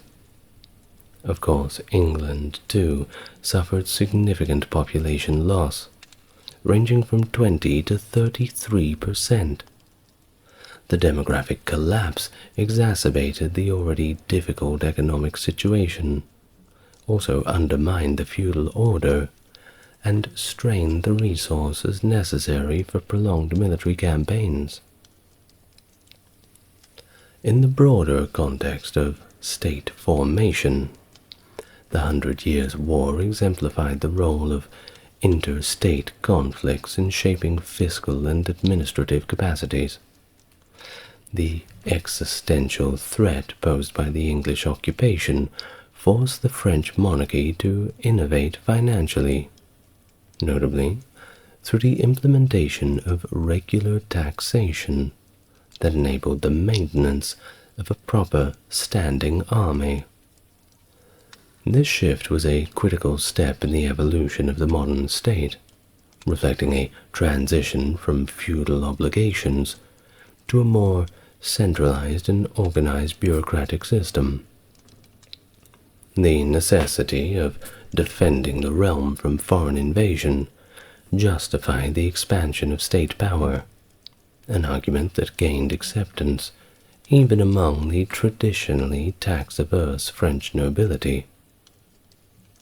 Thus, the legacy of the 100 Years' War is somewhat multifaceted, influencing the trajectory of both England and France in their own profound ways. It shaped national identities, accelerated state centralization, and contributed to the overall re-evaluation of governance and military strategy in England, setting the stage for the modern age in Western Europe. And with the end of the 100 Years' War, everybody went home, and there were no more wars ever again, and they all lived happily ever after.